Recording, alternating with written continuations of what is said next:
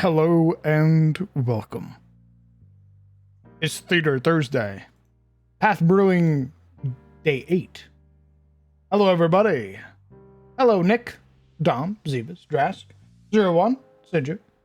Hello, Mudkip, Red Wolf, Yukito. Hello, Dicegone. Hello, Lore, Joseph, Sensei. Hello, hello. Hopefully you all are having a fantastic day. I know I am. We've been playing Valheim with the community. Been a lot of fun. Been playing Oblivion. And I've been reading some Pathfinder stuff. It's also been pretty fun. It's hot as hell. It is a crisp. Let's see.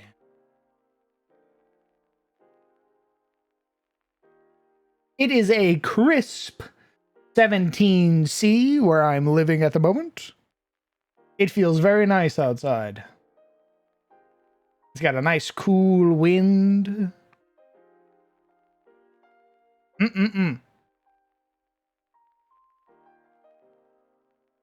For all the Americans out there, that's a nice 64 degrees Celsius. And for the rest of the world, 17C.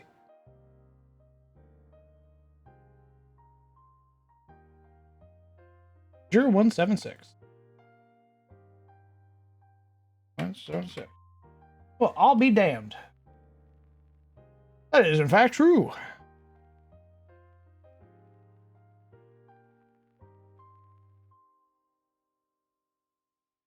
All right. Let me see what I see. What is that? Mudkip. Thank you very much for 17 months, brother. Goddamn. I appreciate you. Thanks for sticking around for so goddamn long. Greetings, gamer, to you too.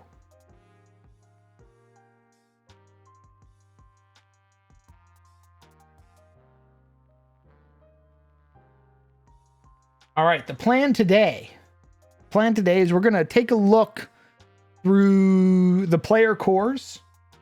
I'm going to try and get an understanding. 77? Dude, 25C is hot for you? 77 is like... 25C is like t-shirt weather, dog. A puddle?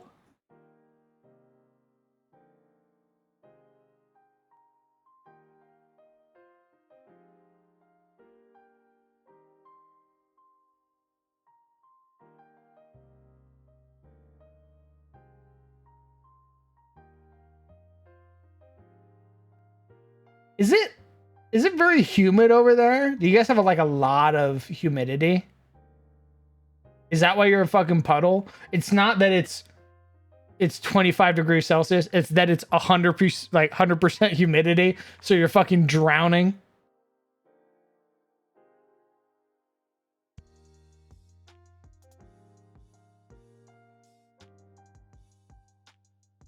Okay, that with 78% humidity and it's, 77 degrees, sure. I could understand that. I can understand how you're literally a puddle. You can't be anything else in that type of temperature.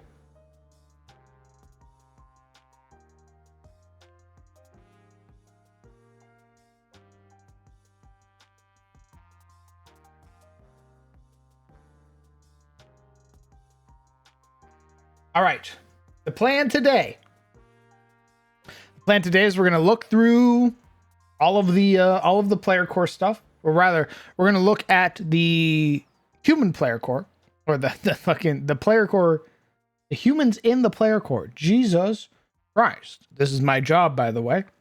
The humans in the player core 1 specifically, we're going to look at all of their feats, all of the stuff that they give them, and then we're going to try and make humans from Atis to fit that sort of structure that they have.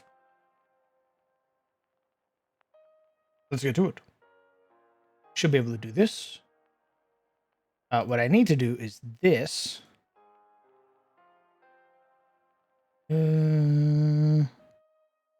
Ow. Perfect. Very good. Be able to unmute. Hello, Rant. Hello, it is me, the rat.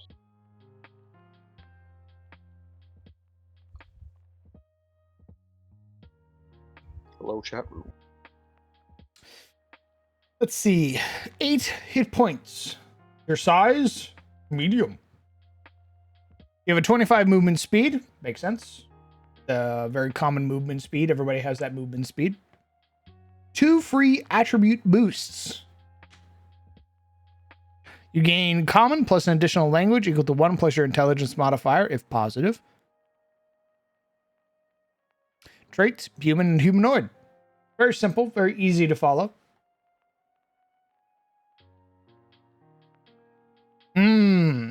Variety of human ethnic groups populate the continent within Galarian's inner sea region and the lands beyond it. Some characters can be of any ethnicity, regardless of what lands they call home. Some example of Galarian ethnicities are presented below. Characters of human ethnicities in the inner sea region speak Common, also known as Taldane. And some ethnicities grant access to an uncommon regional language. Garundi span the nations along the southern shores. Kalashites, Khalids, Mwangi, Shoanti, Taldans, Tians, Ulfins, and Varisians. I guess I could break it up. You have Tarosi, Sunites, Caressians, Nerosi, Yatagari, and then if you wanted to get fancy with it, you could technically say there are 2 other types of humans. There are the humans that are born in Orias, which is the Collegium. It's the floating Collegium. And then you could say that there are humans who are born in the Witchlight Coast, which are part of the city-states. They don't belong to anything. They have their own government and structure and hierarchy and all that.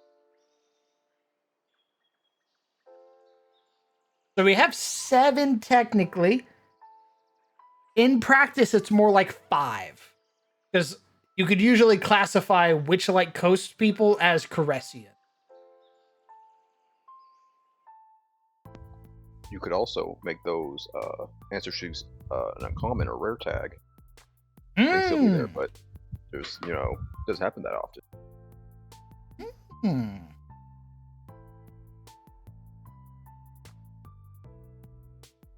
I think the only one that I would make uncommon would probably be Nerosi. I think Nerosi would be the only one I'd make uncommon.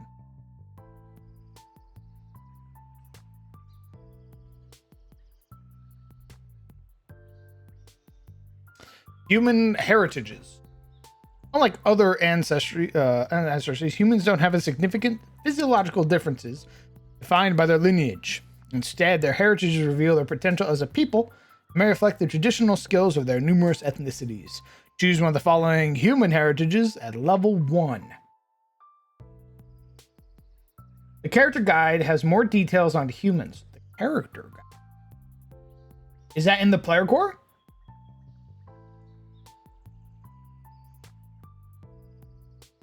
Or is that its own PDF?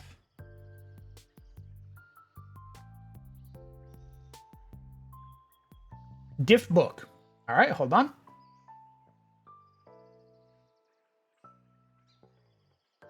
Could you imagine if you lost common in your... So, I've kind of done something like that, Stray. I wouldn't say you lost common, but one thing I love is I love having creatures that don't speak common. There was a moment in SOT where the party came across a dryad, and the dryad usually in 5th edition speaks Elven and Sylvan and all that shit. I removed her ability to speak Elven. So the party had to come up with this like body language, try to create a language between the two of them using gestures and the like. It was a lot of fun.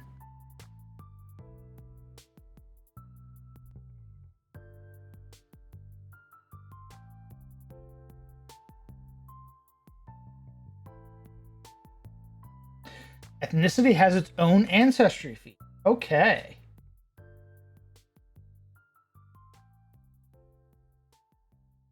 Master Core, Care.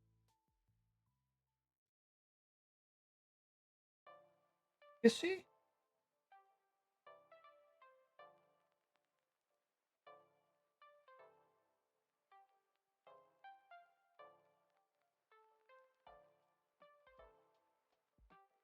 Lost Omen. Player character Pawn Collection. Lost character sheet. Character sheet.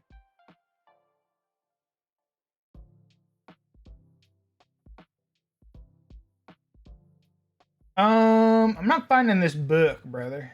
Being honest.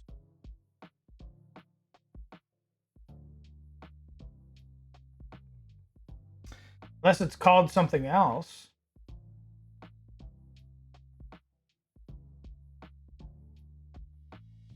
Hello again. Hello. Oh, a susset? Thank you. Yeah, because I'm not seeing anything like that in this this collection of mine.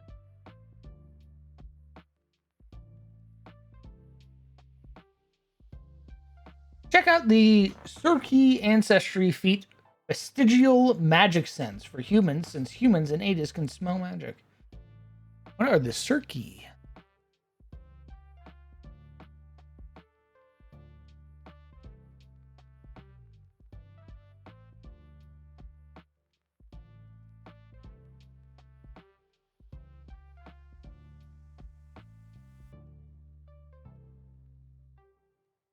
Am I blind? I know where to look. Nethus. Oh, jolly good. Oh, it's under Lost Omens. Ah, okay.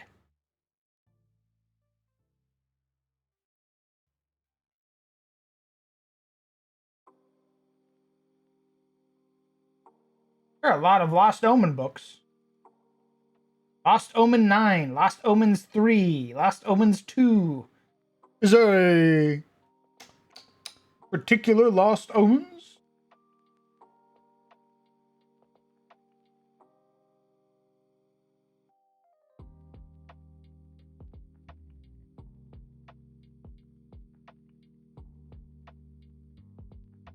It's the one with the Wendigo. Ah, thank you.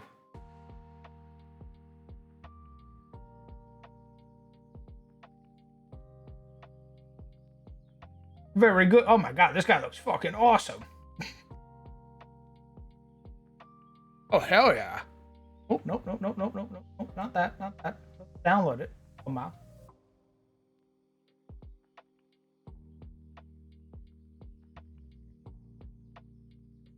Excellent. Now we open. Now we pull over here. Humans.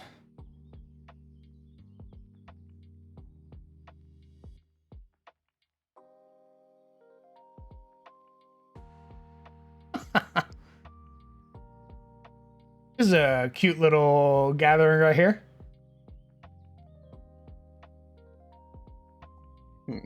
I like the dwarf hitting on the elf. Very good. I like the human being physically and visibly disgusted by the goblin. I think this is a gnome.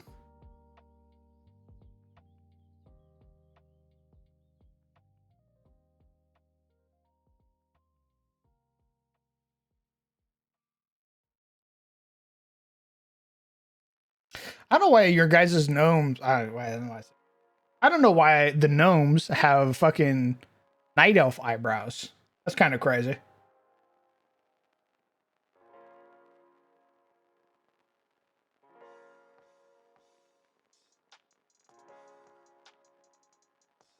This is gonna be a lot easier if I'm ill.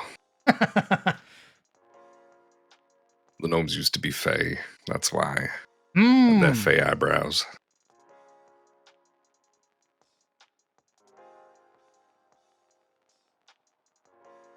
Oh my god, you guys got a lot of. Oh my god, there's so many.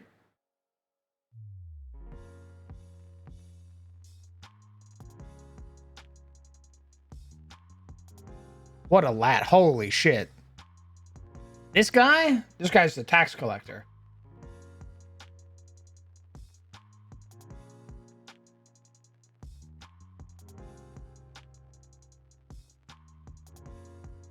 All right, let's see.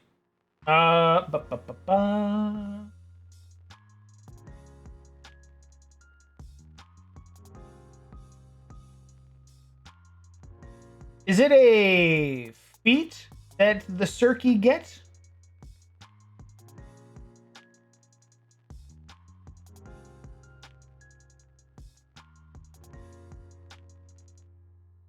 Oh, vestigial magic sense. Comes from Howl of the Wild. Most Circe's ability to taste magic fades once they metamorphosize into their adult form, replaced by keener dark vision. You've retained some of this sense. You gain magic sense as a vague sense that has a range of 30 feet. Like all vague senses, it's only able to be as precise as an average human sense of smell, meaning you generally can predict only if magic is present. Holy shit, that's literally it. That's literally the human ability. You can smell it. You don't know where the fuck it's at, but you can smell it. It's in the room with you somewhere.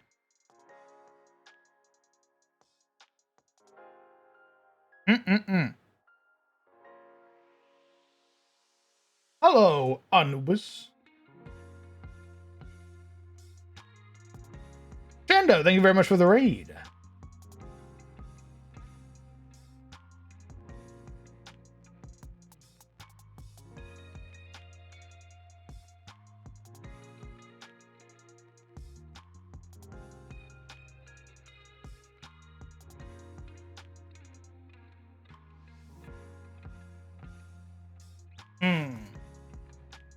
How often are airships seen in Tyros? They're not seen very often unless you live in Carousel, and even then, not that often.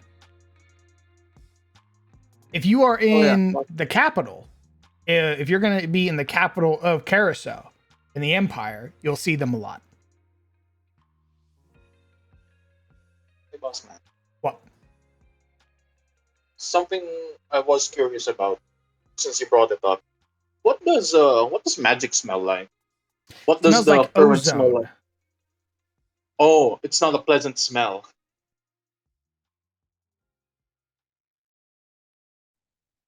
Is that correct? Is it's not a pleasant smell? Well, ozone doesn't really have like a definitive smell. It's meant to be like metallic. It's meant to stand out so sharply in comparison to everything. It's not like a natural smell.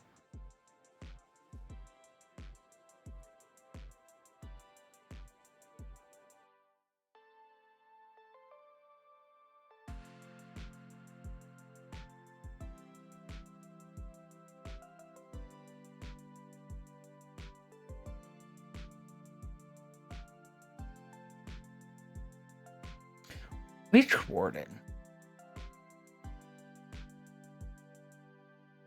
Oh my god. We could get like super fucking noodly with the feats. We could go like, oh, you're from the Grimwald? Yeah, if you're from the Grimwald, not only do you have access to all the human shit, you also get access specifically to the Grimwald feats. Are you from the Ettenmoor? You also get access to the Ettenmoor feats. We would be here for 9 fucking years.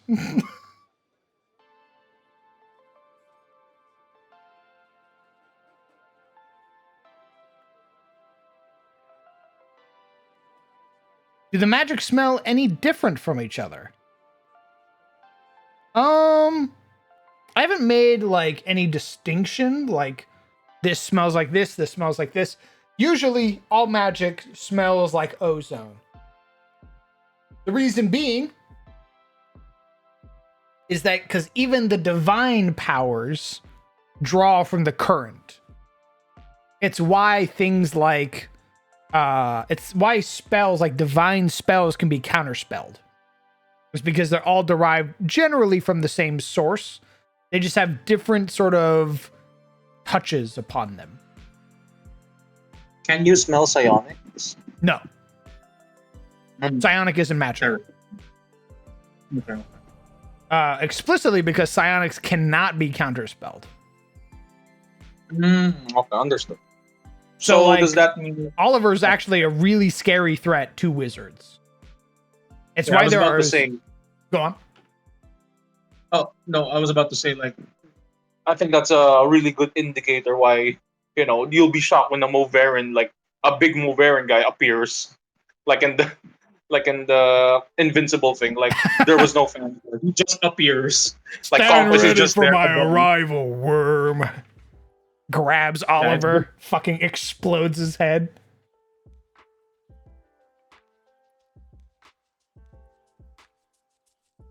Let's get the basics done. Let's get like the frame first, and then if we want, we could get really fucking noodly with the humans. We probably won't do that today, but it will be a fun thing to do in the future. Is to maybe like throw a dart at the Tyros continent map, see where it lands, and go, okay, let's make some feats if you're from Wolfburg.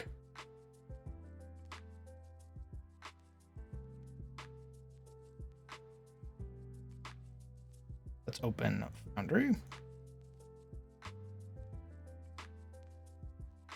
So, question, boss man, about the whole human ancestry stuff making, right? Uh-huh. So would it be like, okay, so the baseline, right? The ancestry itself is human. Would the heritage then be like, oh, I'm from, Tyros. So that's specifically like, that's their thing now. That's their quote unquote sub race, right? And then would the feats be like, oh, I'm from actually this part of Tyros, So yeah, which makes it that's, more. to my knowledge, that's how their system works. So you're a human, you're an individual, Mhm. and then you have your heritage. So you'd be like, I'm a Tarosi human. And then you pick your level 1 feats. And probably, because you're a Tarosi human, you get access to this feat, while Caressian humans get access to this feat. Sunite humans get access to this feat. Yadagari humans to this one, Tarosi to this one. And then, if we wanted, we can get super fucking noodly and be like, actually, you're a Tarosi human, but you're from the Grimwald. So here, like, you have access to these feats while being from, like, having while being a Grimwald national.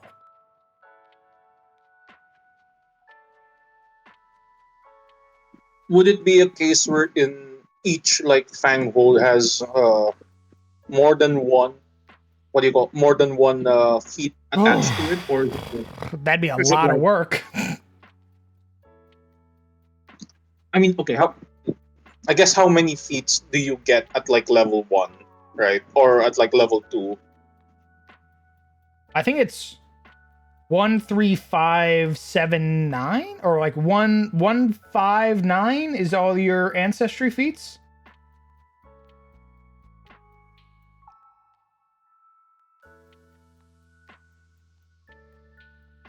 I feel that was a Right. question for the capybara. Correct. I was looking Oh, I was literally standing sorry, in I was front of you, and answering I a looked question. at you when I asked that. I was like tapping away on my typewriter, and then I look up at the bear stood over me, like, oh, What is it? What's the answer my question? What was the question, boss? I didn't quite catch it. Ancestry feats. It's 159, right? I'm 13. 13. Okay. Yeah, I think it's every 4 levels, if I remember right. Well, Melkor is saying 13 and 17. Yeah, every 4 levels. Yeah, you're correct. I just looked it up on Path Builder. It does go to 17. Yeah, what they said. I don't see any like level 17 ancestry feats. What the fuck? There aren't in the character guide, but yeah, the character guide is specifically for the heritage feats, which you ideally want at level 1. Okay.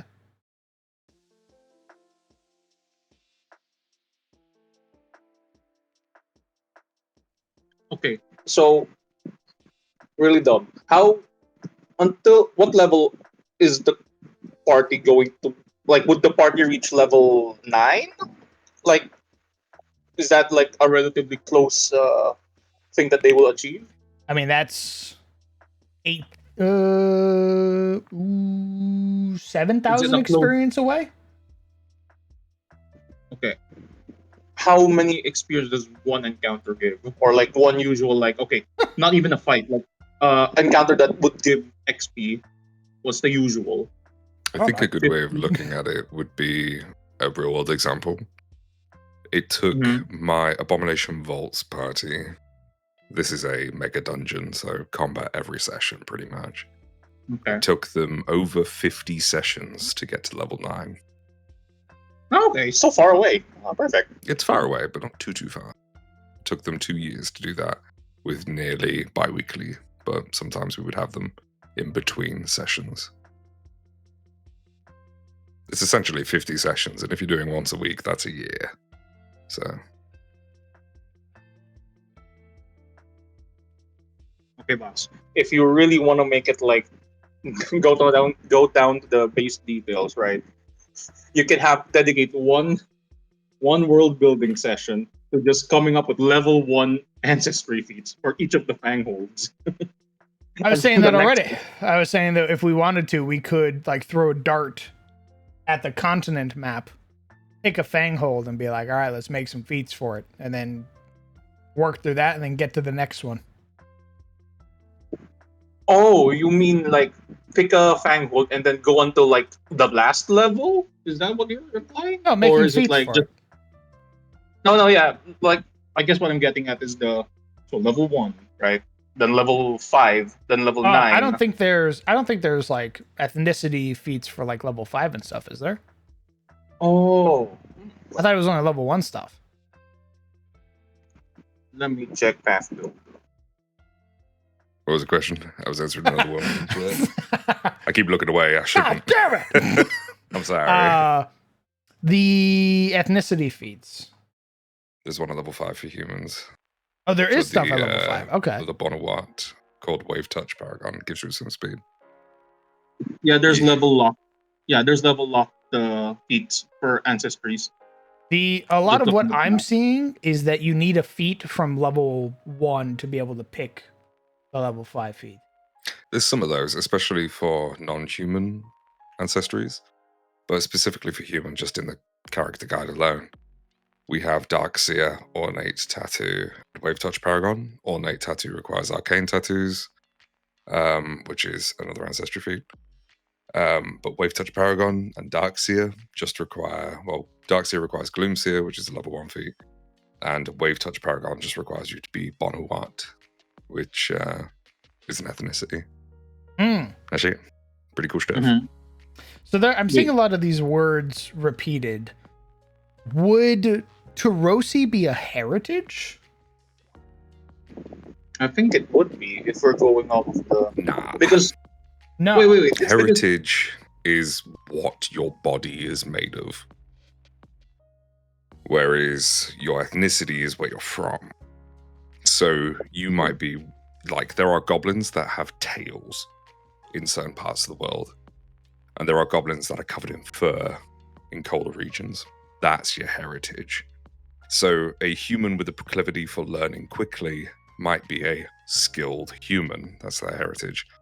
Whereas a human with a proclivity towards work or towards specializing themselves might be a versatile human.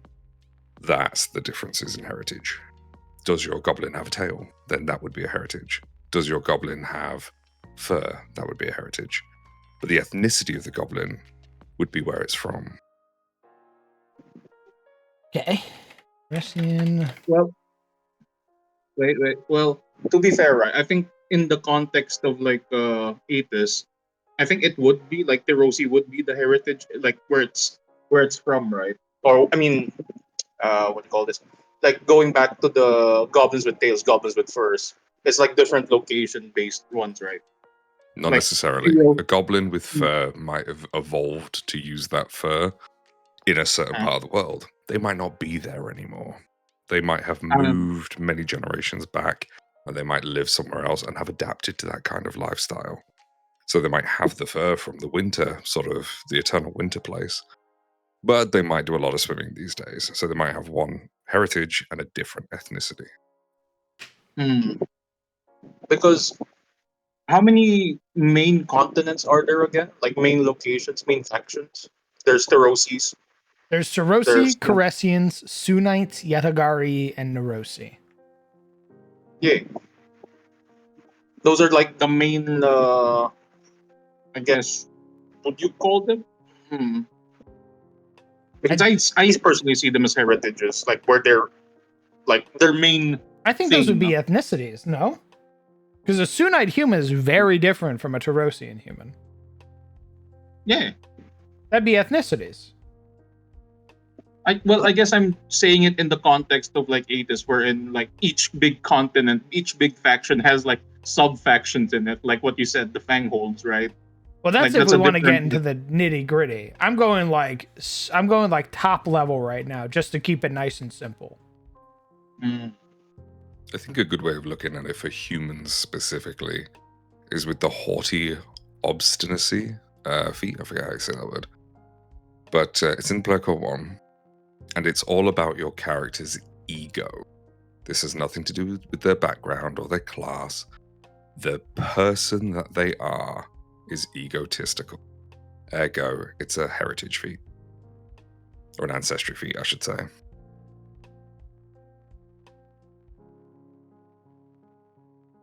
I think ancestries is where we would put the Fangholds.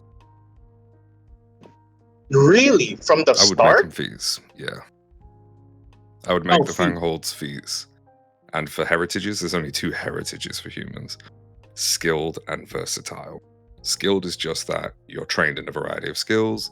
Versatile means that you have grand ambition. That's all. Yeah. That's the only difference for humans.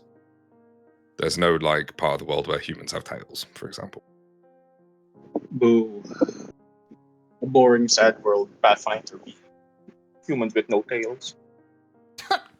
Shut up. You can buy a tail. You can grow a tail too. But that all happens afterward. Doesn't it's not just the same, you know. Naturally born tails. I'm gonna flesh warp that bee. Oh my. Oh, I suppose yeah. there is winter touched human as well. Yeah. Which is in There's the also that. character guide. So this is where you're from somewhere like Irison, where it's very, very cold, and you gain cold resistance equal to half your level, and environmental cold effects are 1 step less extreme. Yeah, I think that's. I personally, I think that's where you would put like, okay, so Tirosi would be there because I guess difference isn't there because I think the winter touch can fit for the what do you call this, the wilderness people, the Tirosi, like. Did you say resistance or immunity to cold damage? It's a resistance equal to half your level. Yeah, like resistance. I feel like that could work for Neurosi. Then another thing for the Rosi.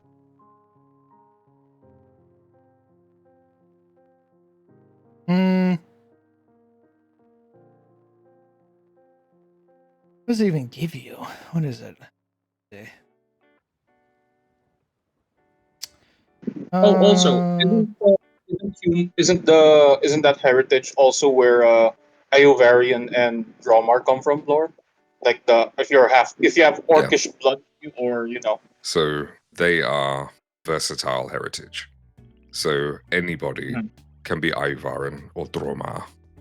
You know, you could be an elf and an orc, and you could just pick an ancestry elf and Dromar heritage, and that makes you a combination of the 2. But they're not exclusive to humans, so everybody can be Ivarin. Yeah. Ivarin and Dromar.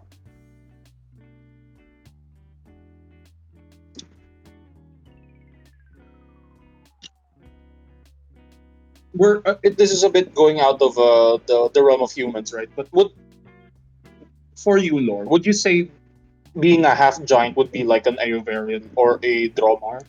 Like you have giant blood in you, as opposed to it being a full what do you call it? A full ancestry? I mean, it depends on what world, right? I mean, I can't speak for Adis, but I know we have Jotunkin coming soon, and I believe they're ancestry, but I don't know too much about them yet. I've never read about them before, so I'm looking forward to it.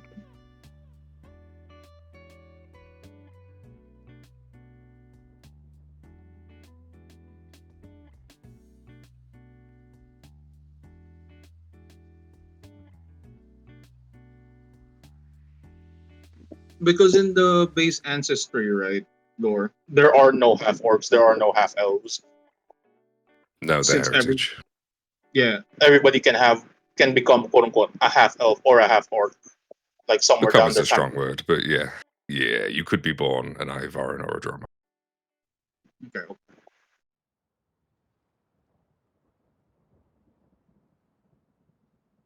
But I mean, there's other ones. Let's say one of your ancestors was a geniekin. Maybe you're a Suli. You know? There's a bunch of them.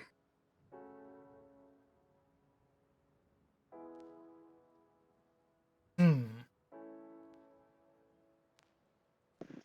Actually, if let's take the twins, right, Logan and Izzy, for example, right?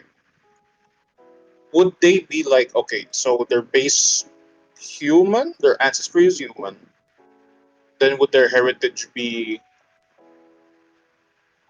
giant? Question mark.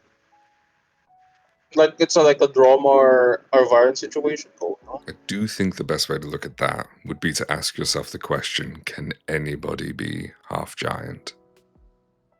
Could I Yeah. make a goblin half giant? Oh, you meant that. Okay. Could I make I don't know, furbolg half giant? You get the Mm. Okay. Okay.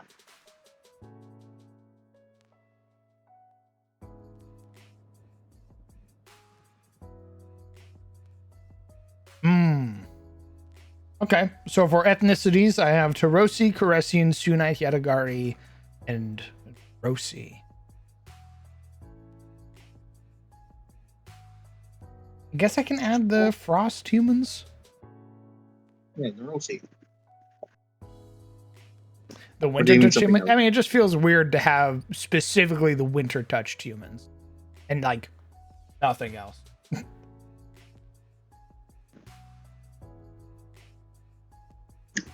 Oh, you're right, Lore. That's how tieflings, right? Tieflings are a heritage, not an ancestry. They're an uncommon They are heritage. Nephilim, Yeah. Yeah. all beings related to the outer planar realms, such as heaven, nirvana, any of these places. They have all been consolidated into the Nephilim so that you can have a person with a halo and horns if you wish.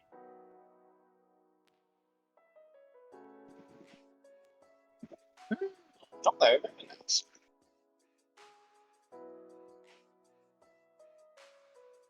Hmm. I think the big Guess I thing, feel this stuff to general food of your skill.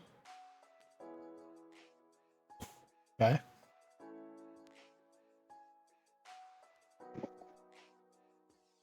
I guess we just leave it as skilled and versatile for now. Oh, I think.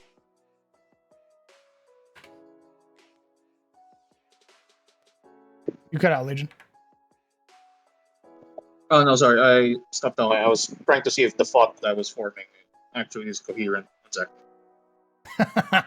Rattling it around the old brain pan. What if we cast Awakened on a soup bowl?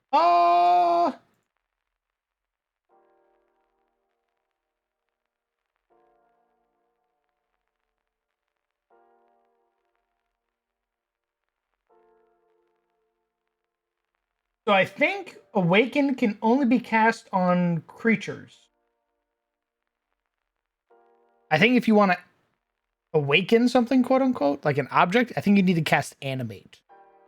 Like you basically need to animate it into a thing.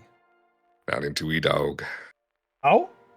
awaken object, rank 6 ritual. Anybody can cast it, not even casters. I'll be damned. There you go. You just need some gems and spices. Wait. If you awaken a soup bowl, can it talk? Can it see? You want me to read it? Bob, okay. I'm.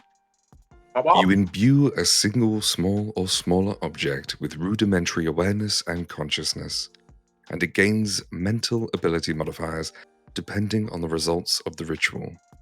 It gains the ability to see and hear, and the ability to understand but not speak a single language that you know.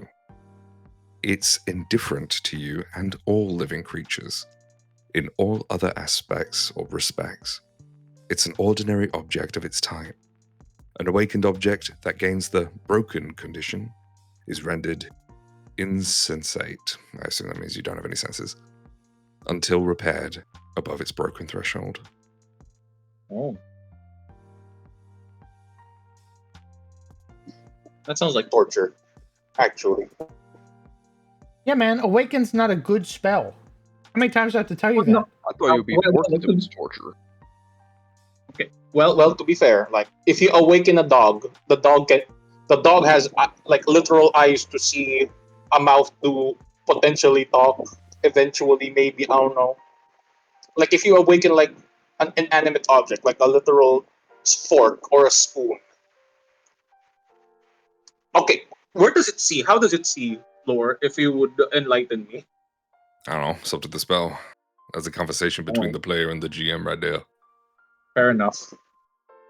How would you go about it as a GM, Mr. Lore? I'd get creative. Give it eyeballs, googly eyes. I think it depends on the tone of the scene, right? If, you've got to consider that there's a cost associated with this. Players are investing some, not some substantial amount of wealth into doing this ritual. So you want to give them what they're looking for. Throwing them a curveball in that moment could be considered by some maybe a dick move. So I think based on the table and the players, if you have people who want this to work and they roll well and they succeed, give it to them, whatever they're asking for, without saying, if you've got a silly table, give it googly eyes. If you've got a serious table, have maybe some runes appear in the air above the soup bowl and have the runes work as like a sensory organ. Be creative. Maybe the things floating in the soup begin to blink. Who knows? Oh, It's magic. I suppose. Nah, good point. Good point.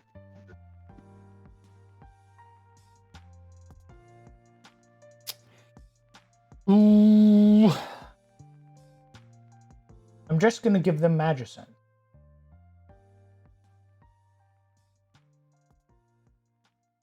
Just as a trait. No feat necessary. So generous, my lord.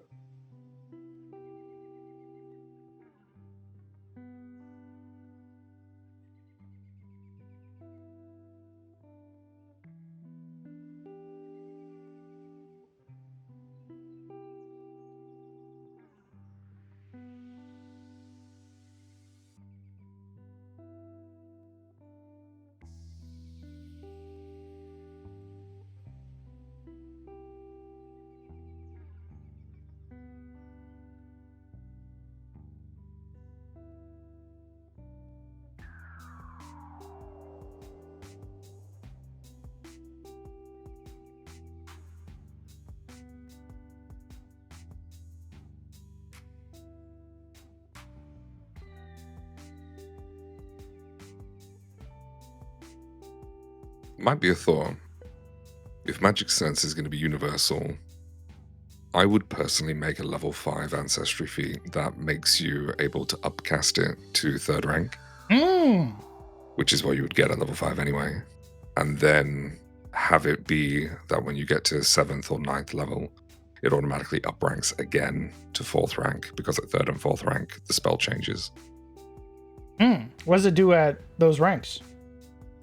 I can't remember. I think it tells you more about what the magic is, or instead of just being a radar ping, it tells you where it's coming from. And then I think at 4, it tells you everything about the spell as well. That's or badass. About the magic. Something like that. That'd be a cool thing for like a player to really invest into.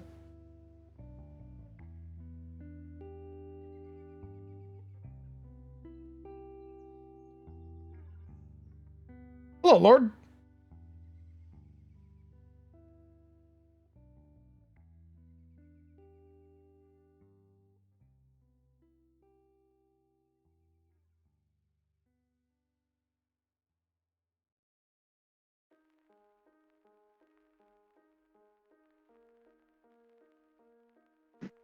Oh yeah, boss. I found the. Not sure if you're using it right now, but I found the what do you call this? The half giant Pathfinder fig that I saw before. Maybe you could use it as a reference. Question mark on how they went about doing the heritage for half giants. I'm gonna be using the Jotunborn when that comes up. No, no, no. I meant as a reference for when you're making the humans. Like, okay, so specifically, how they went about level one, level two feats, etc.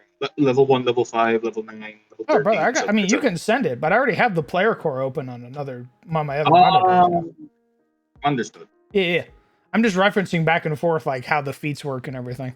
And then what I'm gonna try and create the. Actually, what I need to do is I need to hit save. Go to my D&D 5e. Ooh. This wicked place. The old world.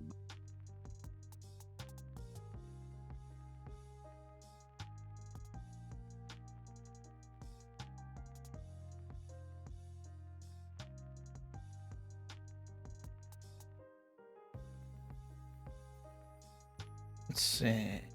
Flavor races. The humans of Aegis. Oh, that's right. I also gave them exploit opening. God, they have so many things. Hell yeah, they do. I don't know how the fuck I'm gonna translate that to Pathfinder. Yeah, I was like, you had so much things you gave the people in 5e in the 5e Aethys. Hmm. I think at that point become choices of what feat they want to take from each part. Yeah, what Zipper said. Make them feats. Or block them behind levels, right? Like only level one, level two, level one, level five, level nine, etc., etc. I don't think there's a single ability in the history of Pathfinder 2nd Edition that unlocks when you level up from the ancestry only. They're usually from feats.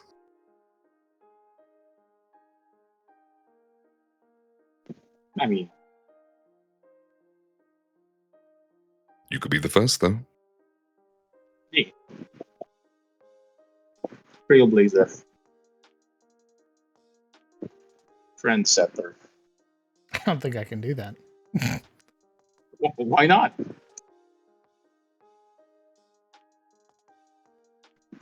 know what, boss man? I mean, I The people could. from Paizo. The people from Paizo didn't think they could do 3.5 into a new thing, but they did. That's how it's Pathfinder now. I guess at level 5 you could get exploit open. But we need to do that for every. Yep.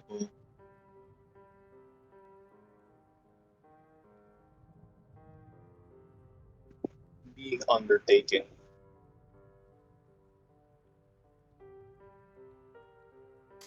It does not allow for multiple instances. I've tried, Varus.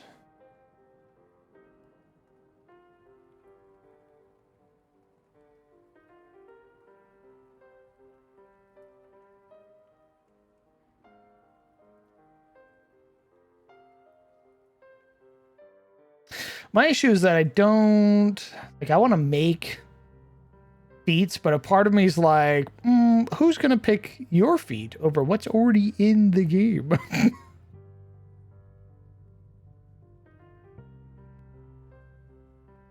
I don't think it's a competition, dog.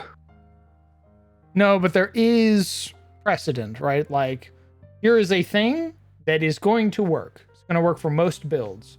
Then here is the thing your DM made. You don't know if it works with your build or not. There you go. A smile. Here you go. Would it be- I made it for you. Would it be a bad thing if you made all these feats and then somebody just took all the default ones?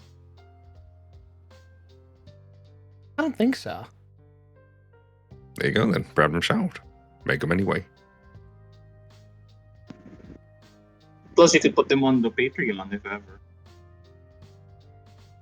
I don't think anybody's going to buy that. Like, the stress system, Death's Door, I could see people wanting that. I cannot see somebody wanting my weird, hyper niche homebrew content for my setting.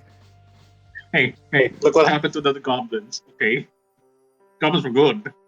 The goblin is Ovedus. You never know, right? You never know what people would like. I mean, look at the. Correct me if I'm wrong, lore, but Rot Grind's a. It's Pathfinder based, right? But it's its own thing? Question mark. What do you mean? Like, does it have its own? Like the if I'm not part of their Patreon, obviously, but do they make any of like many different ancestries, all that, Oh, anything, I see what you're saying. or is it As or far is as it I just like know, I believe Rock mm, Grind is a homebrew setting, but they're ah, still using all of the printed material from the game. So, like, enemies might be homebrewed, but the characters' feat choices aren't homebrewed. As far as I know, I haven't watched a ton of Rock Grind. understood? Like a once a day action reaction that adds a little bit of precision damage or something? As a feat or an ability given to them? Yeah, I could see it being that way if it was a feat or if it was like an ability thing. Like if I gave them the whole like, oh, at level 5, you also unlock exploit opening, and it's a thing that you can do once a day. If it's a feat, I feel like it needs to have more uses? Question mark? Nah, dog, it can be once a day. Really? Yeah, orcs have this thing called Orc Ferocity. It's a reaction as a feat, level 1. You can take it, and when you would go to 0, you stay standing instead.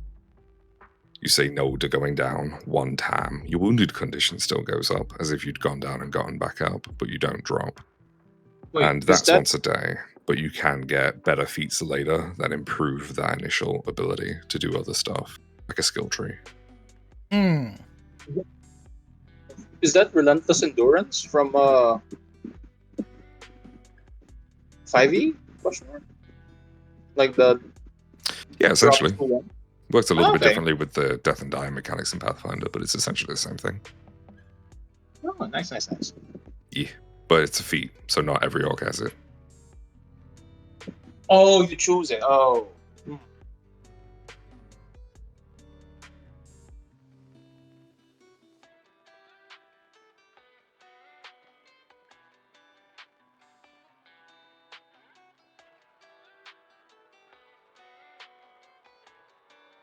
Is there, I assume there is there a feat for humans that give them dark vision at level 1? There's one that gives them low light called Gloomseer, and then there's one later that gives them dark vision if they have Gloomseer. I think that was in the It's looking like that's character in guide. the, yeah. It's Gloomseer, then Darkseer at level 5.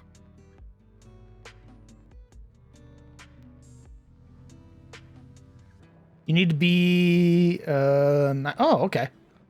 Oh, perfect. And then I'll just grab that. I wrench it free from Galarian's hands and I smudge out Nidalese and then I write Caressian. Boom. Oh, you can't Can do he do Nadal that? like that, dog. Oh my, can he do that? Asterizibus. He just scrubbed Nadal. I guess it's his now. Oh my god. Wish there was a way to like copy the formatting. I guess I could make the feat and then copy it in? Question mark? Can I make a feat in Foundry? Yeah, do it. Oh, feat and feature. Okay. All right. Hold on. Light of Halloween.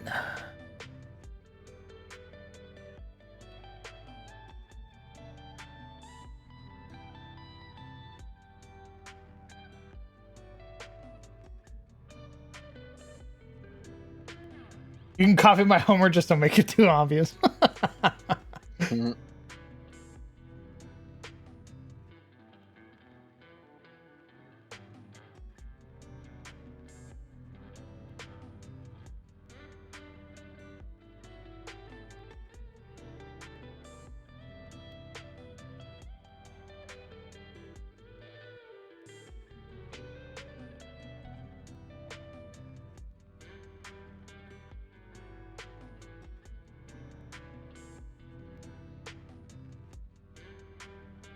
Hey, boss.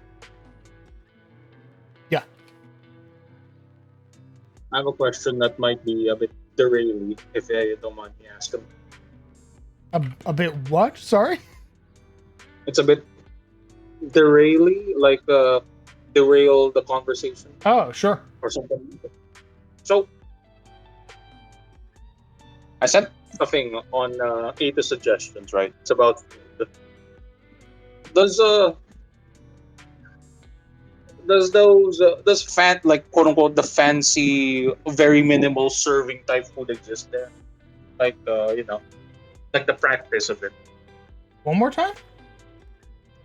Does the practice of fine dining, the one that serves like very tiny portions, like No. it's very extravagant look? No, No. doesn't exist in the world. Because I hate that Dang. in fucking real life. Why would I Yeah, put but, that in my setting? the spice of life. No. That shit sucks. The spice of life is actually eating the food. Okay. I don't go over there for some fucking avant-garde bullshit. Give me a goddamn burger. I gesture to the movie.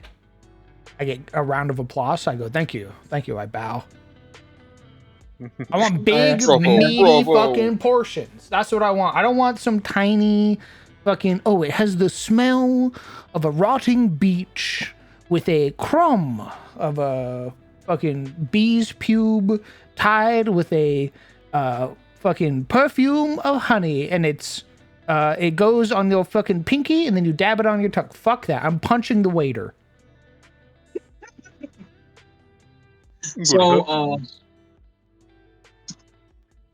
So, in like the upper echelons of society in Athens, right? Let's say even in only in Tarosi, like the upper echelon, like the hiking and all that.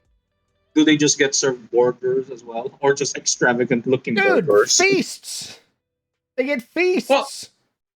well, it's not Massive always. table fucking spanning platters of feasts of food.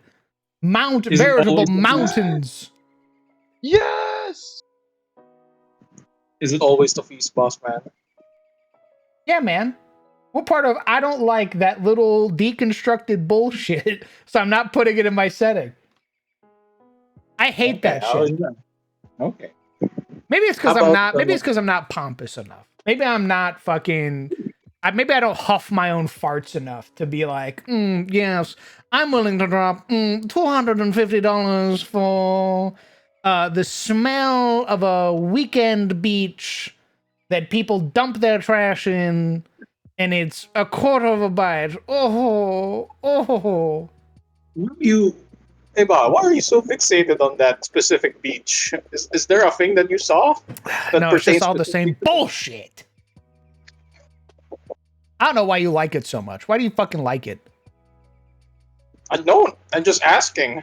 I mean, I don't like stuff, but I always, ask if it exists in this fictional setting. You sicken me. Wow.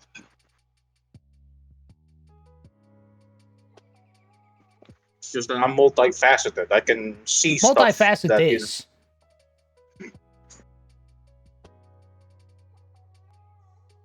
Okay. If that doesn't exist, if fine dining doesn't exist, right? Thank The God. concept of it. How about the gastronomic sciences? That's the same shit. No, it is not. It's the There is same a exact shit. There is a difference. It is the exact same shit. False.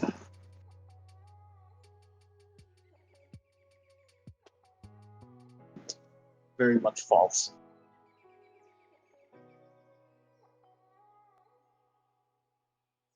I got a question about Edis. Above. Farm animals, specifically herding animals that they use for these grand feasts, do they have special names, or are they cows, chickens? Oh, they all have etc.? names. All of the Okay. ecology, like Tyros has like a lot of its own special fauna and flora that all has its own names. You're gonna have to make stat blocks for all of them. Oh. Let's go. Notable Tyros fauna include the rune bears, thunder fury boars, riftwing ravens, choir toads, dragon jar birds, dragon eels, cascade serpents, platinum coat pangolins, bramble whisper deers, moonlight direwolves, storm rage shamblers, aurora tortoises, and quicksilver rabbits, to name a few.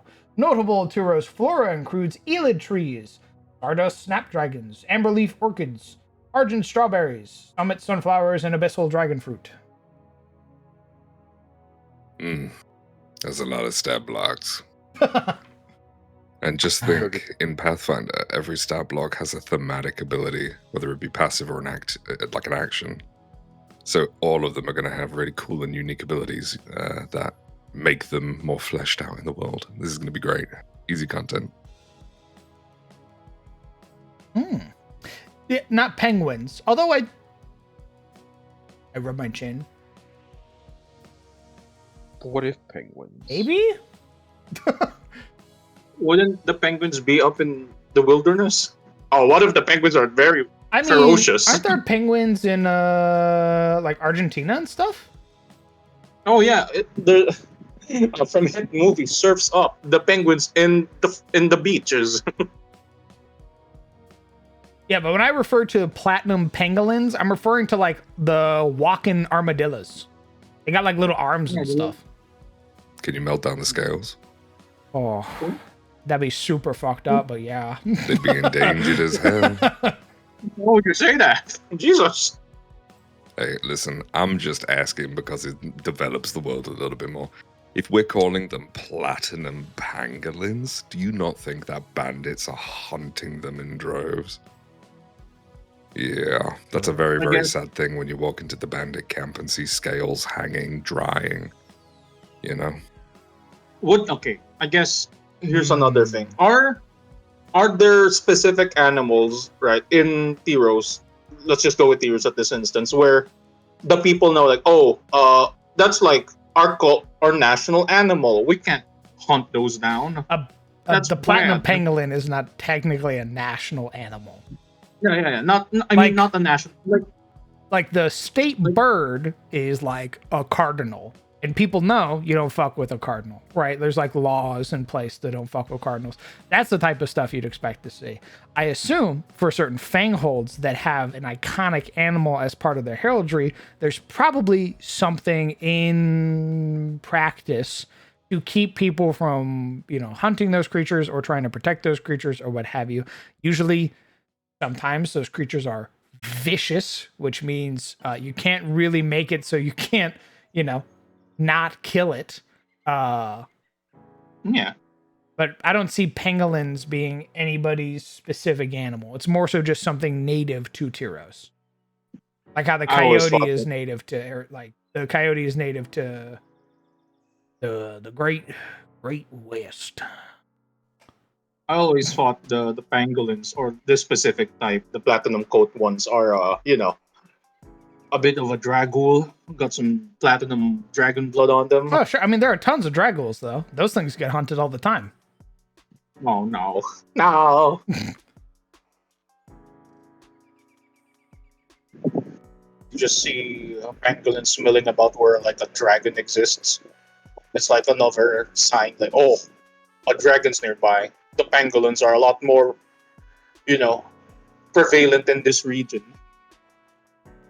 Yeah, probably. Are there any animals that can only be hunted by royalty/nobility? I have thought about that. Because I remember that being a thing. Like, this is like the King's Woods. You can't hunt here. The king and his entourage go out and they basically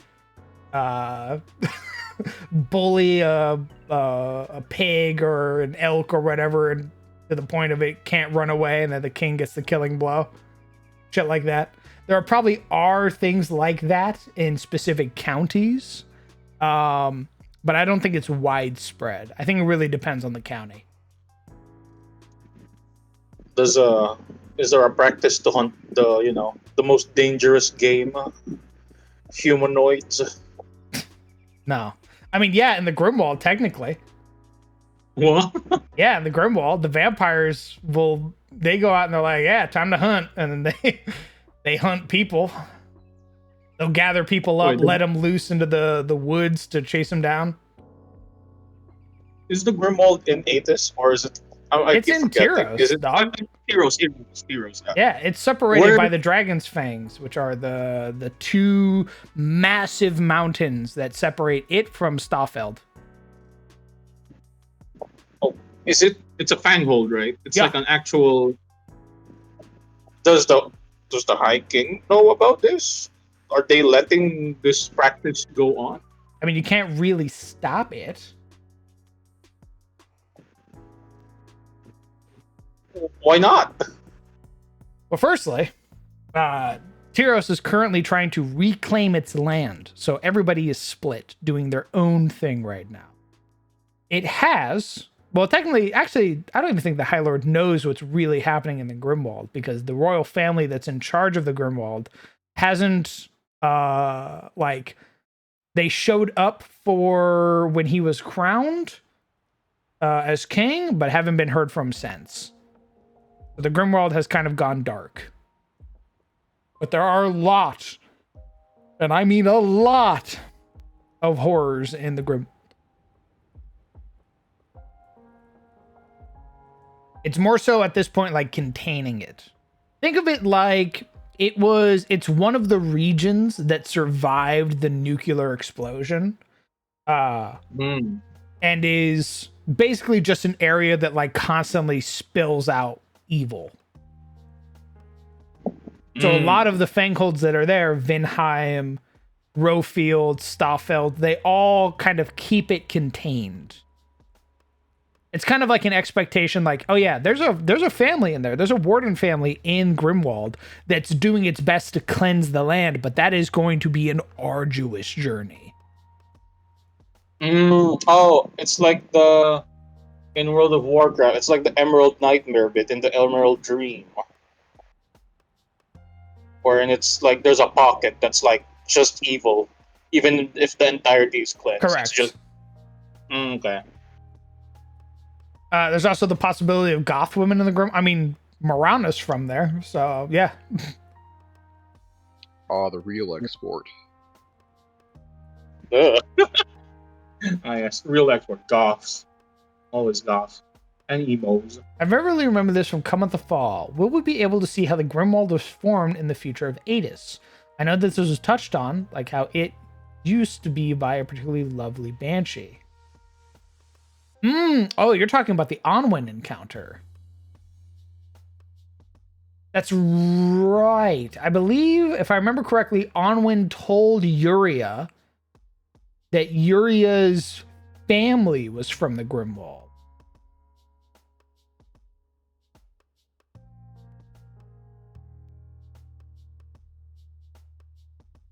I remember that because I was very pleased. I was very pleased with myself sort of making that connection. Yeah. I eventually, so here's my thing now. Here's my thing. So because I've learned how to do region maps, being able to do games in other fangholds and other locations is going to be way easier than I was trying to do before. I have poked at the idea of a Grimwald campaign.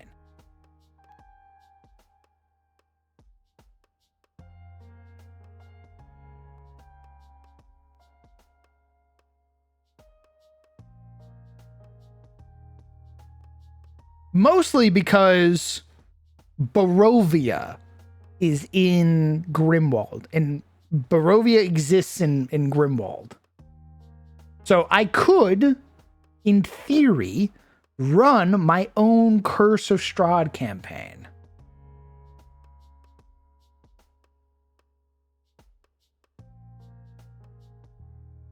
Oh, something I've been meaning to ask that I just keep forgetting to ask. So that good guy vampire lord that you really like, right? From the what do you call this? That oh dang, the Flea Mortals book. Lord Right? Rogar von Glauer, the Red Dragon. He's a quote unquote legitimately good guy, right? From what I recall, you Did you mentioned say how generic? but generally good guy, right? He is a good guy to his people. Yeah, like his people aren't like mind whammied into serve me. It's more they do it out of like actual loyalty and Correct. reverence to him. Okay. Because he keeps them safe. He protects them from marauders. He protects them from the evil of the land too. So like witches, necromancers, and shit like that get hunted by him and his knights. Is he in service to the road wardens, or is he like a third, entity in the Grimwald? Oh, are you talking? Oh, in my setting, I haven't written anything for Yeah. him. Oh, okay. I thought. I just no, really meant- like I him. thought, no, I thought the things that you were saying, like, he's being a good guy, etc., all that. I thought that was already in Aethys. No. That's his lore from the book. And I thought you were like transporting the lore from the book into Aethys because you No, liked it so much. I would need to find a place to put him. Is the issue? Oh, I thought he was being Grimwald. He would be in the Grimwald. I just don't like. I don't have anything for him yet. I just really. I think he's neat. Okay. I guess the question is, obviously you haven't written anything and there's no concrete thing yet, but would he be a third faction, or would he be like okay, I serve the High King, I serve the Road Warden, I pledge my fealty to him, or to them? The Road Warden. Yeah. The Warden family, I mean. Oh, okay. Yeah. Warden. He might be like a either I'm going to make him a third faction, like somebody who wants to be left alone, or actually it might be one of three options. He might either want to be left alone, he might want to four options. Thank you, Hale. Four options. He might want to be left alone. He might be in service to the High King and the High Lord of the Grimwald, of the Fanghold. He might be trying to take it over. Oh. Or he's serving as Crown Regent since the royals are gone. Oh yeah, missing in action. Correct. So he would be the regent. So he would be technically the Warden family, the quote unquote Warden family, until the real Warden family is found or established again. He would have been a Dracus that would have been basically took up the mantle. So with enough support from the other Dracus in the Fanghold, or perhaps even without them, given that so many of the places are very insular and, kind of getting fucked over. It could just be him being like, they're gone. I have to step up to keep the people alive. Like he could be like full on witch hunter type. Like him and his vampire knights go out and they just fucking massacre anything that's anything not order aligned. Oh.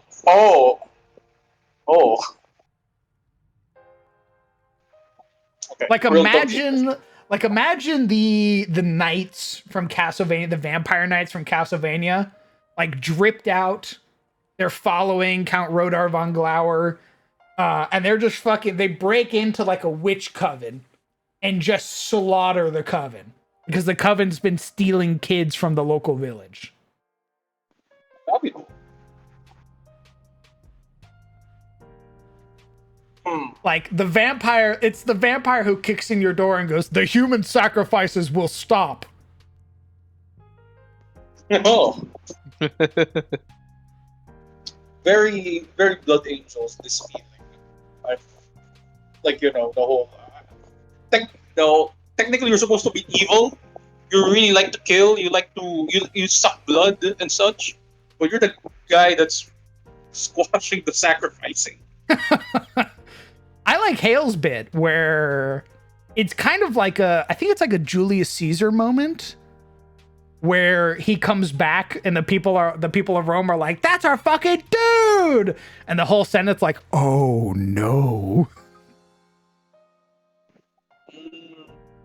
Oh, oh, like a rising star. Gotcha. Correct. So let's say the family does come back. Let's say the family in charge of the Grimwald does come back. But guess what? It's been Von Glauer who's been saving the people, who's been keeping the people safe. So now the people are siding with Von Glauer.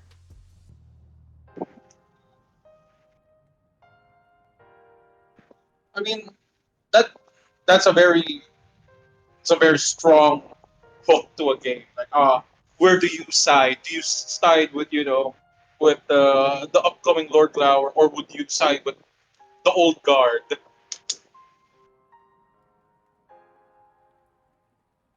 The old guard, maybe through no fault of their own, were taken or, what have you. Through no fault of their own, basically come back. These are the ones who were ordained, chosen by Bahamut, basically. Versus the new guy who's not chosen by Bahamut, who's a vampire, and now rolls up and is like killing witches, killing other vampires, all that shit. Would I mean? Okay, I forget. Okay, obviously because the whole shaky lore still. But would would he be sponsored by the goddess of magic? Like, obviously he's not, like, because they are vampire. They have the vampire saint, right? Is he like Legion. Is he like, Not all vampires know each other. well, yeah. If they're good guys, they're obviously more inclined to be aware of each other. I don't know who would back him. I'd like to think that he would be backed by somebody like Samira, like the goddess of the moons. Ooh. Oh, wow.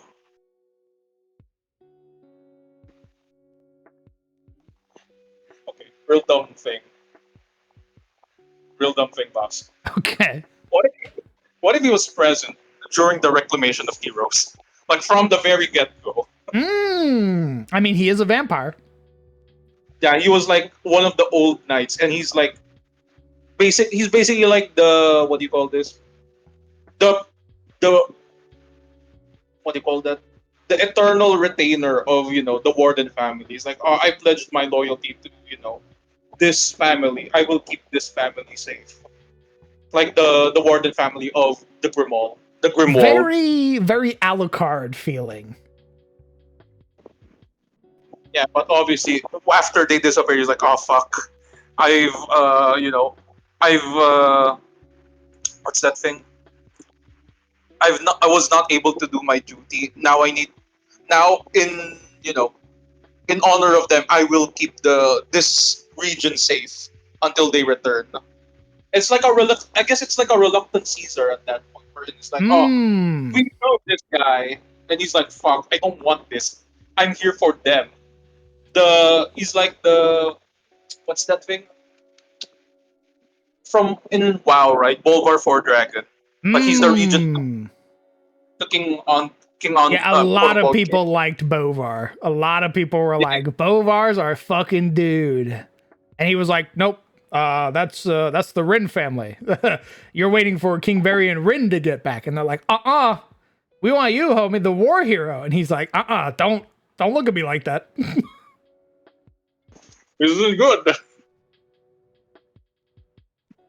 I guess that could also be like that could be like a thing where there's like this cult of personality that's built up around him, and and people are like doing stuff in his name without his say. So he's like, oh fuck, I did not sign off on this.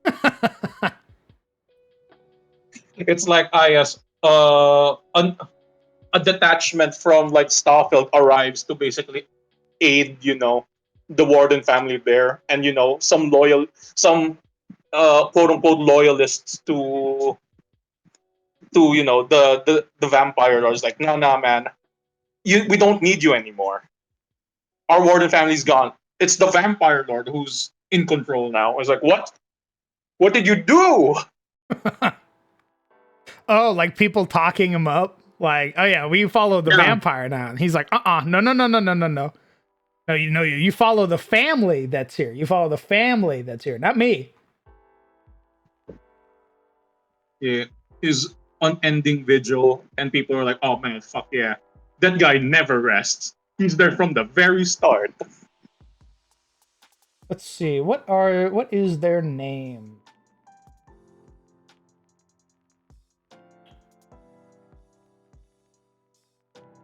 Voldarin.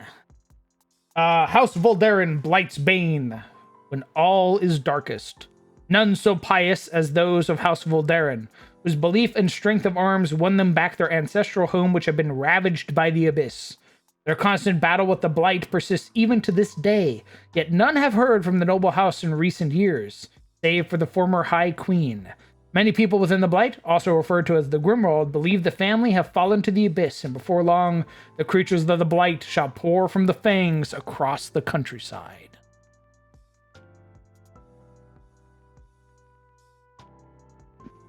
Oh fuck. What if another reason aside from the neighboring fangholds, right? Like Starfield, I forgot the other fangholds. Apologies.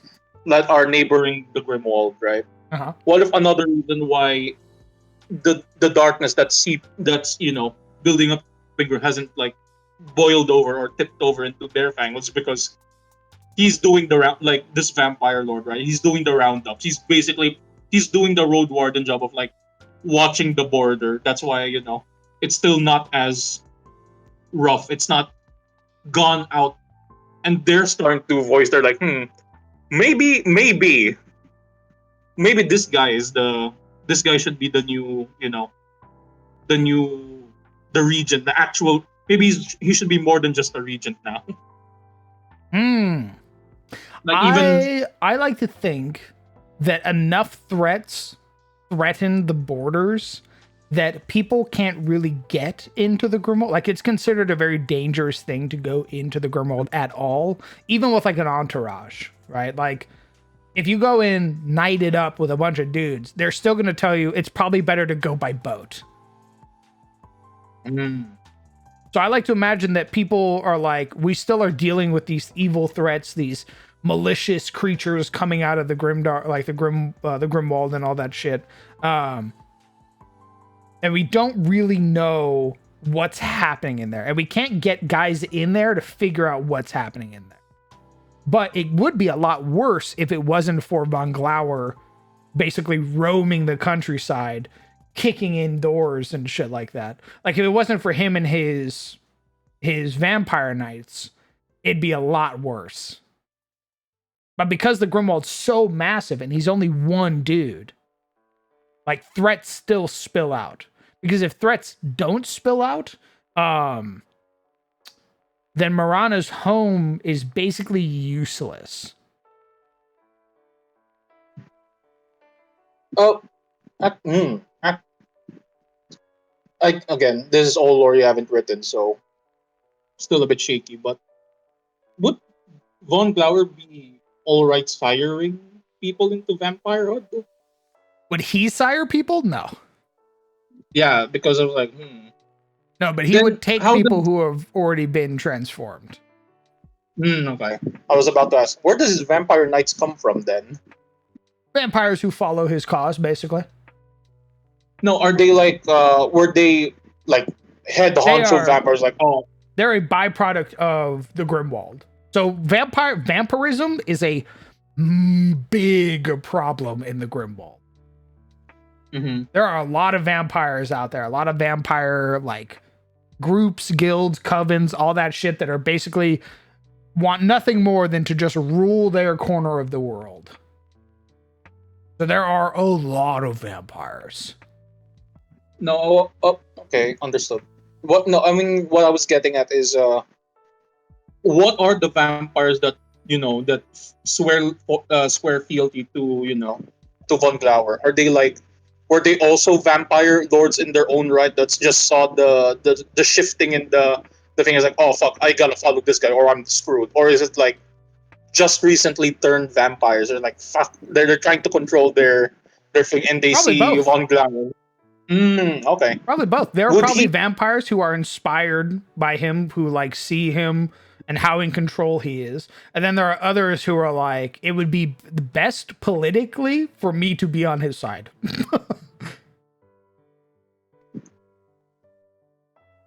It's this is a bit of a weird, maybe a bit weird of a weird suggestion, a weird practice, right? So people willingly offer themselves up to Von Glauer to basically, to sustain him, right? They're like, oh Yes. fuck, he's our guy. Like, who cares? Like, it'll be an honor to give my, life essence to sustain Lord Glauer.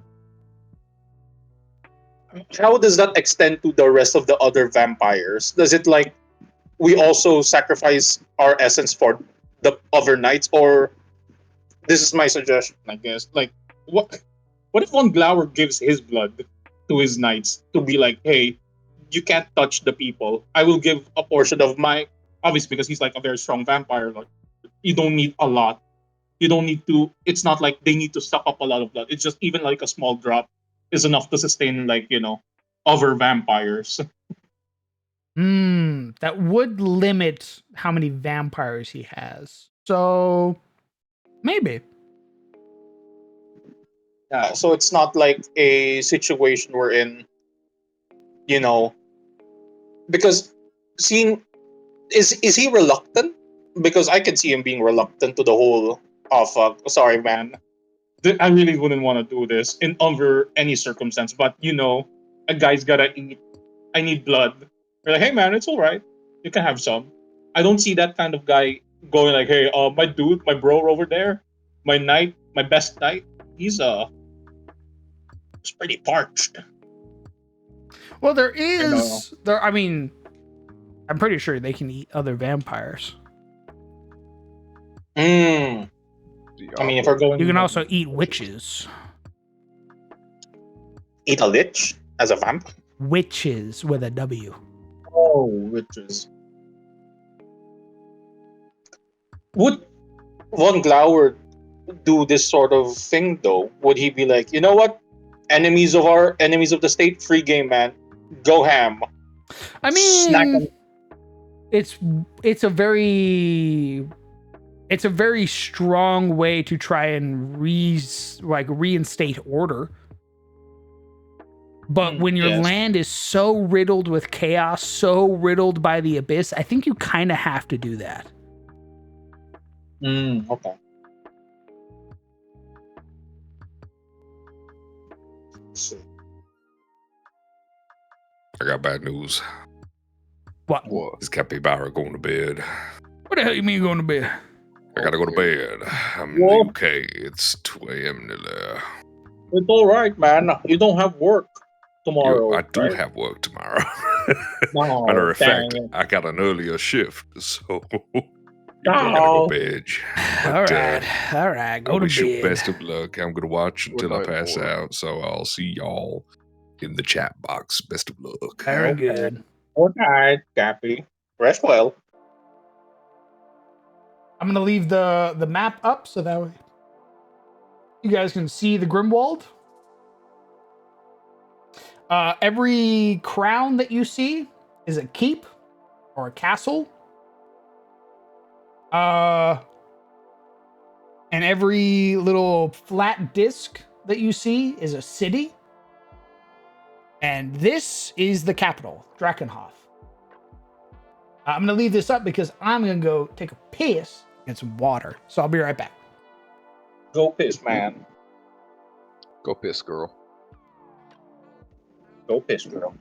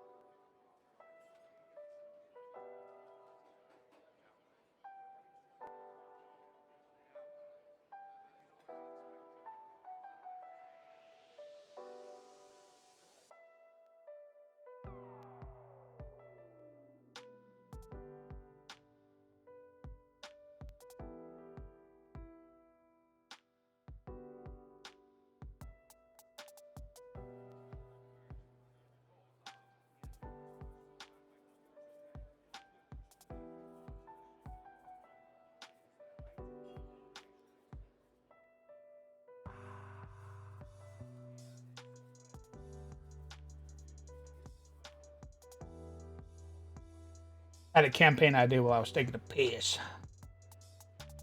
Oh yeah. I thought What's of like, what if you were Inquisitor types or like witch hunters in the Grimwald?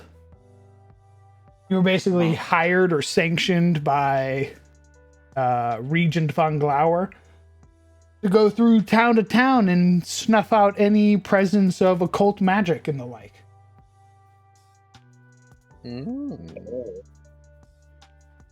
Ah, yes, a witch hunter game. Gonna Correct. hunt down. Hunt down unsanctioned wizards, unsanctioned witches, put an end to cults, kill vampires, Yeah. all that shit. Dark friends, all the like. Correct. I was thinking that could be a pretty fun idea. Is Von Glauer more understanding towards other vampires? Is he more, harsher on them? Like, I expect more from you considering I am a vampire and look what I can do. I don't know actually. I think he Does he might like put have them? a. Mhm. I think he might treat them much harsher than he would treat a human. Mm. Because I was like, does he immediately put if he finds like a coven of vampires, right? Who's not sworn fealty to him, or isn't on the up and up, or still uncertain what their allegiance is like. Does he immediately put them to the sword, or is it like, I will give you one chance to bend the knee, if not, your heads are off, I or think they'll he'd just take it I in think your he'd give chest? them a chance. I think he'd give them one chance though, only one. Mm. I think if they fail that, gone. This is so sad. Oh, speaking of the inquisitorial type campaign, I was thinking about this a while ago, but maybe the patrols that Von Klauer is doing, right? It serves two purpose. Obviously, first to rid of the get rid of enemies of the state, all that, so that the people are safe in the Grimwald. What if he's actually still looking for like The the warden family? family? He's like, fuck, Of I need to course. find them. So, Yeah. yeah, he's like on the look always. Yeah, absolutely. Yeah, and he's like starting like after so long, he's like, oh fuck, I need to bring in other people to go on the look as well. I like that, And that's the Hale. start of the campaign. You're also looking for the warden families alongside Von Glauer. Yeah, I mean that could be the witch hunter game. Is that like, hey, not only are you tasked with uprooting evil, you're also tasked with finding any evidence and reporting on it of the warden families.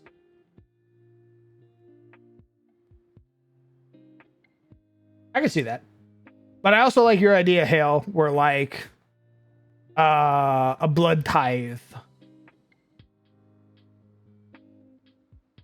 Because it does lend itself very easily to storytelling and narrative bits where like the party could come across a Yalderman who's perhaps excessively taking the blood tithe, and the party are like, why the fuck is that? You're draining your people. And he's like, no, I assure you it's to defend the people. That's why we do it. And then find out incorrect. He's a dark friend and he's been weakening his people and basically sacrificing them to some fucked up Cthulian creature.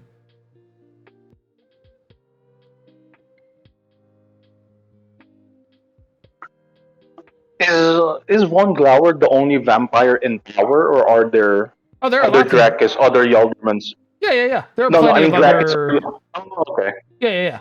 Like he's the regent now, but he would have been a Dracus before. And there are probably other Yaldermen, probably other Dracus who are in charge. No, who are vampires? Yeah. Okay. There are probably Castellans who are the ones in charge of the keeps and fortresses and stuff like that are also in charge. Who are also vampires. Sorry. There's probably a town out there somewhere in the world that is just nothing but vampires.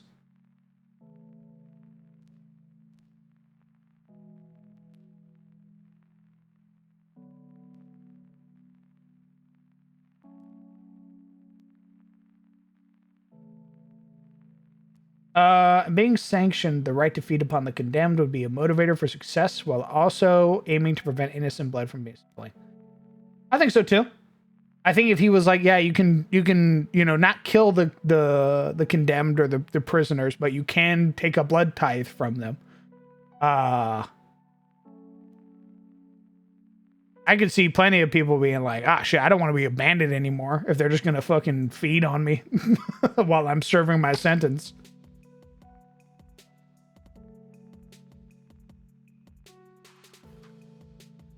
Yes, they spin it like yes, they're bleeding the evil out of me. I'm good. I promise. I'm good. Stop it. This is for your own good. The evil that has malayed your mind. Ah, We're seeping it out please. of you. We're draining you of your microplastics. You're welcome. It's literally like the leech, what do you call it, leech medicine. No. This is good for you. Stop it.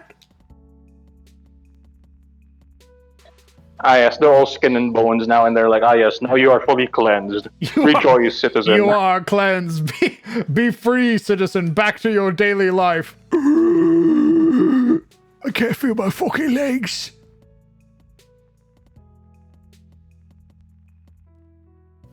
That's the evil leaving your body. Rejoice! Rejoice!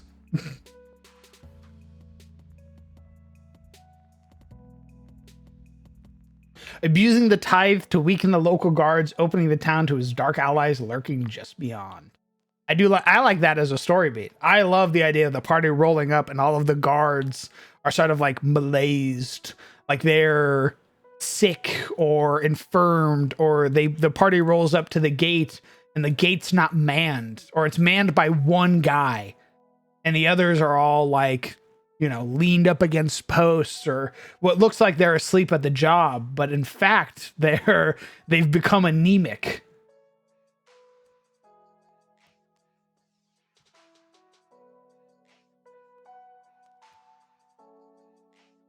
The town looks safe. People look safe. But once you start peeling the top layer, suddenly, things start looking a little bit more wicked.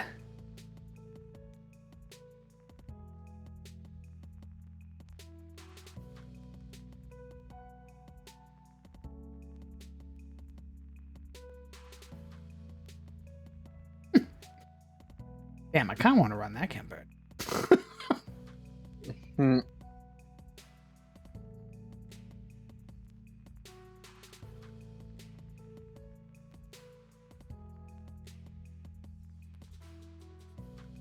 That'll probably have to be. Yes, boss man. That'll probably have to be after Esu. Hey, boss man. Hard pivot from CIC into, you know what? Be a game. I mean, so here's the thing. To be fair, the beginner box is done for CIC. Yeah. The beginner box is done. Yes.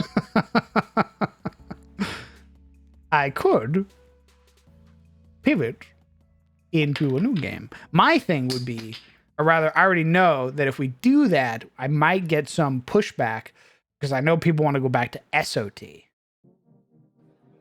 And this Witch Hunter game would be like an actual game. So I think we saved that. It's a really cool idea, though. I like it.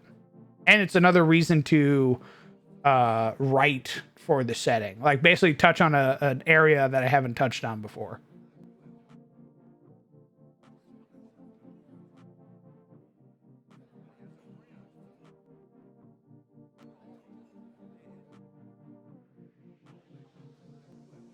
The idea where outside of torchlight, the glow of the warm fire, the darkness itself can cause a chill, a sense of foreboding, and inability to say, have a long rest outside of town limits without a campfire.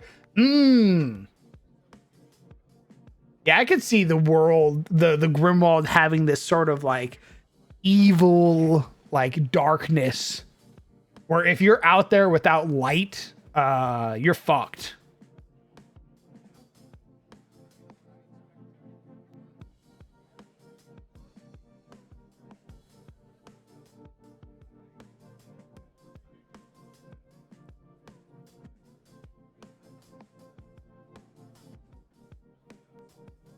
I could see light being a sort of not a precious resource, but like a coveted thing. Like people don't go with torches. Like bullseye lanterns, hooded lanterns, stuff like that are really, really important in the Grimwald. Perhaps more so than anywhere else in the world. Mostly because a torch gets put out, right? Like you fall, the torch lands in water, gone. Bullseye lanterns and hooded lanterns and stuff like that are built to withstand sort of falling and being knocked out of your hand and sort of keeping that flame and that light. So I can see like a big culture put around lanterns, light sources that protect you. Kind of like Outward. If anybody's played Outward, there are backpacks in there that you can get in Outward where you can hang lanterns from your backpacks. And there are backpacks specifically built with like arms and extensions, mainly just to hold your lantern, to keep your hands free.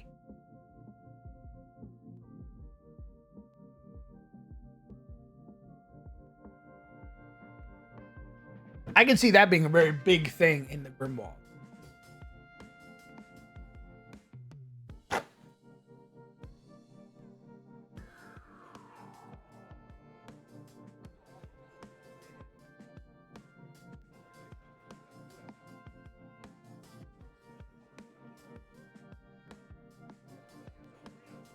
A person that keeps a good flame going? Yeah.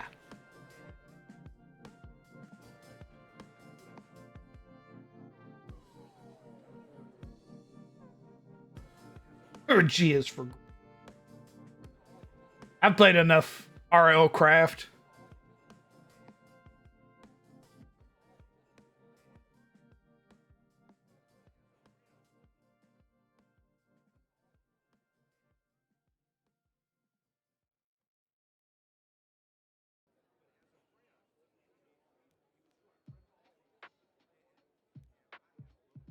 Oh, that's right, Lore. They were going to make a second one.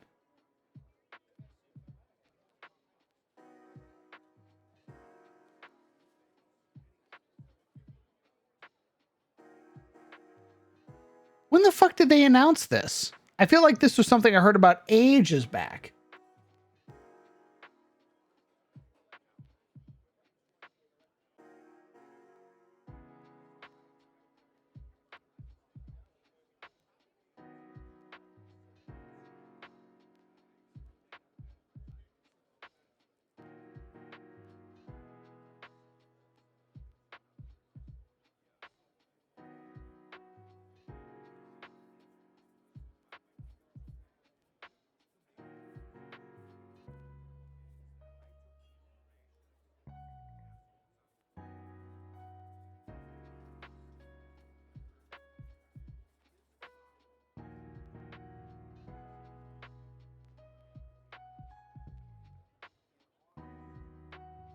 Oh, apparently it got shown.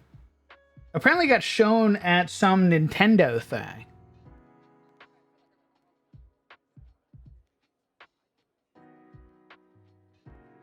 Keep the light close, the wandering merchant says in a hushed tone, clutching their lanterns so tightly their knuckles turn white. Do you reckon Grandpa and I will do it? Hell yeah. Yeah, if that comes out, Brett doesn't get a fucking choice. We're playing Outward too.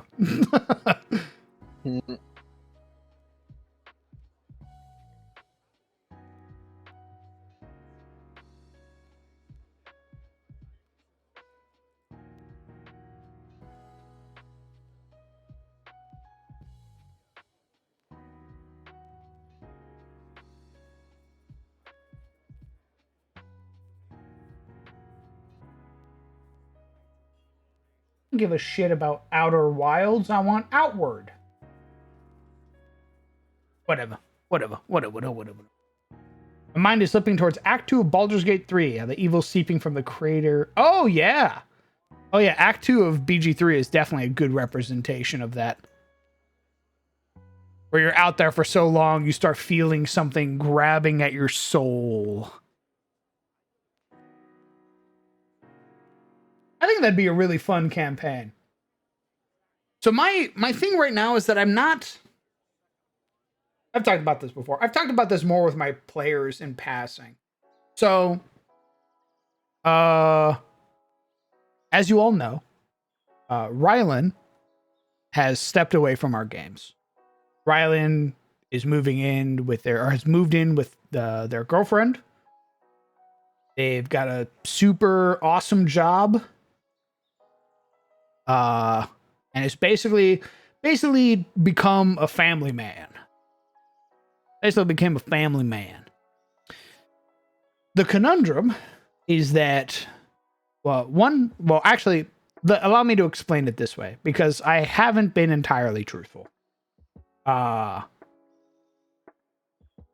reason we haven't been working a lot on stuff for CIC and SOT and Pathfinder and stuff is, with Rylan leaving, it was a pretty significant sort of hit, mostly to my morale. Rylan's character, Dova Badger, has been in all of my games. Every single one of my games. Aside from one. They have been in all of my games.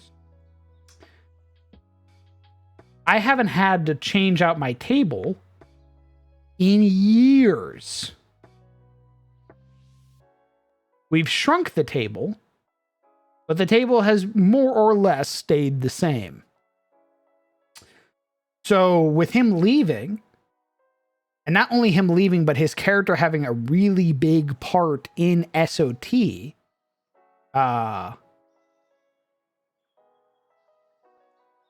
it kind of like punched a hole in my sail, so to speak. With SOT had a lot of the story beats built around Rylan being the Road Warden's apprentice, like Road Warden's squire, and doing a lot of Road Warden-esque adventures to a point. With Rylan gone, I now have to rework the story. Not only that, I have to now build the story for 4 people or find my 5th. Which has definitely halted, and like, if you're probably sitting here like, Crown, where the fuck are the games? That's the reason why. Honest to God. The reason why there hasn't been any games in a while, why I've sort of been hesitant on working on stuff, why I've been distracting myself with other games and shit, is mostly coping with that. I've known Dova Badger for like 12 years, and we've been playing Dungeons and Dragons together for almost a decade, as long as I've lived with him, more or less.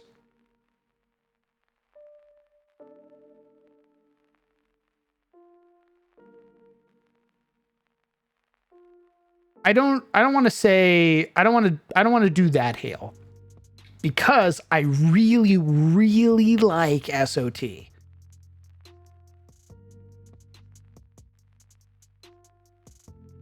I really like all of the characters of SOT. I really like the story of SOT. I like one of my favorite boss fights came from that game. Like the Chaos Mage fight, Carlisle Delwyn. One of my favorite bad guys to have ran. Like, he's up there with the Mouth of the Iron Duke. My thing is just kind of trying to come to grips with all of this. I think what I need to do is I need to sit down. I think I need to sit down and with all of you guys and like start building the story for SOT again.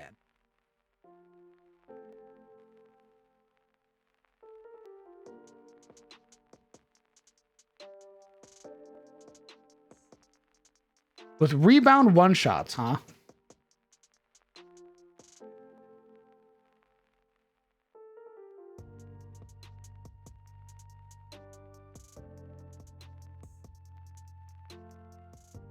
We're going back to Haynes Keep.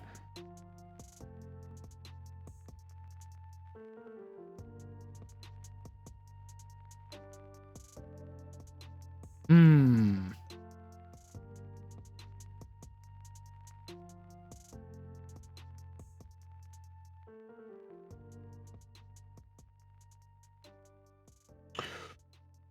Oh. You know, I could. I could have them run pre-gen characters for a story beat in SOT.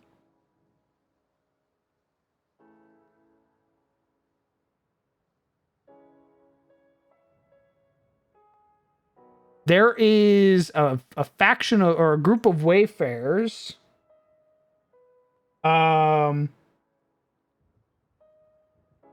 who are evil.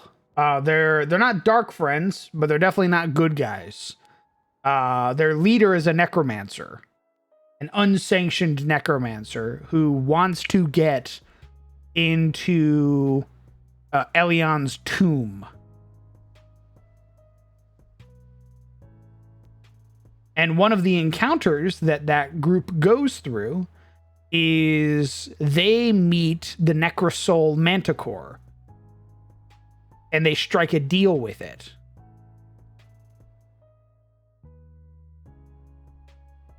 They're the reason that the Manticore can raise the dead. No. So that comes out. The Grayson storyline, that comes after. That comes when the party returns to Elion and finds out that this other group has been doing stuff to help the town.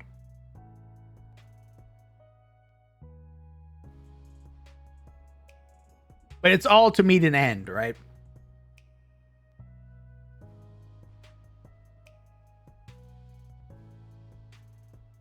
They quote unquote repel the Manticore. They stop like a Morling invasion.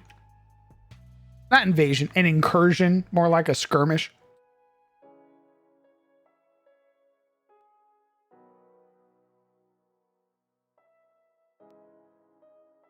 I'm lost on SOT's story. It's all right. If you're only a couple episodes in, then you've kind of got your own little premise to deal with. Do you have the party of wayfarers who've been tasked with helping find the merchant caravan and bringing that individual back and dealing with any of the other threats that are there? That is the current adventure for SOT.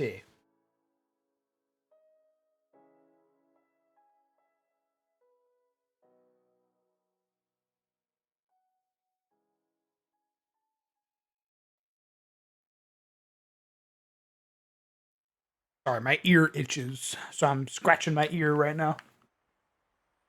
It's like one of those good itches where like you feel it in your whole body.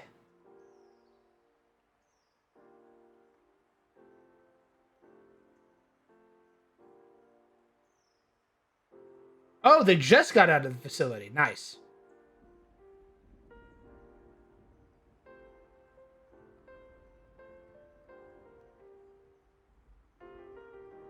The dog itch. Yeah, that's basically it.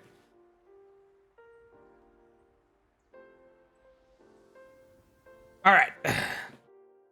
But enough about all of that. Now that we've been lollygagging for the last fucking hour.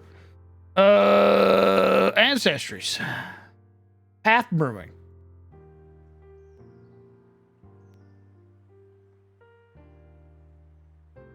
Let's see. Let's reference what other ancestry can pick a dark vision feat.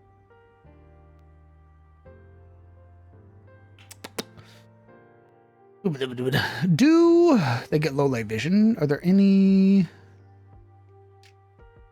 lore, seed pod? Are there any ones that give them dark vision?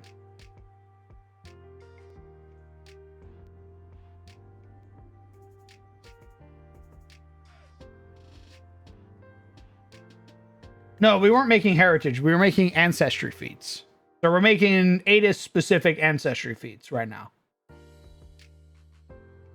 Then we went to other talks. Correct. Are there any ancestries that can take a feat to give themselves dark vision? I kind of want to see what it's... Oh yeah, the fucking human one. What am I doing? Do humans have low light vision?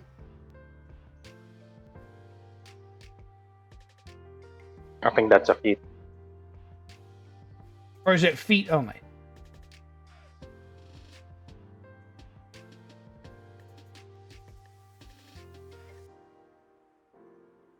Okay. So it would be like this. All right, we would.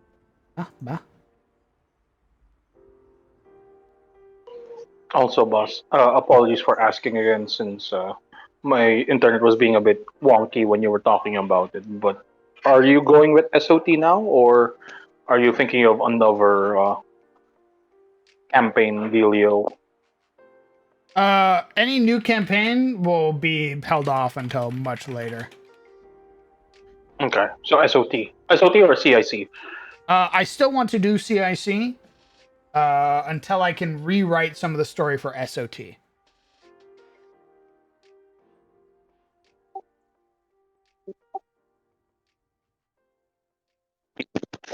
You mentioned the playing as quote unquote the evil aligned wayfarers, the necromancer, the one that's loosely tied to Grayson, if I recall correctly. No, they're not. They're not tied to Grayson at all. They're just when the party meets them, they're interested in Grayson because she's a rogue.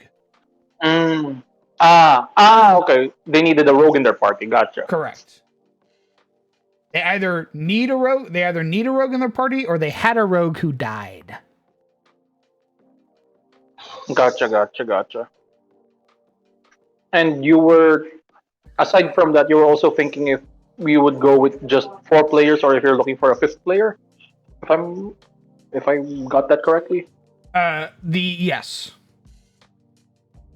I will not be taking any suggestions. Thank you. I'm not saying. I'm not bringing a suggestion. Don't worry. I know. But I guess because you mentioned something about another plot hook to do, right? Another story to do for SOT as well. I mean, if you're thinking of doing if you're looking to find a 5th player and you're thinking of doing a new story for SOT, why not shoot 2 birds with 1 stone by doing by that one giant thing, the nameless king giant? Maybe the 5th player, this new 5th player, is the one that calls to attention to that. Like, oh guys, danger. Just a thought. Oh, you want me to? Well, because we still have the potential of the elf bros being a thing, so I don't want to take the elf bro quests. That's true. I just remembered when you were talking about the whole concept of the nameless king. That sounded like a very big. If I think we were working off of the premise, like if the elf bro doesn't go through, this would really work for SOT, especially with the whole. If it doesn't go through for the elf bros, I was going to turn it into an SOT game.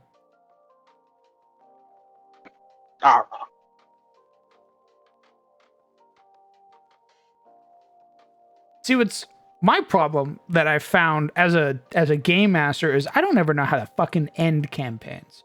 I don't know when is like, all right, the campaign over. Technically speaking, right? If you look at it in isolation, the SOT is kind of like it has that happy ending already. It's like, yes, we found our friend, we found Grayson. We did a brief stint looking, gallivanting and in Joran Spear. We came back as heroes. We have a title now. We've built some renown. And now we're celebrating the epilogue by just hanging out in the party in the Correct. The campaign could end right now and it would end on a happy note. But I can tell you right now, there are a lot of unresolved storylines. Yeah, obviously. Momo would not be happy right now if I was like, campaign over. It ends. You guys did a great job. Good job, Stormbreakers. You did it. I think another problem if you're unable to end campaigns is that you make a lot of your campaigns sandboxes. I just like sandboxes so much.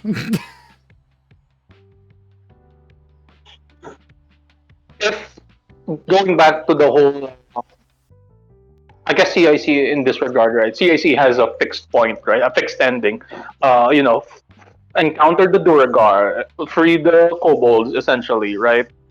Basically, do the thing that Preston wants, and you could say that that's like a done deal because again, it is an adventure box.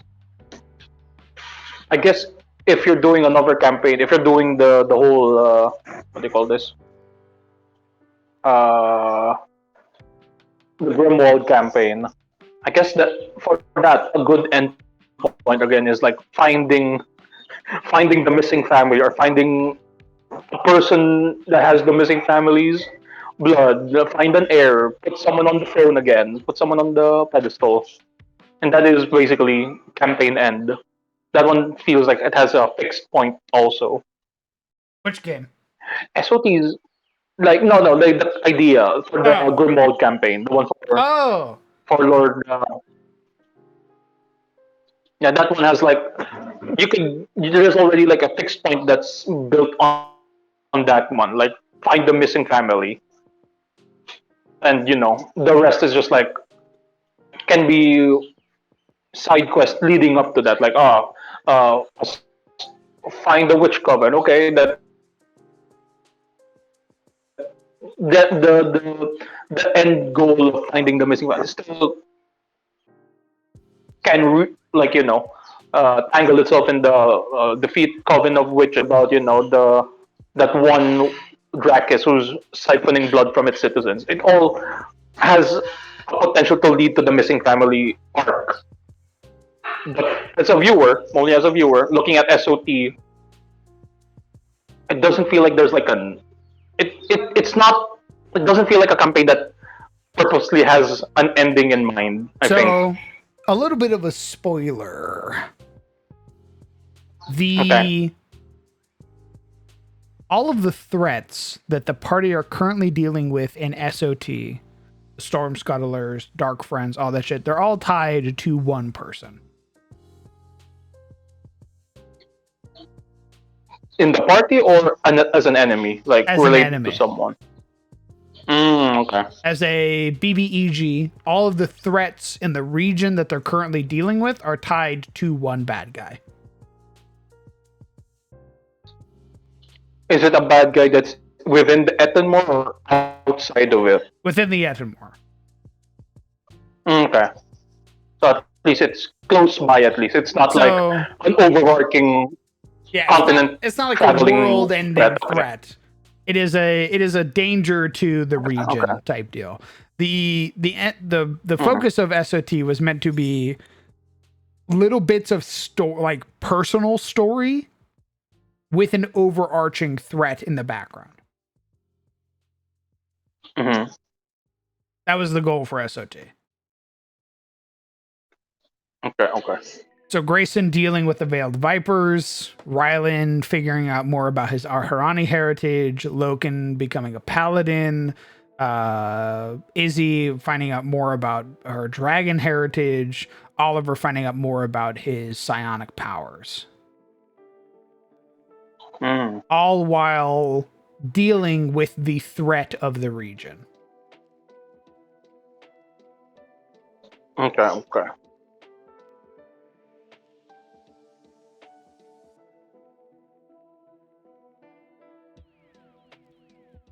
Hmm. Do we have an inkling on what that threat is, or it's still you're still laying down the tracks? No, I have the name. I have the bad guy already. No. As a viewer who's watched this series, how do we, from what the information we already have right now, right, that is available to us, do we have an inkling on what that BBEG is? Or is it still like a bit? Technically, yes. If people have been paying attention, yes. Okay. There is a name that has been thrown around a lot. Oh no. All right, where's my brow? You? I say oh no because I don't recall a name. Oh my god. been- God damn it. Fake fan, fake fan. It's been a while, okay. My brain contains multitudes of stories. Okay, I'm sorry. Oh no. Let me get it. Hold on. Where did I put it? Oh, the adventure so far. Okay. I will read this.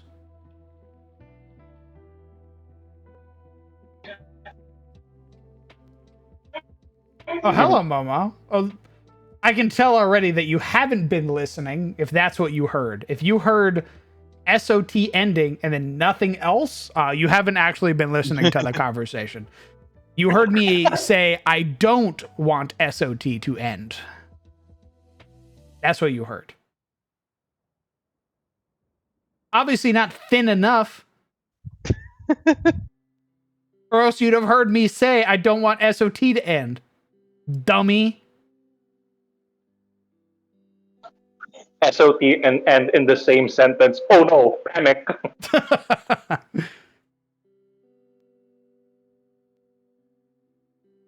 But my room is spinning. Well, I'm about to tell chat the story of SOT, so you might want to cover your ears. Oh, it's big spoilers. Gotcha. Yeah, I have something called the story written, or the story so far, the adventure so far. So if you don't want to be spoiled on the campaign you're playing in, you might want to mute. You'll know when I'm done when this box goes away. What if I guess you should also like ring that to the viewers who don't want, to get spoiled. True. I mean, yeah. If you want to mute, if you don't want to be spoiled and you want to find out the same time the players do, mute up. When this box goes away, I will be done regaling the story of SOT and the adventure so far. Yes, ring the bells. Yes, Sizzle, this is spoilers for SOT or Shadows of Thorlin. If you do not want to be spoiled on Shadows of Thorlin, mute up and wait until this box does this. When the box does that, that means I am done with my spoilers. Oh wow, it is very exciting. Actual spoilers this time, like legitimate. You shouldn't listen to this time.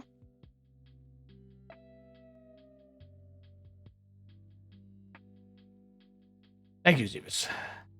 Of course. Okay, the reason I call it the adventure so far is for me. I am now reading it.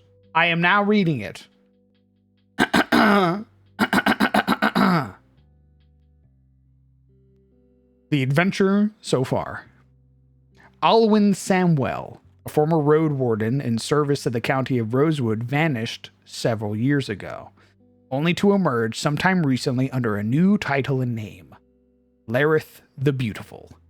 The Beautiful is a figure shrouded in mystery whose goal seems strange to the adventurers of the land. He dispatches his knights of his royal orders, whose goal is to sway chaos under the side of order. Initially, this is perceived as a good thing, bringing enemies of Tyros under the banner of good. However, the true intentions of Lareth are far more nefarious. Lareth the Beautiful is in service to a powerful demonic entity and has been gathering allies to create an army powerful enough to conquer the lands. Now that Queen Alexandra is dead, he first needs to complete the temple in order to bring about their Dark Master's power, which requires laborers, muscles to kill the monsters inside, and sacrifice. Carlisle was a short-term ally to Lareth, allowing him to get in contact with the Slaughter Lord of the region and the Black Tongue tribe. However, when Carlisle attempted to use both factions together to attack a caravan out of the spear containing an item he wanted, The two factions came to blows over a disagreement and broke the truce that Lareth had built. Carlisle attempted to escalate their plans to considerable failure, which resulted in them getting caught by the Stormbreakers and the Arbiters. When Carlisle was pressed for information from the Arbiters, he finally gave up that his sponsor or supporter was the Beautiful, but nothing is known about them, and Carlisle refused to give up any more information about them. They believe it to be a demon of some sort. Learning of this failure, the Black Tongues hired the Grave Order to reclaim the lost Royal Manticore who had escaped their control during the conflict. But when the two met, the Grave Order instead unleashed a strange connection within the beast to the current, allowing it to tap into destructive necromantic powers. They returned empty-handed and are now on their own, focusing on their own goals, which is them hunting down the resting spot of the hero Eliond. They know about Queen Lox, but nothing about the Morlings. The Manticore is a current touched Manticore, which was further tempered by the magics of the Grave Order, who unlocked its ability to use necromancy. It's been digging up graveyards in the region, abandoned or otherwise, and bringing the corpses back to life as stained, enthralled to it. It wants to become powerful enough to slay the goblins who attempted to control it, and not strike a deal with it. It wasn't to become powerful enough to slay the dragons who attempted to... It basically wants to kill everything. I don't know why I wrote it that way. That's a very odd way of writing that. Lareth is now sending Sir Darren Lark to rebuild the relationships he had previously, whichever one the party don't intervene on first is the one that'll join Lareth in rebuilding his temple. If they kill the Slaughter Lord, Queen Lox will join him, and vice versa. He has had poor success bringing the goblins and the Morlings because of the intervention of the Stormbreakers. He will eventually ask them if they wish to assist him in his quest, them being the Stormbreakers. Right now, the Slaughter Lord is in the mountains pillaging an ancient Lashara tomb and using the body of their ancient saint to empower himself and get ready to assist Lareth. If the party go after him, then he'll break through the final wall and find the corpse. If not, they'll meet him after he's pillaged the temple and is working with Lareth. Queen Lox is currently planning raids on local settlements by rousing the wildlife to attack unprompted, attempting to kidnap as many caravan masters as she can to ransom them back to nearby towns for large sums of coin so she can enlist the help of the Red Cap goblins as a more permanent fixture. If they go after her, they'll interrupt the negotiations happening between the two. If not, they'll meet her and the Red Caps together with Lareth. The Veiled Vipers are closely monitoring Grayson, casting scrying once a week and keeping tabs on her via a haunted letter. They're not going to act against her unless she destroys or opens the letter. If she delivers it, then the Wraith inside will kill the man and take over his body, granting them access to the ferry, where they'll want Grayson to do more jobs for them, or else. The Grave Order.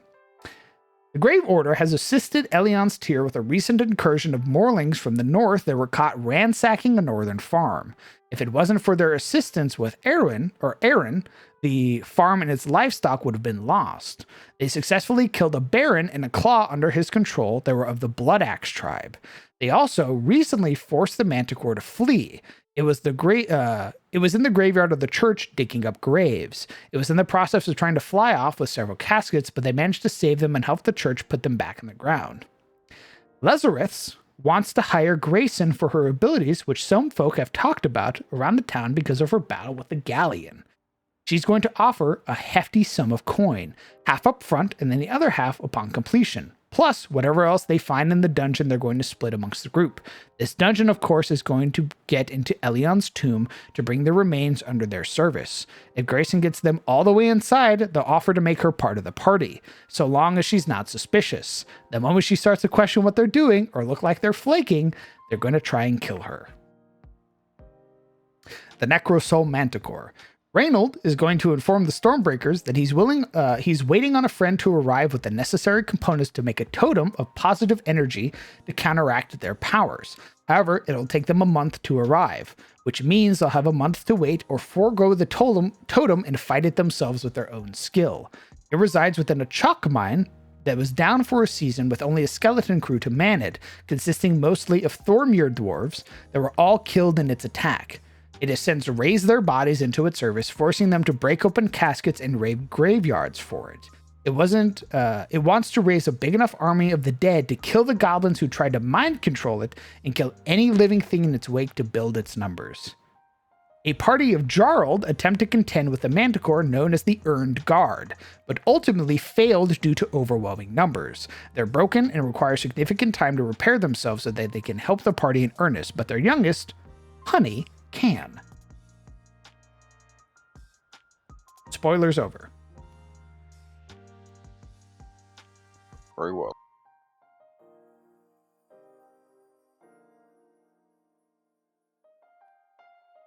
That is my SOT. Blah. That's some good shit. I'm not gonna lie. I really like that. Thanks. Indeed, very interesting. I'm a bit sad now that I can't ask about it, since You can ask about it, not on stream.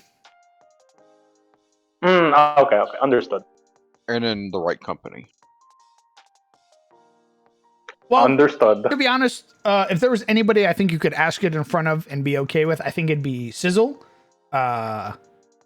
Because Sizzle has a tendency to forget the awesome things that he comes up with. And he doesn't even remember that he came up with half of the shit that I just said in there.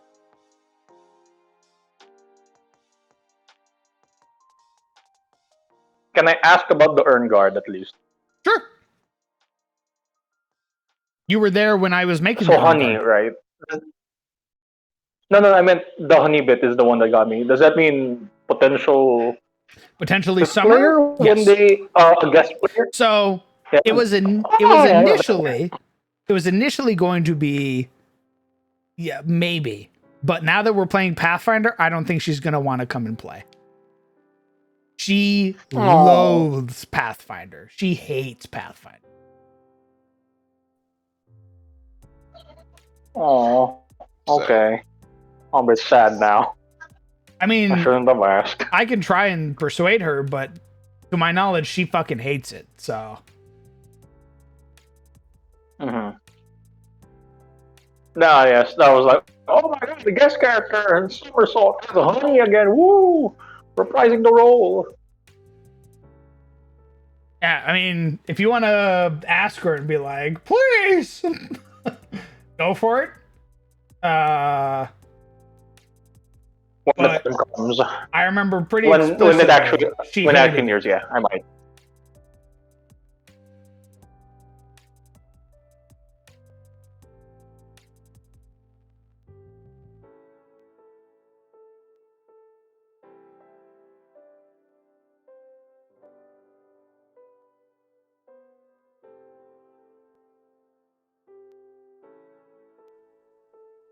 Dang.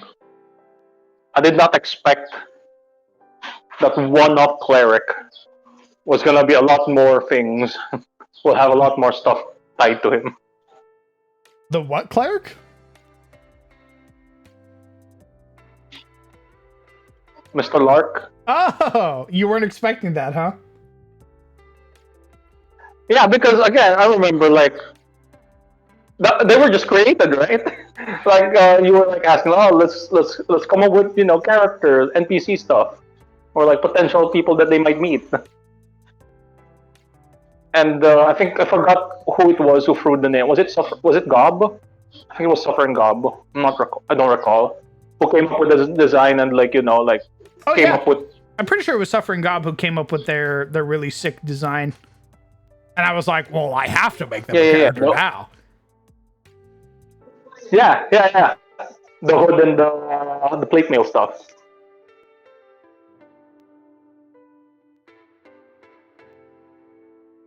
That was a very pleasant surprise. Yes.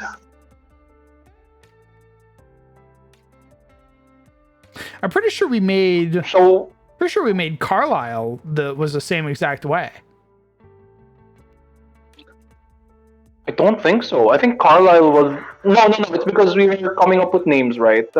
For the people of Joran Spear, and Carlisle was a name for one of the people there, And obviously, if we thought that was just it, that was just the NPC. Like Carl is just a literal NPC there. I didn't think that they were like gonna be a big character that the party eventually fought.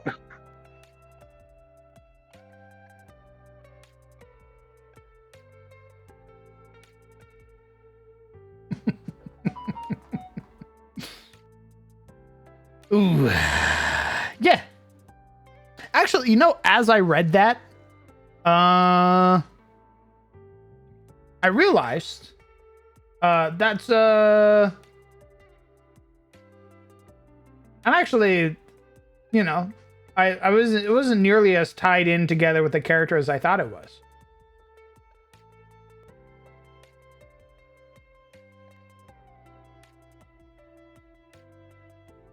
What do you mean tied into the character? Like the people Tied into or? Rylan.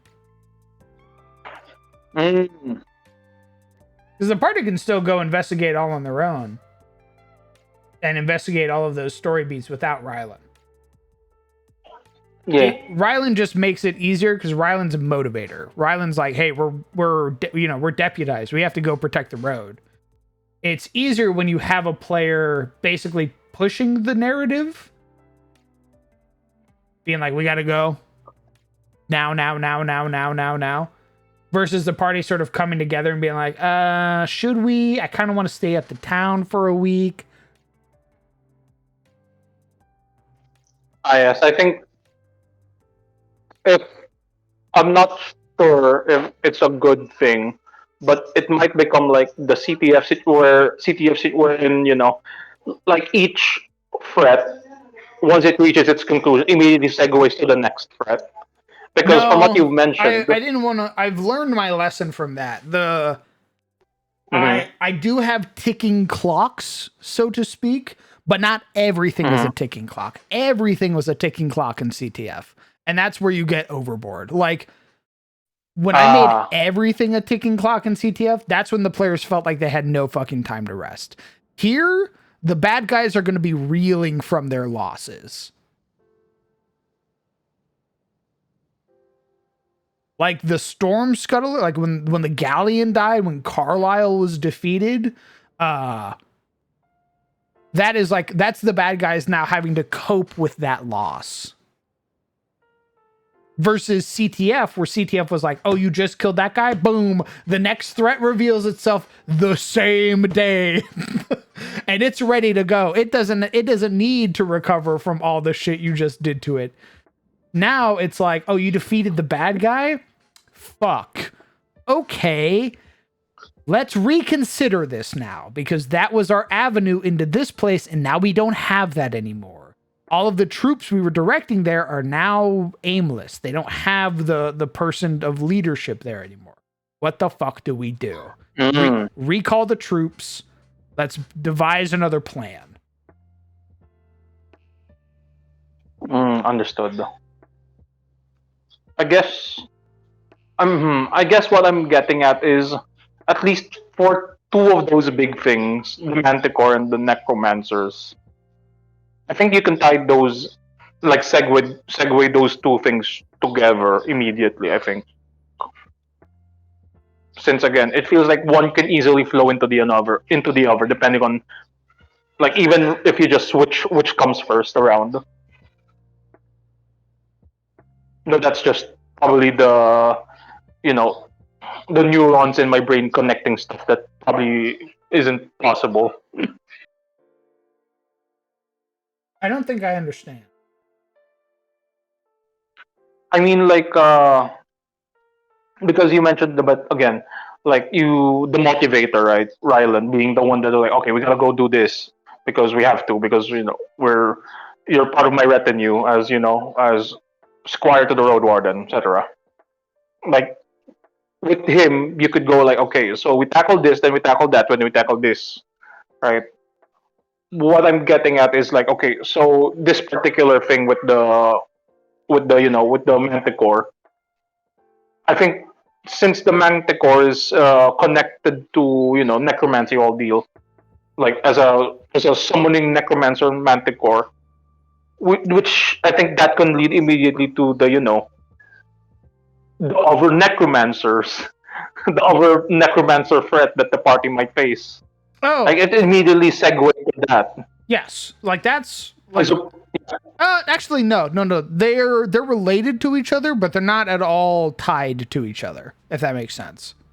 no, no, yeah. They're related. I mean, they're not tied. It's not like these two things are interwoven together. I mean, like these two things they can be segued into, as opposed to like the whole.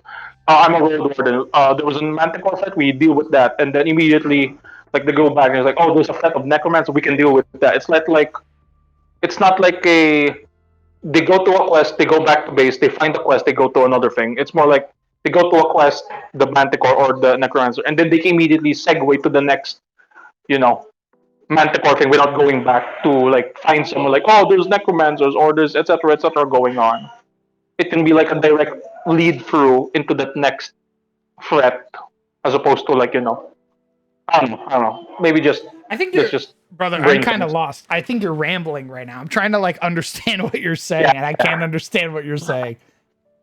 I realized as I was saying it that it might not come across more. It might not come across coherent. I'm trying. I'll see if I can like figure out a more concise way to say it. Okay.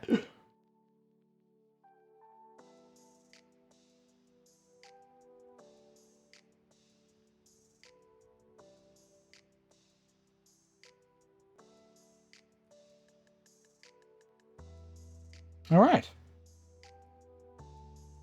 We've made the level 1 feat for Caressian humans called Light of Elohim, which gives humans low light vision.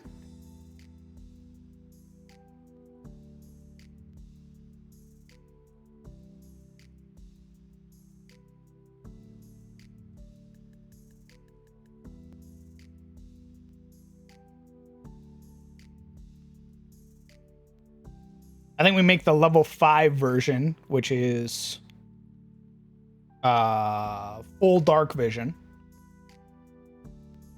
I think that'd be pretty cool.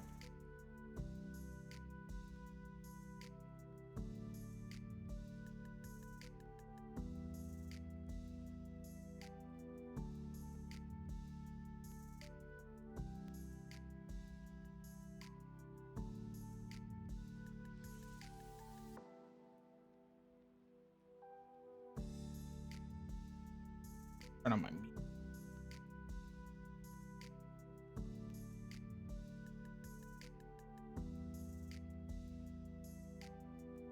Why the hell did it open that way? The desktop. Dumbass. So where are you at? Why aren't you in call?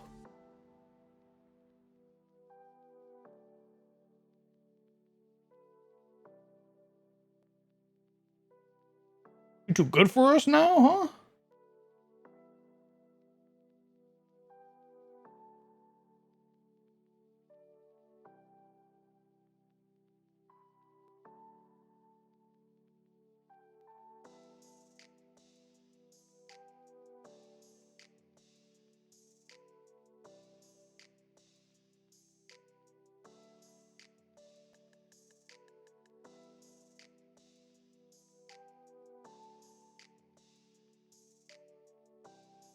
No response. He truly does hate us. What the fuck? Somebody throw a rock at that guy now. While I look for music to listen to in the background while I work on stuff. Have you put thought into your story beats infrastructure? Like things of it like a restaurant with a food supplier chain. If the party takes out a shipment, just a matter of time until they can reroute into the truck. Oh yeah, I've done that. That was part of the spoilers I just went through.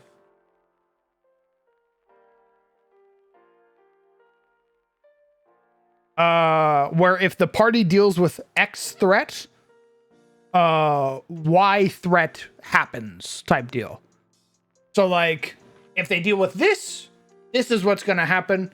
If they deal with that, this is what's going to happen.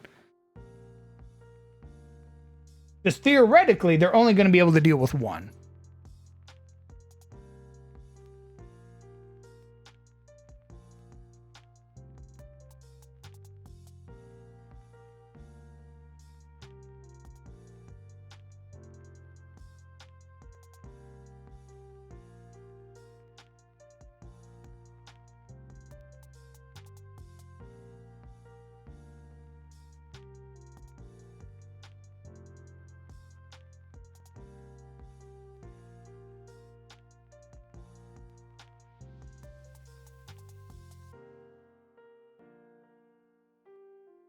Now, boss man, hear me out. This is gonna sound crazy, but this might solve that problem. Okay. You split the party. It's a perfect even number now. 2 people for the threat. They would die. Now, see, that's the thing. You didn't let me finish.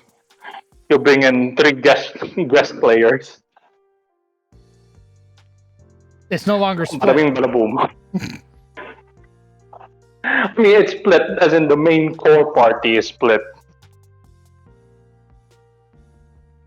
I would have to bring in 6 guest players. Yes. You're a psycho. That's just 2 new parties at this point. That's in their campaign. Is it though, Mr. Zebus? Is it? Or is it just, dealing with 2 threats at the same time? It is dealing 2 threats at the same time with another campaign. How about that?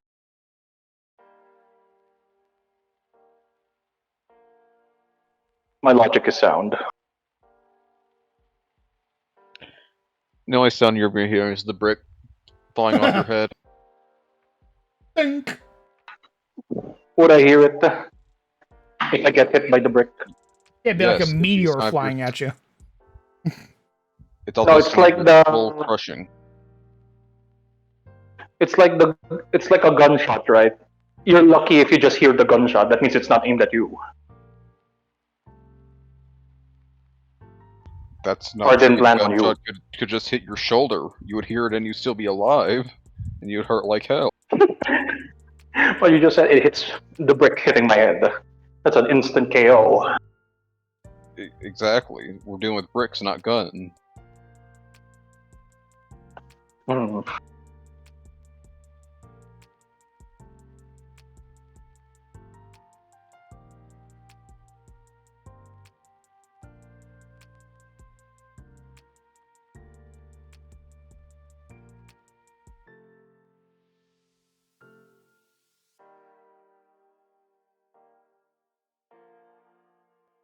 Hmm. All right, let me pull up the.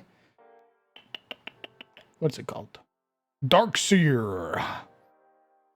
You gain dark vision. Oh, there's just nothing. There's nothing written here. It just says you gain dark vision. All right, very well. Hey, there's nothing more you need. The blessing of Halloween manifests strongly in your eyes, allowing you to banish the darkness of the world. You gain dark vision. Usually the phrase, you gain dark vision is enough to make a player go, holy shit! Yes! Yes!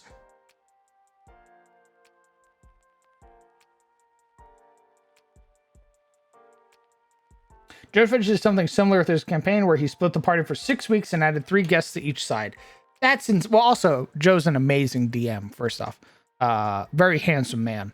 That makes sense.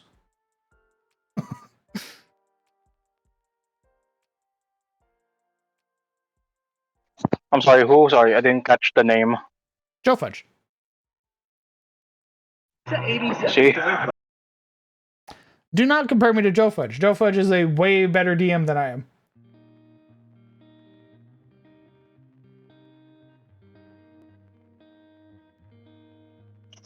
You're better to me!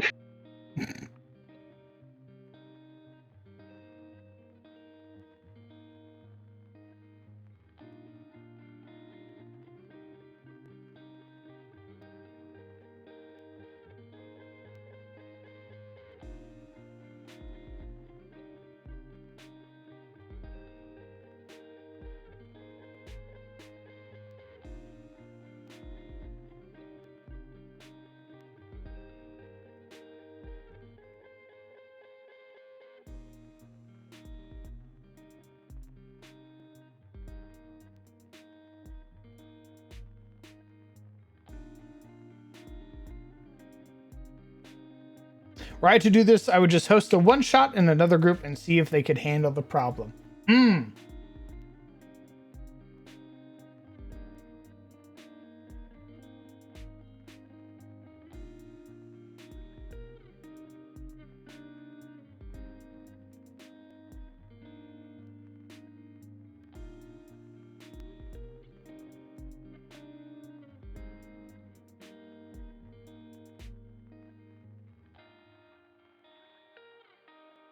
Damn, this new Sabaton song kind of fucks.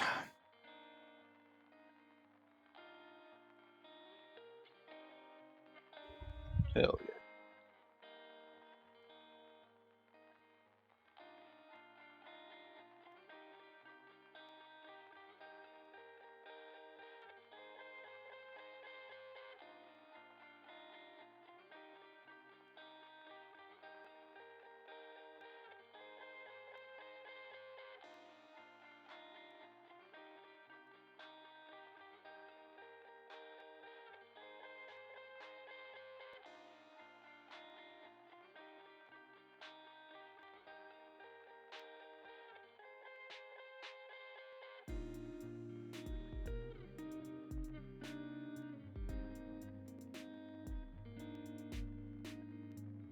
Okay. I think this is. Hopefully, Lore watches the VOD and he can tell me if this is a correct sort of pattern of things. At level 1, as a Caressian human, you can take the Light of Elohim and gain low light vision. At level 5, if you have Light of Elohim and are a Caressian human, you can also take the Golden Flame, which gives you dark vision.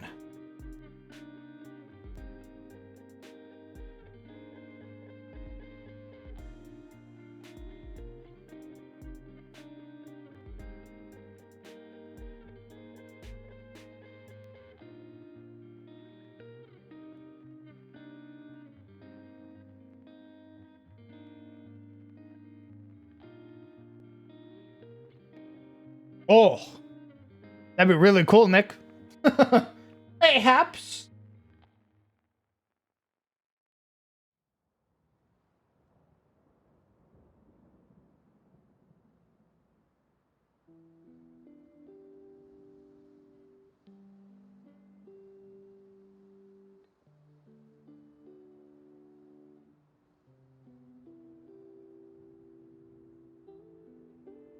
Oh, Laura's still here. Brother, aren't you supposed to be in bed?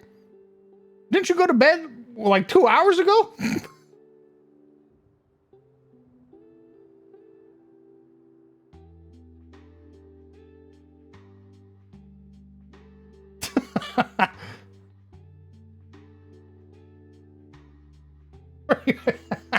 Oh, you're typing all of this with your eyes shut?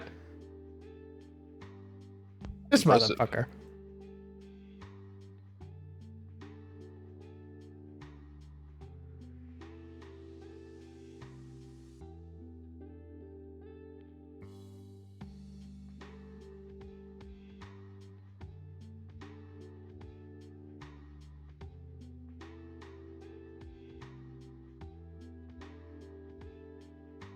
Why are you suggesting copying it one for one?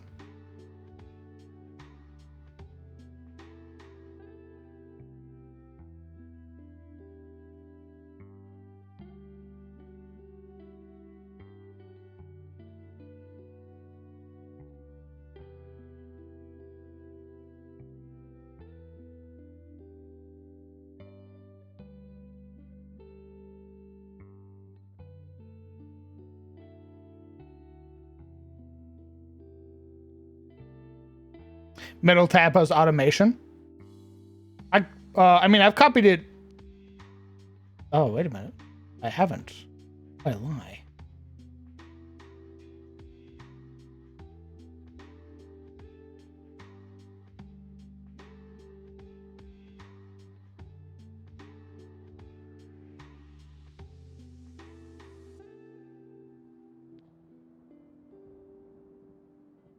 Oh, there we go.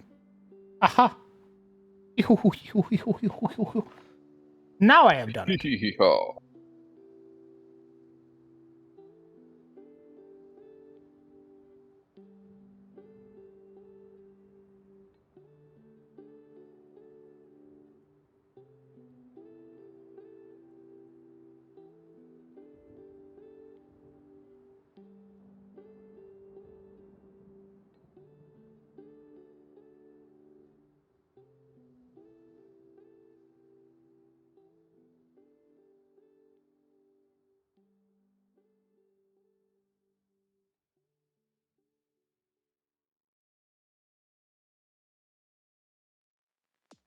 I mean, this should work the same. It's all written the same.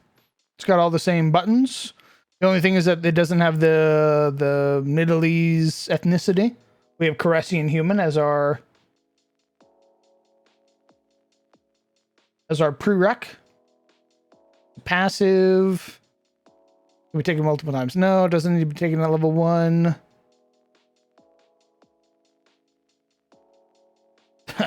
Publication, The World of Atis. Beard check? My goodness. So be it.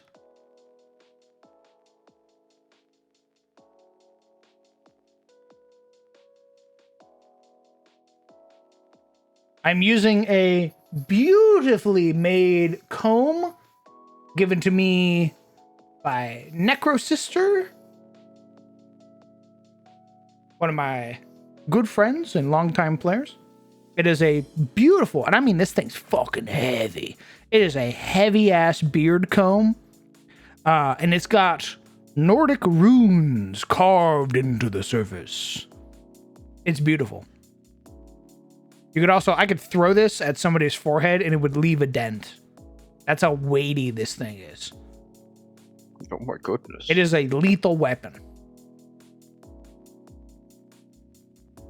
It also glides through my beard like butter.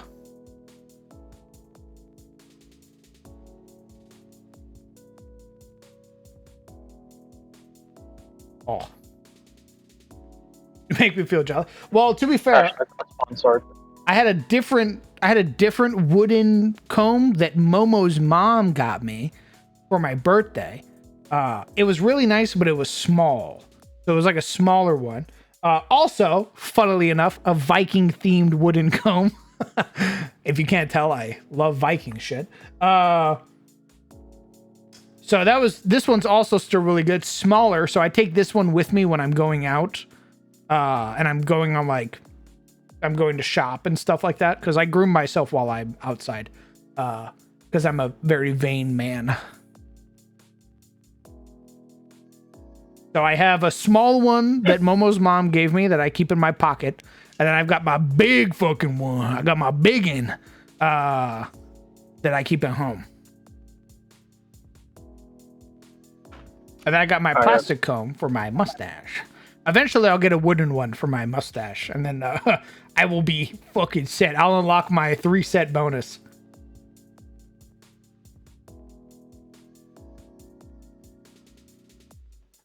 Hey, boss. What?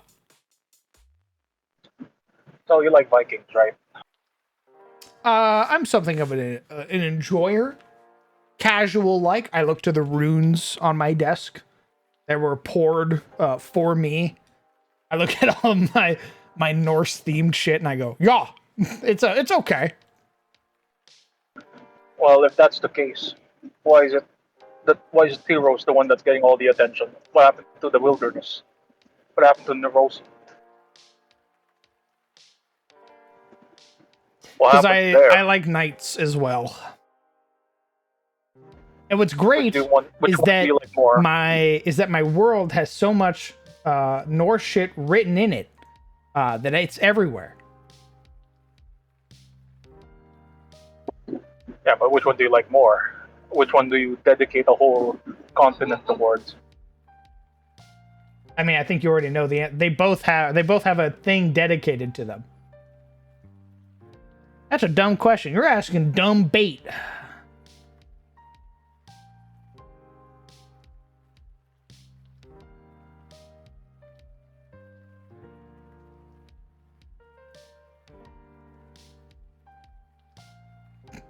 That's what I thought. If you think about it, that's where they probably got barbarians from. Yeah. Either that or they got it from the Gauls. Like the Picts and stuff like that. The Germanic tribes that were assailing the Romans.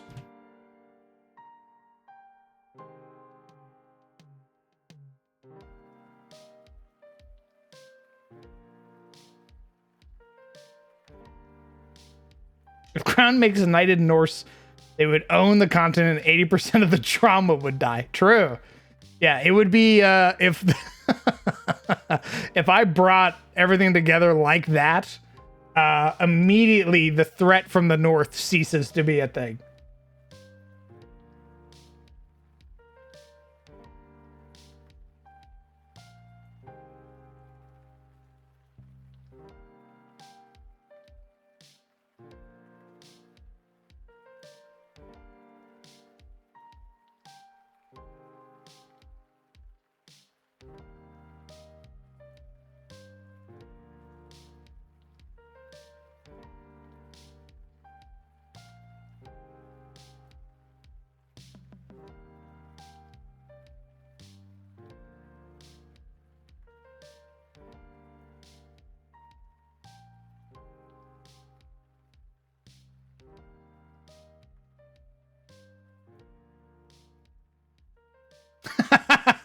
That's a great question, Hale.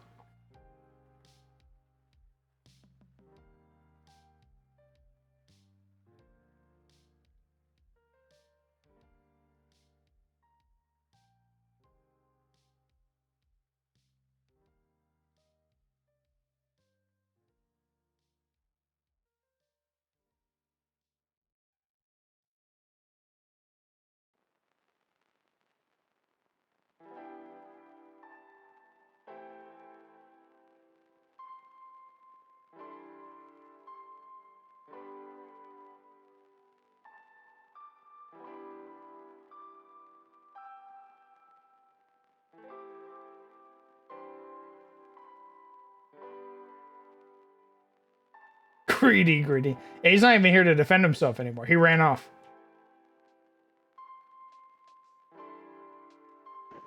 I'm driving. When has that stopped you before?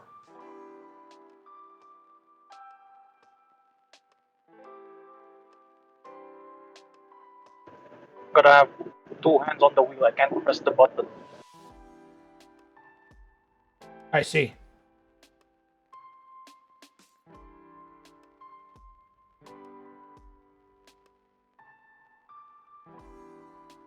Hmm. All right. What Tarusi? Oh, Forged in Conflict, of course. You know what? I'm gonna go play God of War Ragnarok now.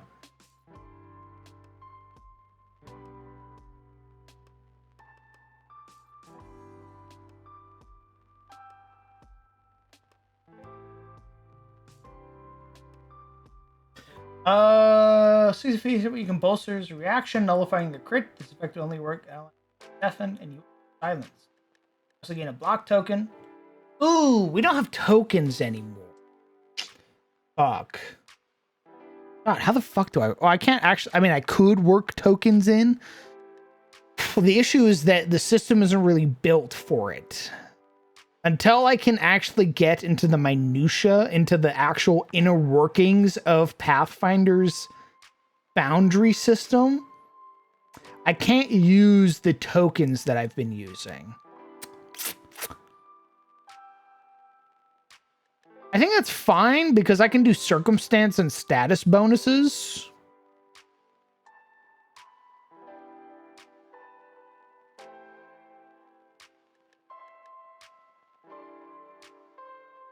This might work. Yeah, it's a once a day nullify a crit.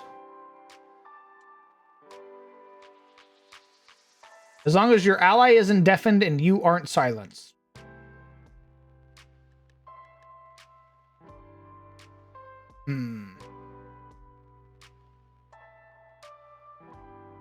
Forged in Conflict.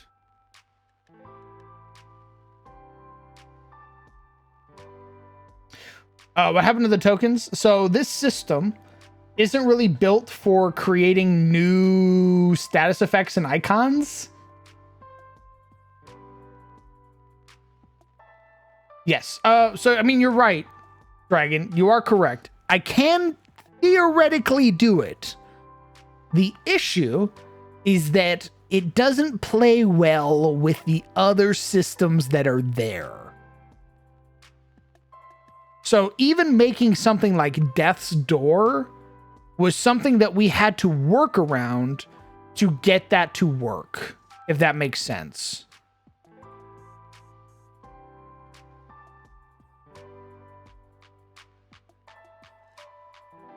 So when a character enters death's door, when they hit 0 hit points, instead of, well, hopefully this works. Okay, so instead of dropping immediately, I hit them with the 9 button on my 9 macro, and that gives them death's door.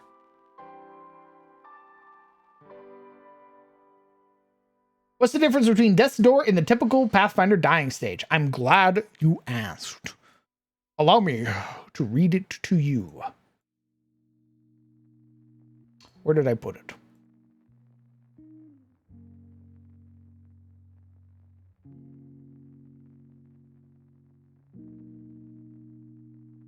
Here we go. Death's Door. Whenever a hero reaches 0 hit points, you're reduced to 1 instead and gain this condition.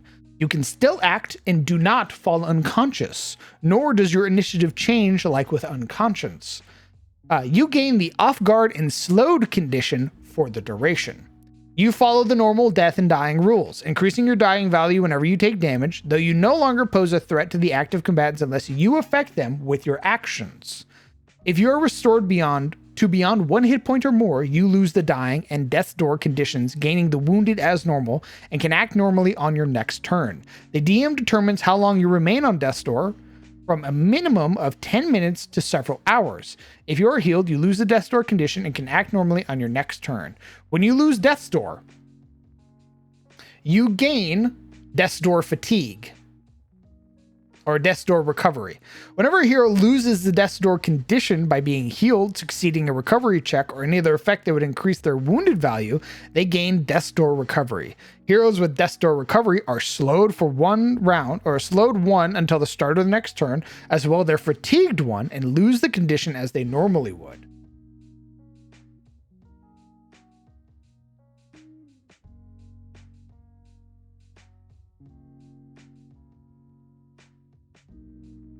So the purpose behind Death's Door and Death's Door Recovery is to allow the players to be able to continue doing something in the fight, and they're not skipping their whole turn to only do a roll and then ending their turn.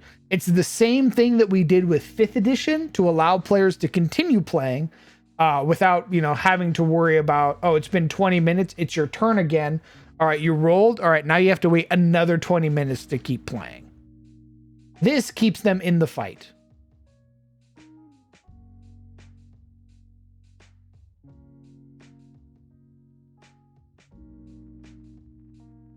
Check collapse. Skeleton collapse.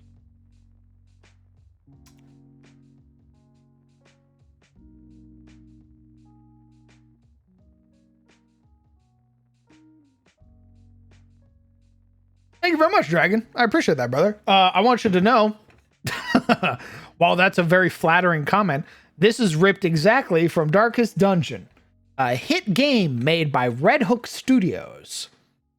Ruin has come to our family.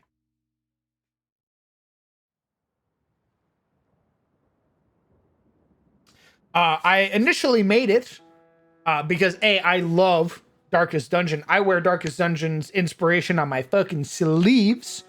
You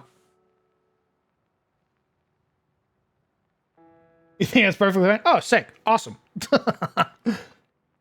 So what I did is we had an encounter in a previous game called Tales of Sunfall, where a character by the name of Snapjaw got fucking obliterated by stun.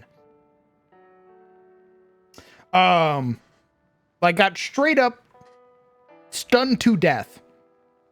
And it was that moment. It was the moment of, oh, they were unconscious. Okay, well now you've rolled. And there's 6 other people at the table. All right, they're all doing their turn. It's been 30 minutes. Okay, Snapjaw, it's your turn again. Oh, you rolled. Okay, another 30 minutes before we get back to your turn.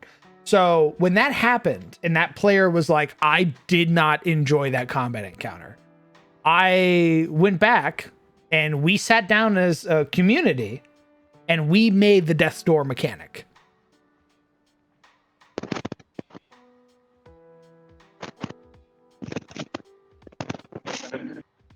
In fact, a bit of shameless self-promotion, Dragon.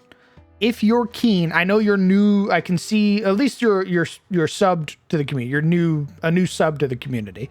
On the Patreon, the Death's Door mechanic and the stress mechanic for 5th edition are up there on the Patreon at the $20 tier.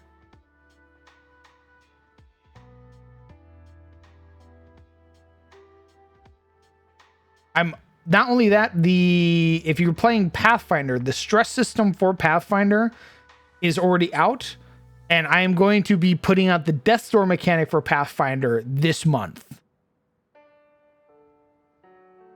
So if you want to get your hands on it, you can do it that way. Or if you want, you don't have to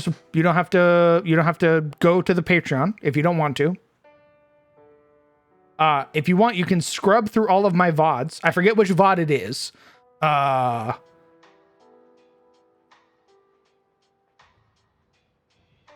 have to look it up.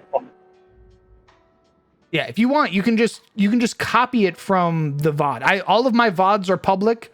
All of the VODs where we make stuff as a community and everything like that, that's all visible.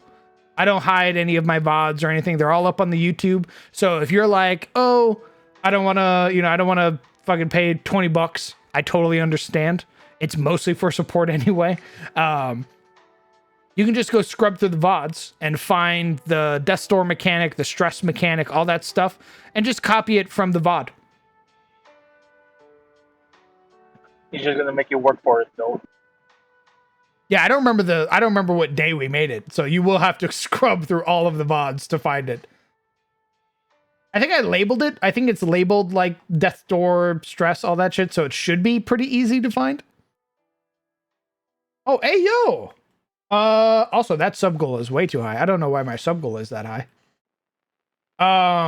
Thank you, Anonymous, for 5 gifted subs to the community. Very kind of you. Ah, what's up, Justin? Hey, man. Thank you very much for 41 months, brother. God damn. I hope you've been well. Oh.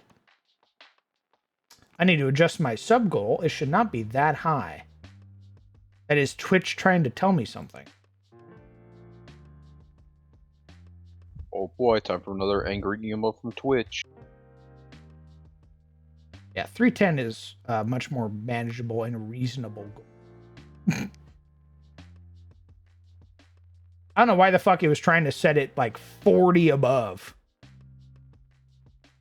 Am I the oldest? Brother, you have a founder badge. I think there's only 10 founder badges, if I remember correctly. I think it's the first 10 people who sub to you get a founder badge. So, yeah, brother. I think you are the oldest.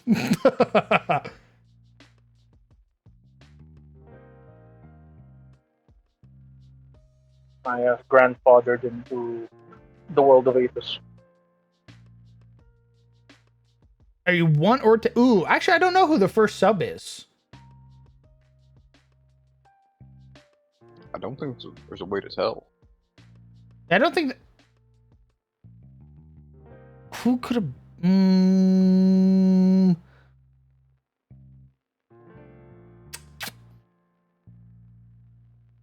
Unless there's like a channel sub history that you can access and go all the way back to when you first got the button. I don't think there is.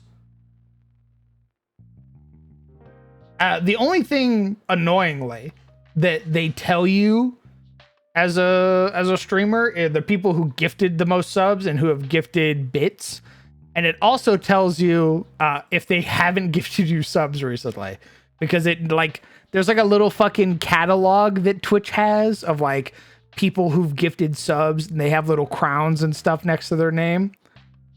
And it's like, oh, they haven't gifted a sub in a while? Oh, take that away. It's really fucking dumb.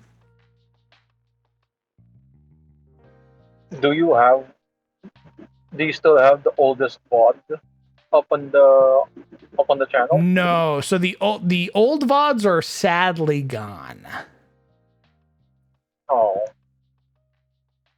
That was before I had a YouTube.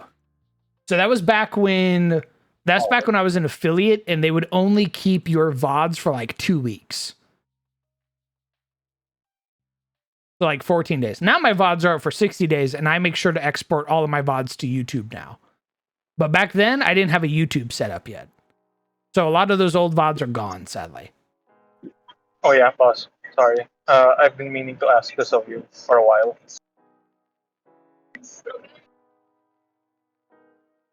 Is it about the VODs? Yes. Okay. One second. Oh, is there a chance for you to include the date of the bot? Oh, like when it was streamed? Yeah, Sure. I can start doing that. because that's one of the difficulties in scrubbing. It's like, so you have it all because it's not, the VODs aren't released on YouTube on, like, Correct. I export all of them and then I release them in bulk.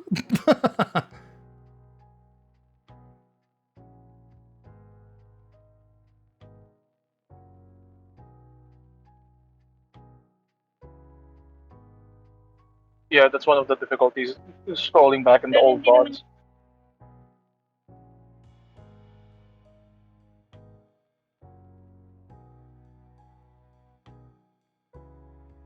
If there's something to see, like who your first like guys are, I don't see it anywhere. Like who your first like founders are. I'm looking in my. Oh, you found it? Cool. Who is it?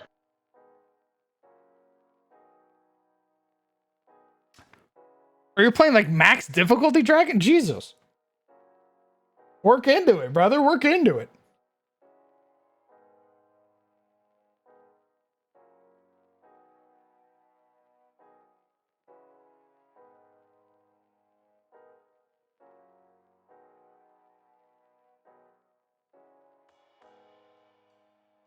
Oh, here we go. Here we go.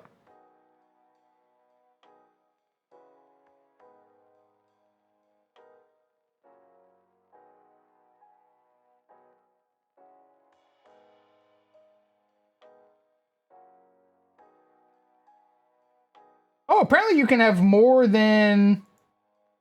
Apparently it's more than just 10. Apparently there are a lot of founders. Yeah, thank you, Striker.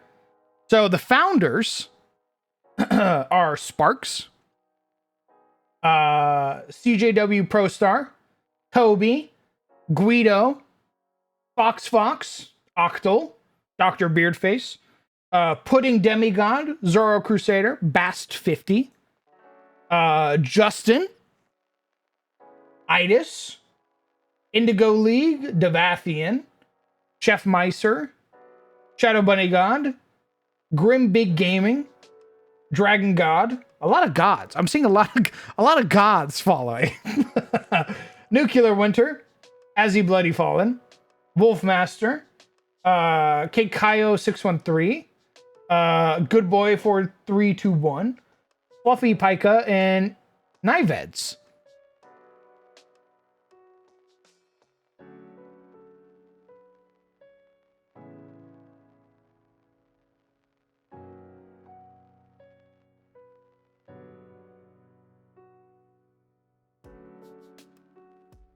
You can manage them? Why the fuck can you manage them?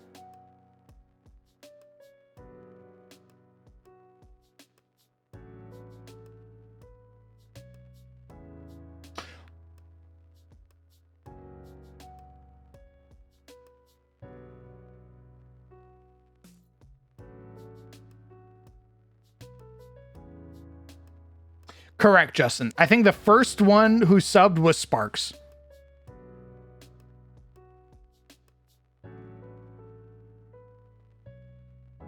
Does it show how many are still? Yes, it does.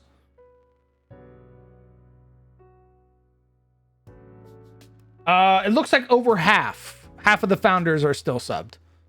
I won't say names or anything like that.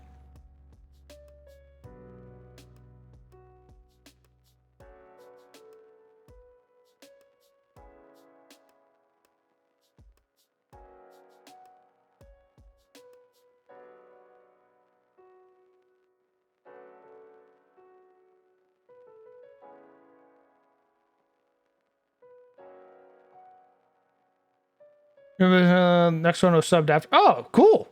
Okay. Well, maybe I'll look at some of the ones who haven't. I've never seen their names or anything like that. Maybe See. Sizzle can finally get his founder badge. True.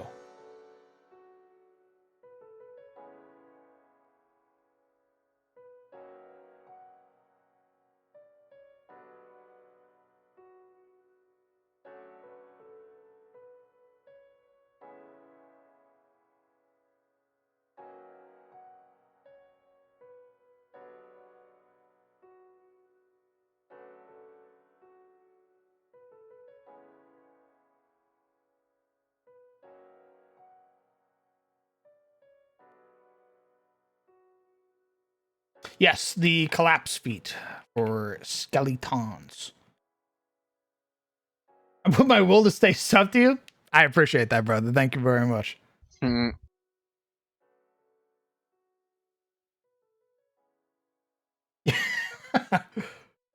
Your fucking child's gonna pull up and I'll be like, bro, did you join the army yet?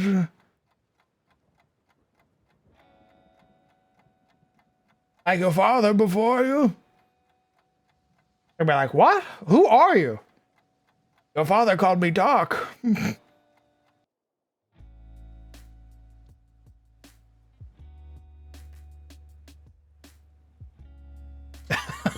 I'm streaming at the ripe age of 72. A crown's head. Ah, yeah, 72. 72 when you finally finish the World of Aetus. It's Time to complete retire 100% it. now. The World of Aetus is now a mega corporation. You've sold it off. It's gone bigger than you are now. This is for you, Legion? What? This is for you? I'm posting it in text chat. What is? Oh, The okay. crowned geriatric. Ah. Hmm.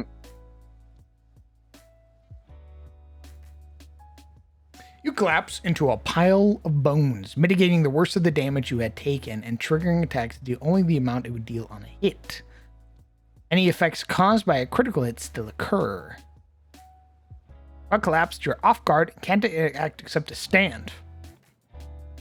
Whew. Okay. I can see the vision. I can see the vision. You fucking Minecraft skeleton collapse onto the ground.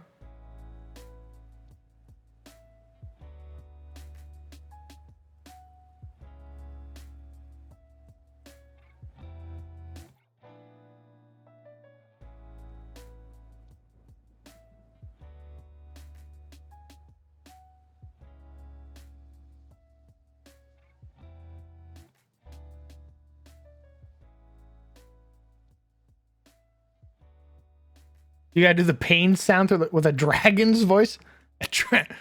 Oh, Ocelot, my beloved Ocelot.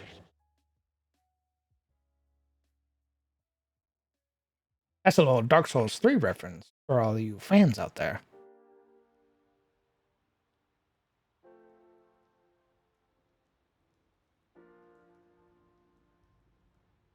I watched the numbers plummet. I see we're not fans of Dark Souls 3 in this house. Very well. Just me? Just me? All right. I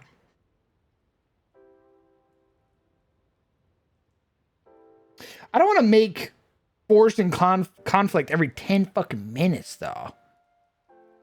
It should be a one and done, honestly.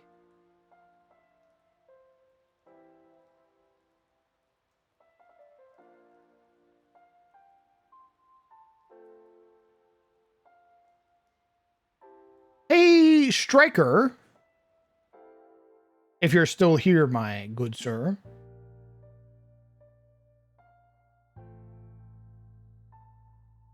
If not, he's gonna make me go up there. Okay, good. Is Bui home? Is she back from work? She's about to. My God, it's fucking 9. Are they working her to death?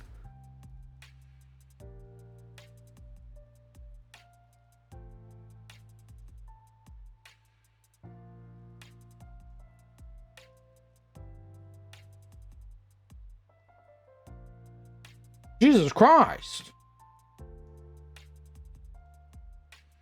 Oh, all right.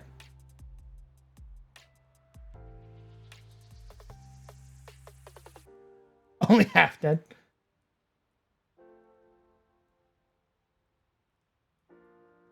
Maybe she's upstairs. Well, I need to go get some water anyway. So I'm gonna get some water and see if she's upstairs or not.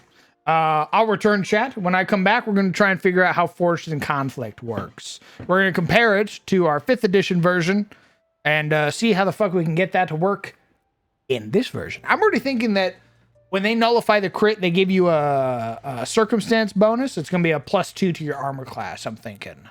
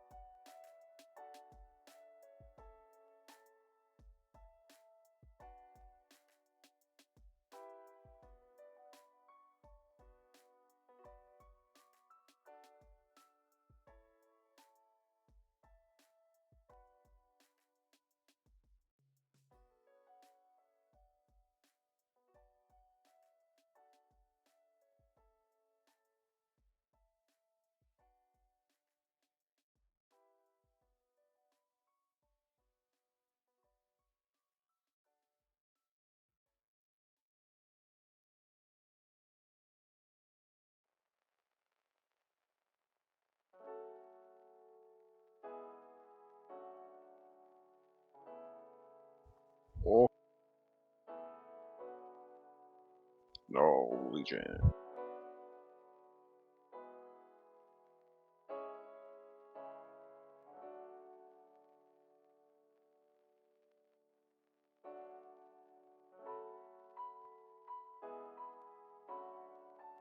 Oh, he's back.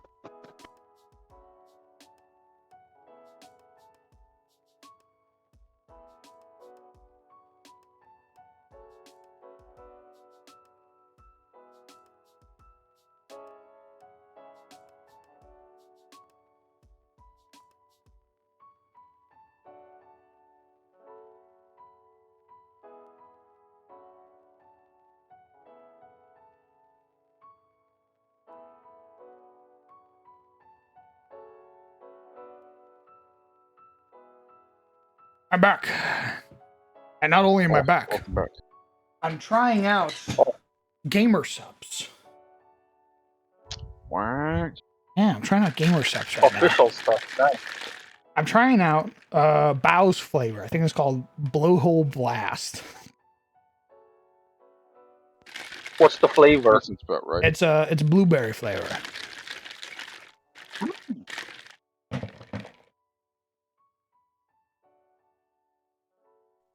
How many scoops did you put in the tub? It suggests 2.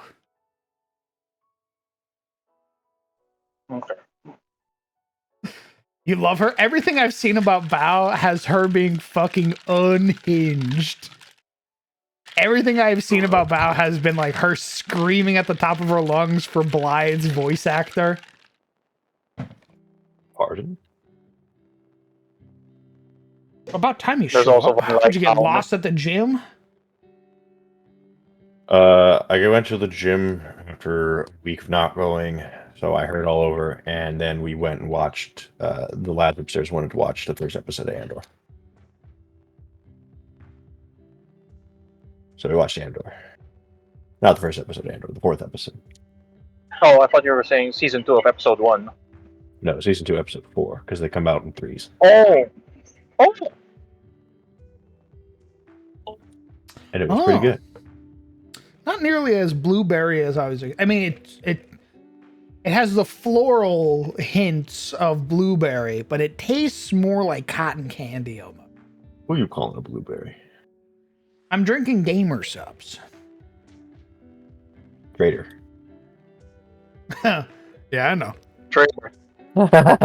First NOS and now this. When are you gonna actually drink your boom product, huh? Oh wait, hold on. He fucking dies. What's that? Does it taste like poison? Okay, hold on. I can taste it now. Oh, on, I get it now. Hold on. I gaslit was- himself to thinking, oh, there's blueberry. Maybe that's what I'm doing. Doesn't taste bad. It's not like the black cherry rogue. Black cherry rogue fucking sucks. Oh shit. Wait a second, are you smack talking rogue energy? Yeah, Exclamation I mark. am. Rogue. What? I, Wait, what? What happened? What happened? Like they got divorced. What changed?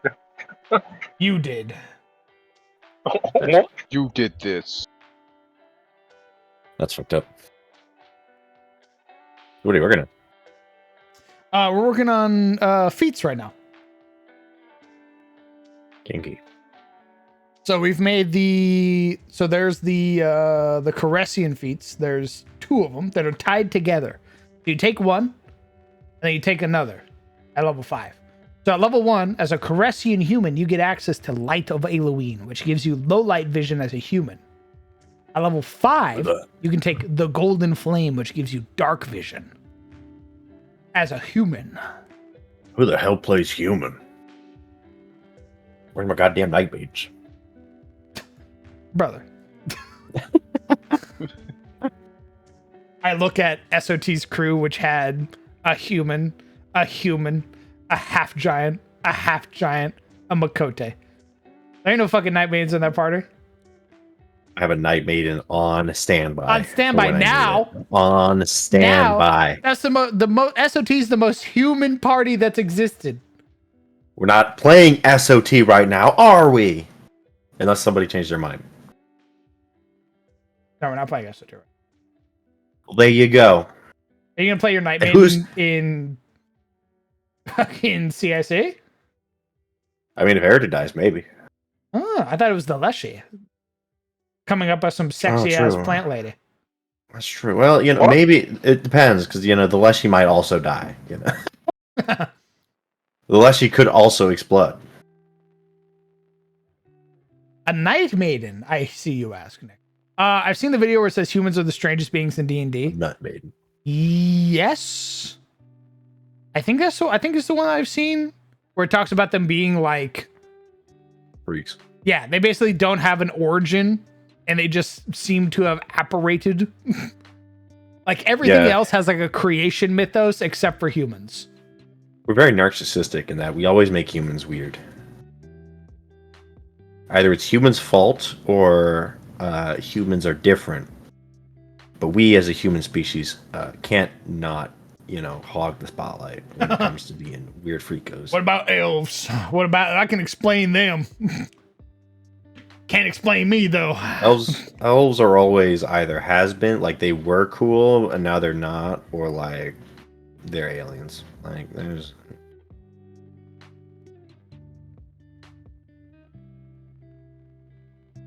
and the dwarves are just people, but they don't like if you don't touch grass. What if there are some elves that are cool, but they're still on the decline?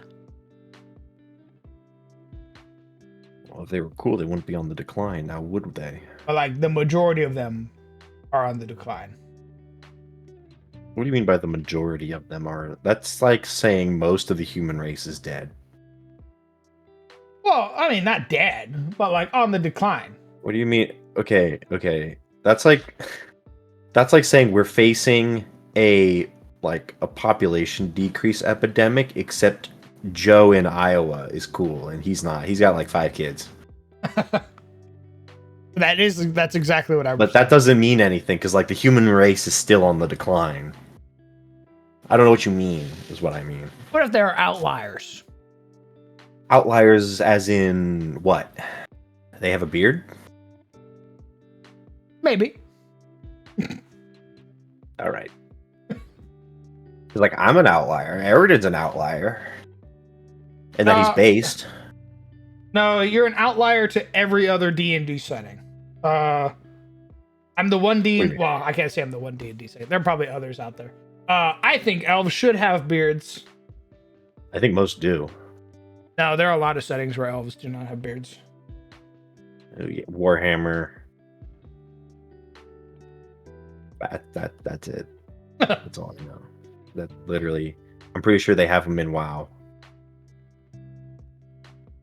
Yeah, if you're like the fucking barbarian night elf, yeah, man. Yeah. But if you're a Cinderai, Pretty you sure. ain't having no fucking beard. You get a tiny Mhm. soul patch. That's it. Blizzard's toxic, so I don't care what they think. True. True. I'm pretty sure Lord of the Rings, they all had beards. The only reason they didn't in the movies is because Peter Jackson's fucking weird. They were also all blonde and blue-eyed, and that's factually incorrect. So, Said with malice in his voice. my mom hates that, by the way. She hates the Peter Jackson films for that reason. Well, she doesn't Really? hate them. Really, She likes because of the elves? No, not just purely because of the elves. They also fucked up, what was his name? Boromir's brother. Boromir? Boromir? Yeah, they completely fucked up his narrative. Good heavens. Yeah, ruined it. Give me a second. I need to change Kieran's picture, but also this thing is like incorrect password. I was like, oh no, the fuck it's not.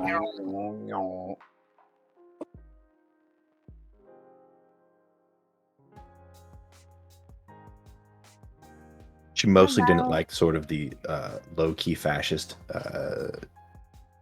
messaging in her eyes, that having all of your ancient people being blonde hair, blue-eyed kind of entails. I mean, Elrond Kind of wasn't entails. that way. Elrond is the only one. And literally, she hates Elrond because all she can see when she sees Elrond is Mr. Smith from The Matrix pretending to be an elf. Why? Holy shit. Every time she's like, Anderson, I see you have the ring. Amazing. Yes, they can't suspend their disbelief for just a bit. Guys, I'm going to be real with you. Where do you think I get it? Fair Where enough. do you think I get it, if not the lawyer? You think I developed on my own in a vacuum? I mean, maybe. There you go. Sure, man. You should be able to talk now, Karen, and be visible. Ah, I am a moth with a jaunty little hat. Good. Get that pretty boy out of here. Not a It's a twinkling rocket, Aaron. Get Get out of here! Get off the couch. This is for scrungos only.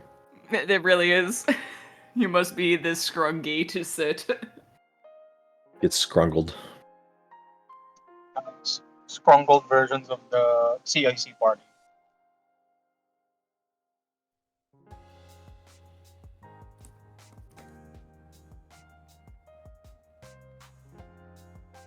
The moth returns. I'm so fucking tired. So anyway, why are elves an out?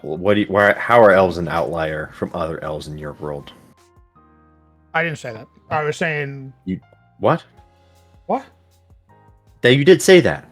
You said what if? I said what if? That's it. Are they not? I don't know how. Are they all I the think my same? Are they all elves. uniform? I'm pretty sure my elf. If you put them up to, you would. If you What are if you your put a elves? transparent picture of an elf, and then you started layering on other pictures of elves from other medias, they would fit that mold.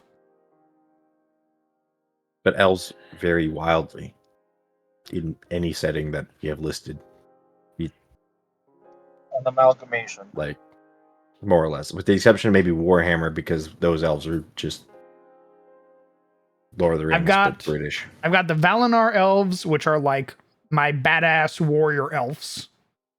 They're Okay. all about like sword mastery and fighting That. demons and all that shit. Then you have the Aranai elves, which are my wood elves. Okay. They're my Okay. nature guys. They're the ones who are like, blood for the trees. Okay. They also are the This is ones all- that have like the I'm gonna eat your flesh now. So that's where the Let me ask you the this: cannibal if elves these come were all from. humans, what would change?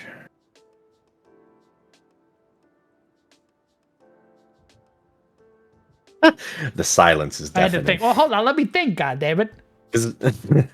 What makes an elf different from a person other than pointy ear and long life? Their connection to the current. Okay, but like we've already discussed Tirosi's connection to the current. People can literally smell magic, Humans can like smell Bo. magic. That's what I mean. So what's different here? Are you trying to remove elves from Apis? No, I'm just saying make elves weird. Make elves different. Oh, In Divinity, they're fucking cannibals that can sap your memories by eating your flesh, and they can talk to trees and actually worship them.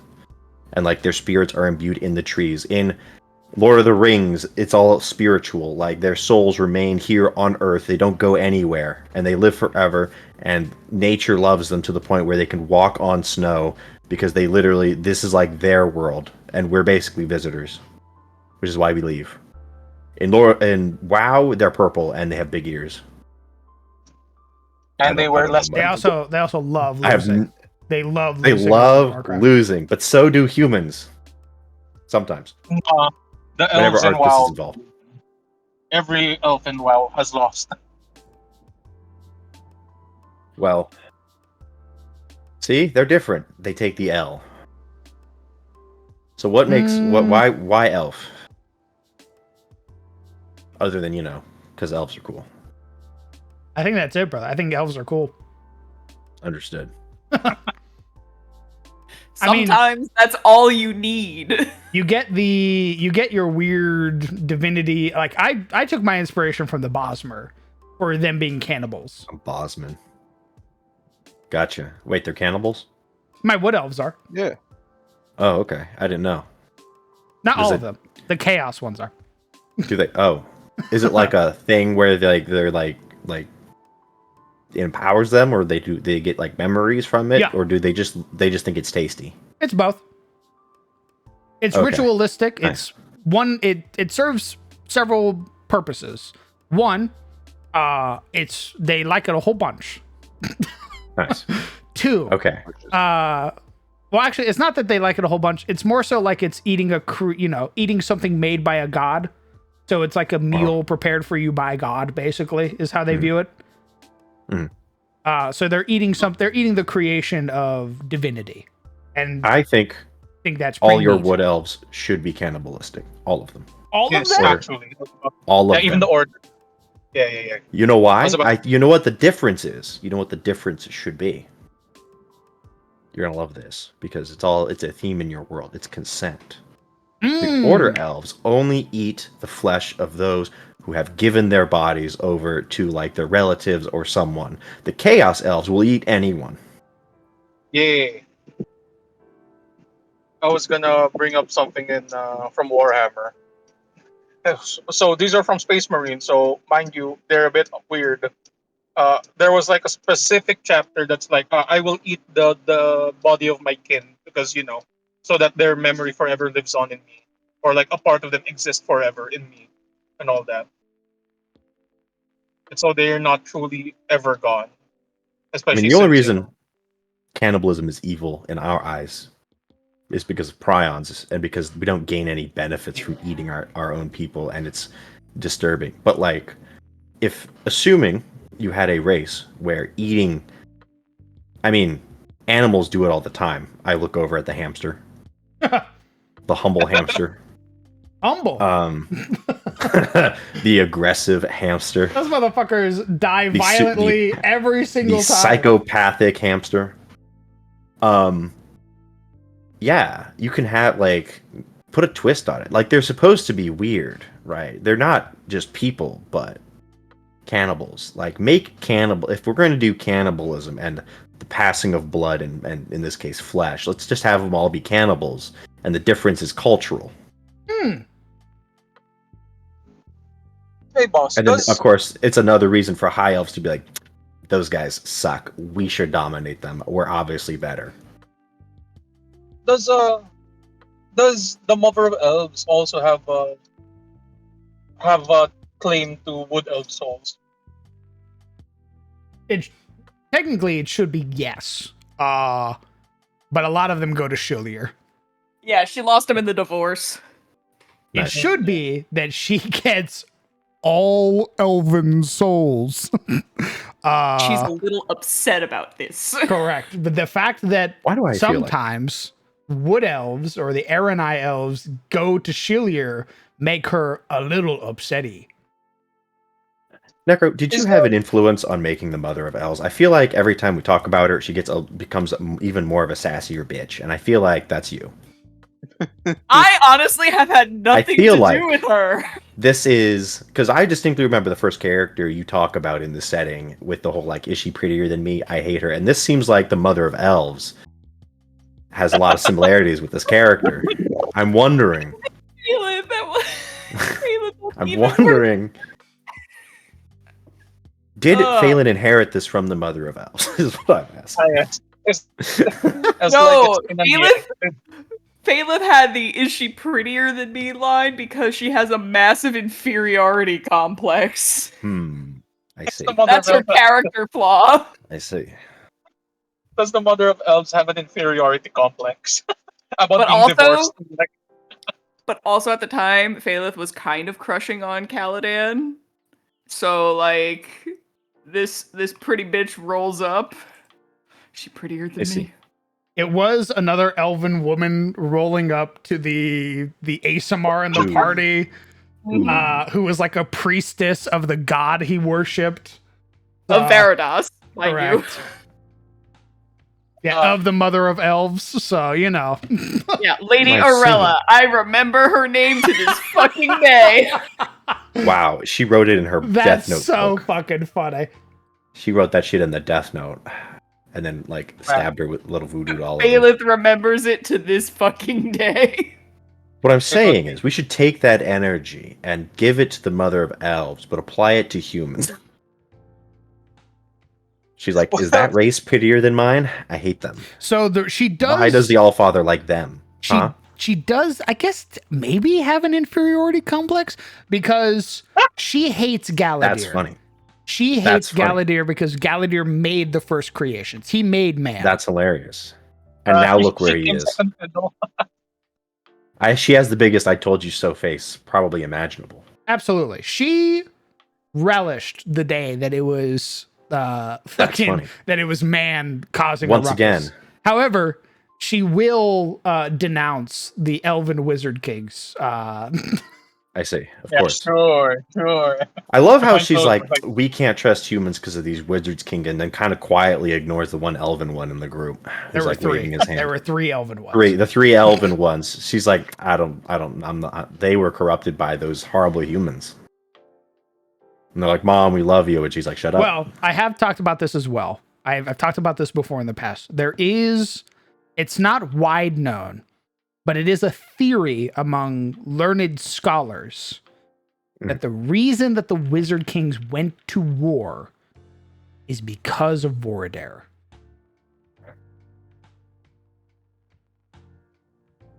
Wait, because of Voradare? Correct. I believe it, that dumb fucking hoe. Continue. There is a theory Yeah, that makes sense. that the reason that the Wizard Kings went to war against the gods, that they killed the goddess of magic, Yeah, was because he's the because of him. enchantment.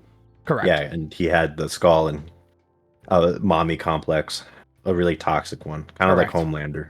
Wait, repeat that one more time, Ground? What part? The whole went to war. I know, They Sizzle did it. believe that the Wizard Kings went to war and killed the goddess of magic because of Voradare.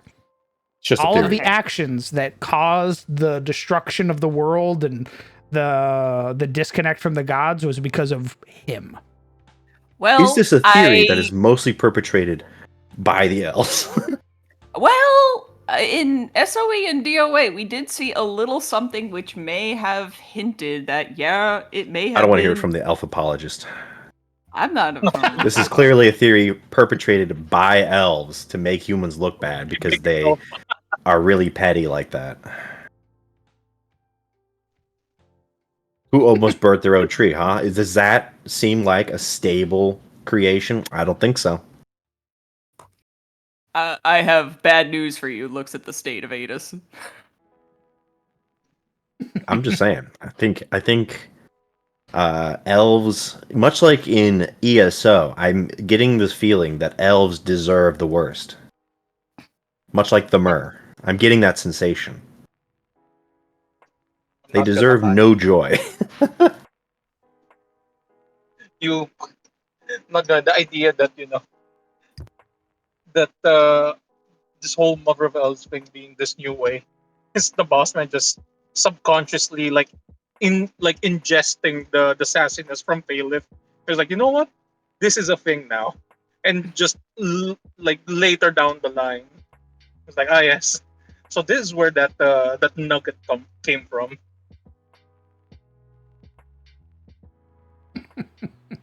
Maybe. I don't know. I'm just saying, I think there's a WhatsApp DM group chat of the Mother of Elves with Sariel, who is just like encouraging all of the Mother of Elves' worst traits possible.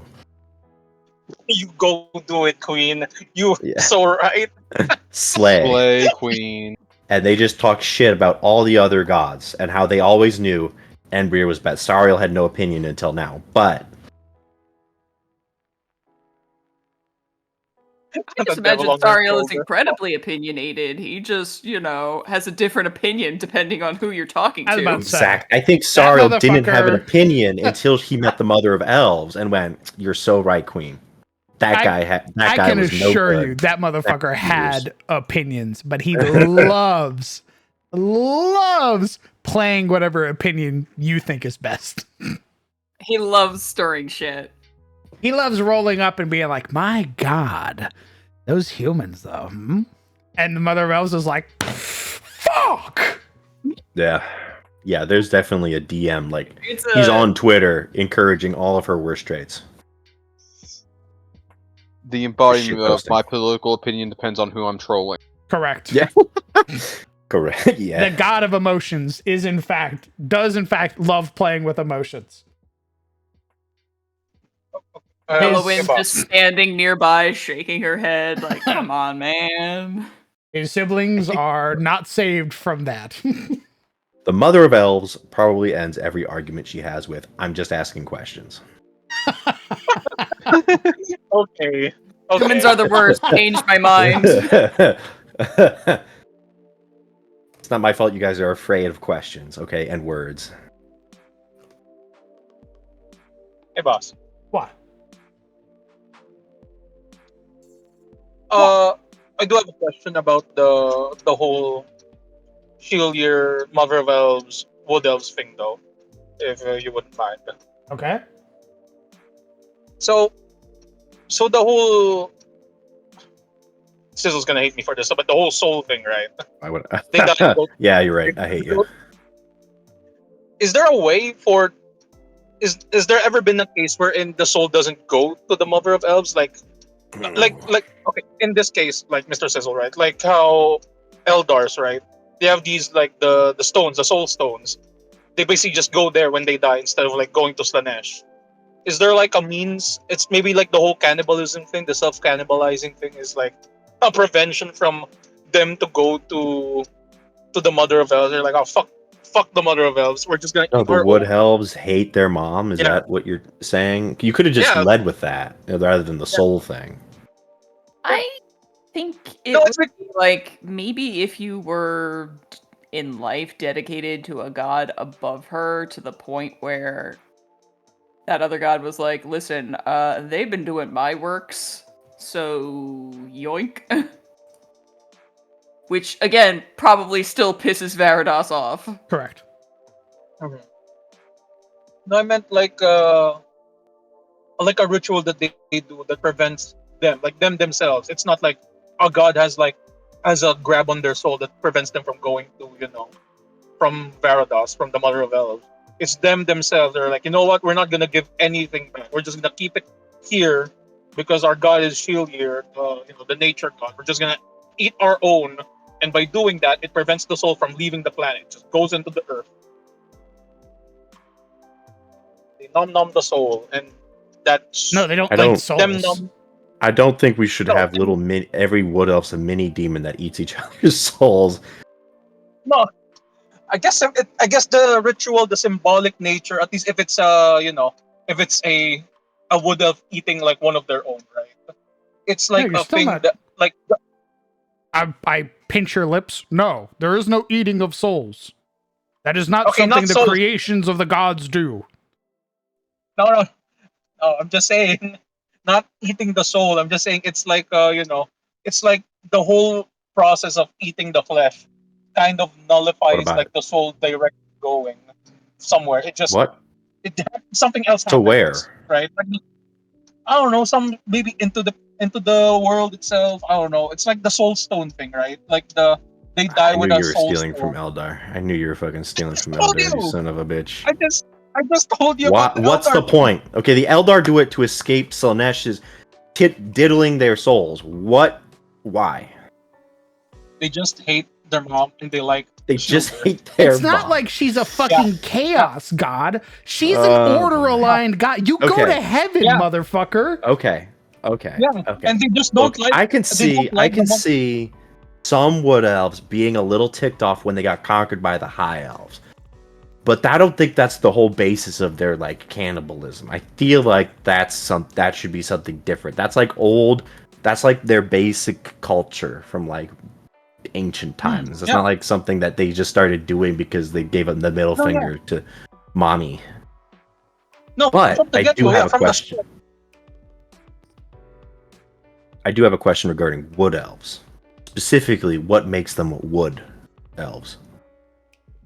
Why do they have a connection to nature as opposed to high elves? Or do they? What do you mean, or do What they? makes them different?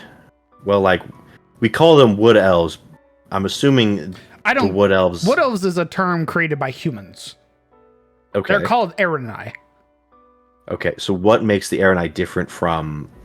I don't know the name for the high elves, and I will forget in 5 Valinor. minutes.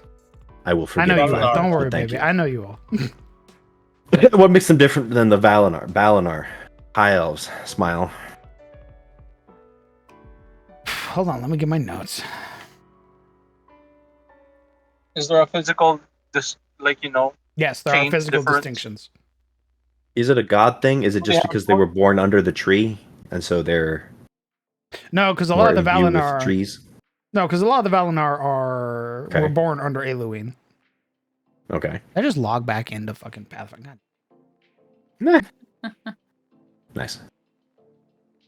This shit happens.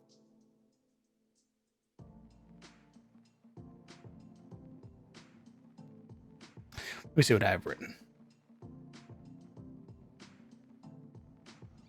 Also, was this even what we were working on to begin with? No. the actual do Understood. the I think we were working. It looks like you were working on humans beforehand. Successfully derailed.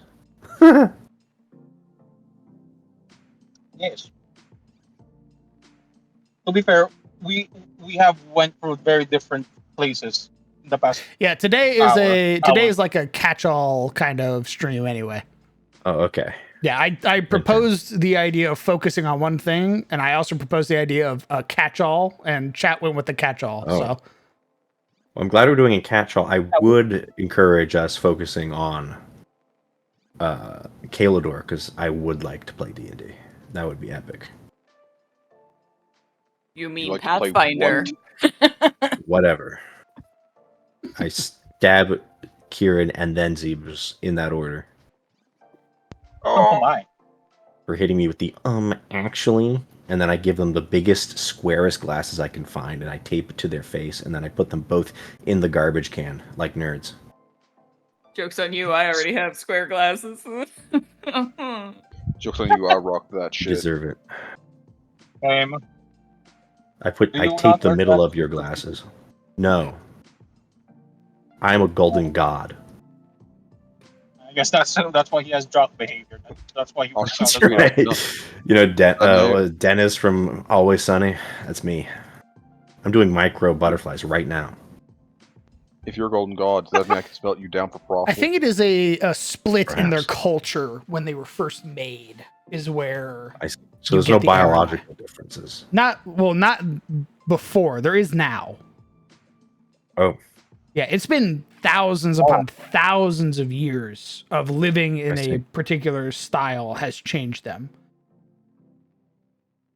Like Valinor elves are like your. I mean, honestly, I point at fucking Lord of the Rings. It's just that. there's no difference. There is the wood elves and the They're just- elves are like Rivendell. The only and all that shit. Very difference different. is Different that they're looks. Hicks. Yeah, correct. That's it. There's no like cannibalism or like any actual like. Well, yeah, biological obviously I had to difference. add my own shit to spice it up, but yeah. So Ooh, the they wood have elves are shark just. teeth. Hold on, somebody's on my door. Oh, It's me. IRL. here's an Oh, actual no. rat.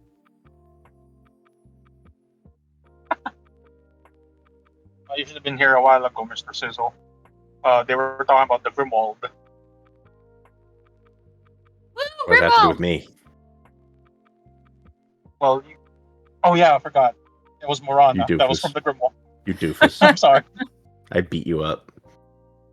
I'm sorry. Sorry, I saw goth. I remember goth women, and I thought, oh, Yuria. We're all the same to you. Wow, all goth women Yeah. look the same to him. I'm not even goth. I was seen. All right, asshole. Oh, were you, Steve? Yeah, probably. I thought people have been saying that you were goth. Just white-haired goth. Yuria. Right, I'm back. Hello, welcome My back. bad. What was I saying? Sirik better have given you a kiss on the lips before It you was left. my I other swear to roommate. God. My other roommate got a soda thrown at her while she was waiting for her Uber. Oh, Oh. Yeah, by some fucking weirdo who told her to get a job, even though she just got done with her job. What? What the fuck? Super God, I love fucked this up. country. People are fucked up. Anyway, I And think we were talking about the three physical morons. differences between the elves. Yeah, I very blatantly stole the Elven. I've never played it, by the way. I would like to preface this. I stole the face markings as one of the key differences from, I think it's Dragon Age for the Wood Elves, for the Aranai. It is. Yeah. Oh, I never like played the Dragon Dalish Age. elves? I don't know. What part of I've never played it did you not Okay, understand? understood. I didn't recognize like how much or how little you knew. Understood. Let me see if I That's can really find the all best. pictures. I don't know. The best thing to steal is what shit you don't even know. Because like, how can people recognize it if you don't even know what it is? Big brain. Very Imagine true, if I stole very true. Space Marines, but like I never knew anything about Warhammer. Like they'd be completely different. Yeah, they wouldn't even. You don't even know the whole how they were created. Just they're just big humans in big power armor. You know. They could That's how be you get the Star constructs Trek. for all I know. Good point. I'm trying to see if I have one of the pictures.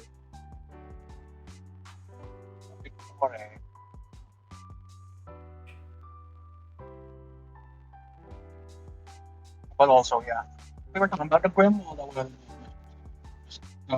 Okay.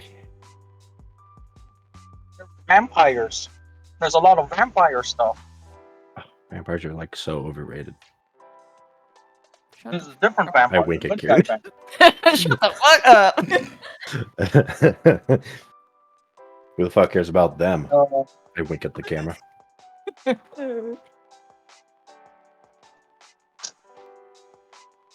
Apparently, the Grimwald is now being What? currently led by a vampire. I mean, Oh, yeah, nice. that makes sense. Evil a good guy vampire? vampire. Like No, a good they're guy good. vampire. Yeah, I already they're knew that like a because he region. just.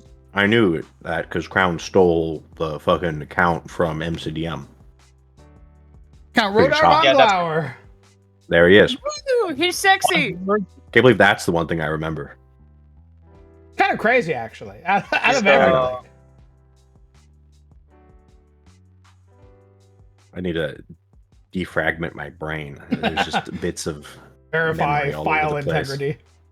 hmm It's just like bits of Adis lore overwritten by work, rewritten by Adis lore, just over and over again. My Repeated. the mods in my brain are completely fucked. There's just memory leaks everywhere. It's awful up there.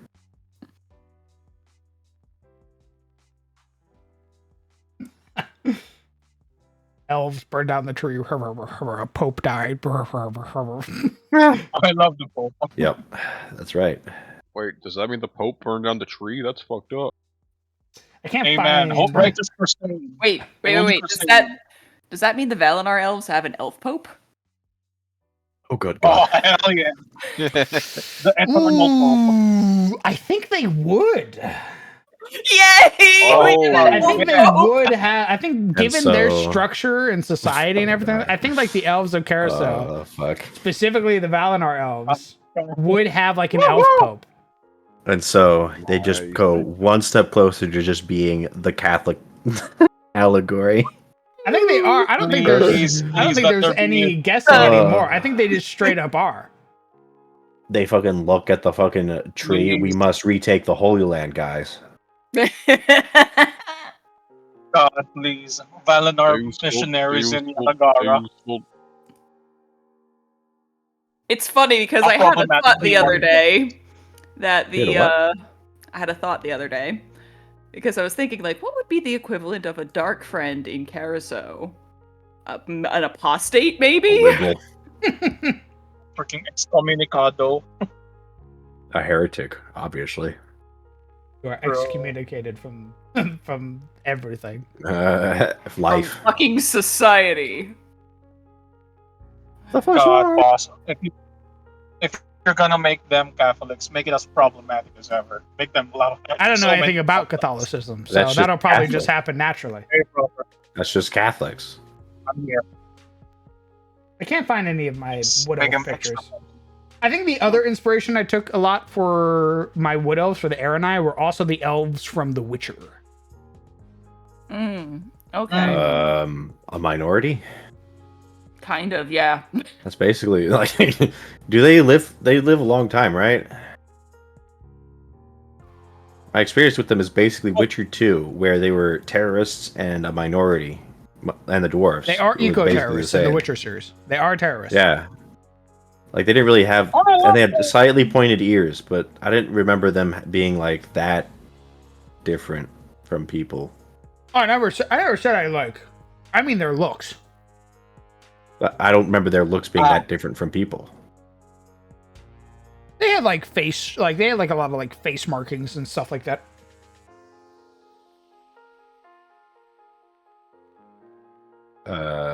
Okay. I don't know what you want from me, man. I'm just like, you're saying like I'm taking their appearance, and I'm like, it's just elf. Yeah. Oh, What part of that did you get, brother? I don't think you understand. This is I don't think you understand how milk toast Adis really is. No, I get it. I get it. No, it's Look, not. I get it, man. What are you on about? You don't think Adis is milk toast? I think Adis is super milk toast. I just grab neat things and I put it in my world.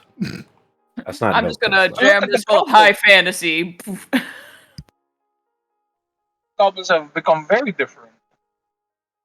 You're like, what makes Adis elves different from humans? And I'm like, I don't know. They were made second. though. Losers, elf. But see, that's different. That's different though, because elves are always the ancient race that came first. Because everyone steals from Lord of the Rings, so you're automatically not milk toast for saying that. Ah, yes. They have a chip Oh. on their shoulder. On their shoulder. Oh, Eternal chip on their I think it's. Oh, I mean, there probably are elves that have a chip on their shoulder, but I think it's mostly their goddess that has a chip on her shoulder. oh. Hates I imagine Galadir for it is- making. Elves are man. just humans too. I imagine eyes. it's just like I'm better some than you. elves wear it like, hey, you know, you have to have a rough draft before you have a final copy. Exactly. We're the better model. Oh my god. They have middle child syndrome, all the elves. Mhm.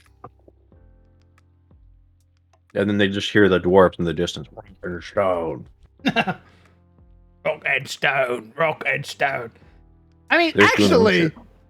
that kind of is funny because the dwarves definitely get like the youngest treatment. Like the Allfather They're just fucking personally around. like took their star, broke it up, gave it to all the dwarves. Like Here you go. Look at these little Pats him on the funny head, guys sends him under into the under mines the because they dirt. crave it. Yes, that's why the mother was like, okay, so my creations are gonna be long lived. They're gonna be eternal. They have a connection to the current. All father's like And then making up boring. the second- Oh my Dwarven god! gods, Stop they like to dig stealing. rocks. Who made? It was. Oh my god! She's mad because Embrier, when he made the humans, she just stole their design and like. It's like you can copy by homework, but don't make it look the same. And then she Oh like my god. pinched their ears and called it a day, but then made them better in every Oh way. my. And All Father's like, you could have been a little more creative, like a little bit. Well, Batman fucking died. And she took that personally for the rest of her life. And she And took she that swears to this personally day that for elves two- are a unique model that she made of herself and did not steal at all. has been fighting it on Twitter for Has thousands been of fighting years. it. It's the like Tesla versus Edison debate. Oh lord. Oh my god. It's the I don't know if we want to get that toxic. Fuck. That's amazing. It's Fucking shadow tweeting Galadir, who's Embrier now, doesn't even read fucking Twitter anymore. No. No, he doesn't read that Twitter anymore. But you know he has another account. Well, he's on 4chan now. Oh. That's the vault. Didn't okay, I think like 4chan got fucking shreked lately, but yeah. It did. Yeah. Wait, is it still dead? I don't know. I don't pay attention to that shit. Who cares? Oh my god, he's moved on to Blue Sky. Nice. I think Blue Sky would be too liberal for Embrier. I think it works perfectly because he's all about betrayal. Fair. Nah. Fair. Rot from within. He's like, ugh, Twitter. It just really went to shit when the Allfather bought it and brought in that stupid ass sync.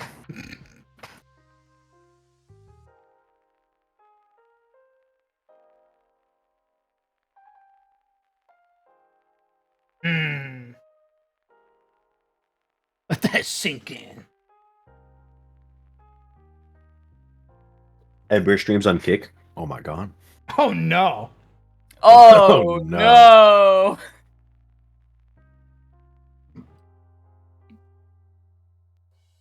I can't believe. The beginning of his Ember's just, downfall, he's like, I'm gonna start a podcast. I look off into the distance. A single bead of sweat rolls down my forehead. With a podcast I have tomorrow. You fell into that one though. You did we're two white guys with a microphone. We better start a podcast. Correct. You And did we're very ironic about it. it. Yeah, sure, that helps. Brother. Look, Bo Burnham said it best, okay? Saying it ironically doesn't mean you're any less guilty. I know. Yeah. I bring up politics every chance I get. Holy shit, you guys talk about politics so much. It's so funny too, because I bet people go there like, oh wow, a D&D podcast, I can't wait. And the first thing they hear is like, Trump! It's hilarious. They're on their backs. Which one is the VTuber Ethot God? The what? Sariel? Yeah, I was gonna say Yeah, Sariel has Sariel. several personas. Every time Sariel has a VTuber persona that's like, and then every time it gets into some toxic bullshit, Sariel has an alt account where he posts the VTuber situation is crazy. And Yeah, then he would. reports himself and then makes a new model to do it again. Yeah. Yeah. He is both moist critical and every VTuber that's been caught in some bullshit. If you want a girl failure god, there's Morin. Oh my god. Morin as the girl failure? Wow. Amazing. I guess she's a girl failure. I feel like Saren's the girl failure. I think she was at one point, but she's on the rebound now. I think when I she feel got like she's an ganked, she was the girl ex-girl failure. That's what I mean. Well, she's like, because like most girl failures, right? They never really had a chance, and I feel like Saren's in that situation where she's like she got promoted to this position right when everything was kind of going to shit, and then like suffered for it and was kind of a girl failure. She's kind of like the intern that got promoted to like while the actual CEO jumped off of his golden parachute to take the L. That's not a girl failure though, right? Because they're like, it's like a victim of the circumstance. They're not like inherently a girl failure. Like unlike Morin, who's like what do you call it? Always wants to get dad's approval, but doesn't. I guess. Probably locked in her laboratory, hasn't taken a bath. I just like the all image of like somebody dies and they go to the afterlife and there's like Saren watching TV and like nothing but like slippers, some dudes like boxers, and She's is like, wearing hey, a t-shirt that's like 4XL. yeah, It's just draped like over a- her body and like gray sweatpants. dead cigarette on the couch next to her, and she's like exits that way. The do you require anything else, Dark Mistress? No! Leave me to my Exact- evil bidding. that- It's her playing Playing Minecraft. Yeah, It's all aesthetics, and then behind the scenes, she's just like watching Pride and Prejudice for the 4th time as her That's- emotional I support love- movie. the scene of like Saren like in public is like all chill and like Death Goddess, and then like in private is playing like fucking on her Switch. She's playing Animal like, Crossing.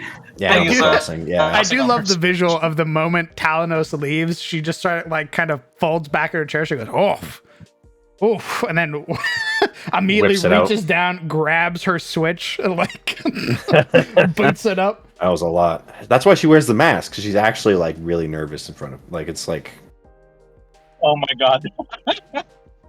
it's to hide the fucking funny. hangover.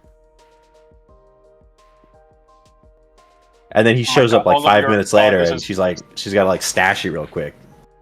Oh, And she's like, "You're back." I mean, welcome back. We expected you. Inside, she's like, "Why the fuck is he back? What did he do?" Just making sure her robes reach her feet Yeah. so they can hide the slippers, like the Sailor Moon Yeah. cat slippers. nice. And they're like, "Where did you get the idea of the 4 horsemen as like cowboys?" And she looks over, and like under her bed is like the corner of like a comic book she read when she was like 12.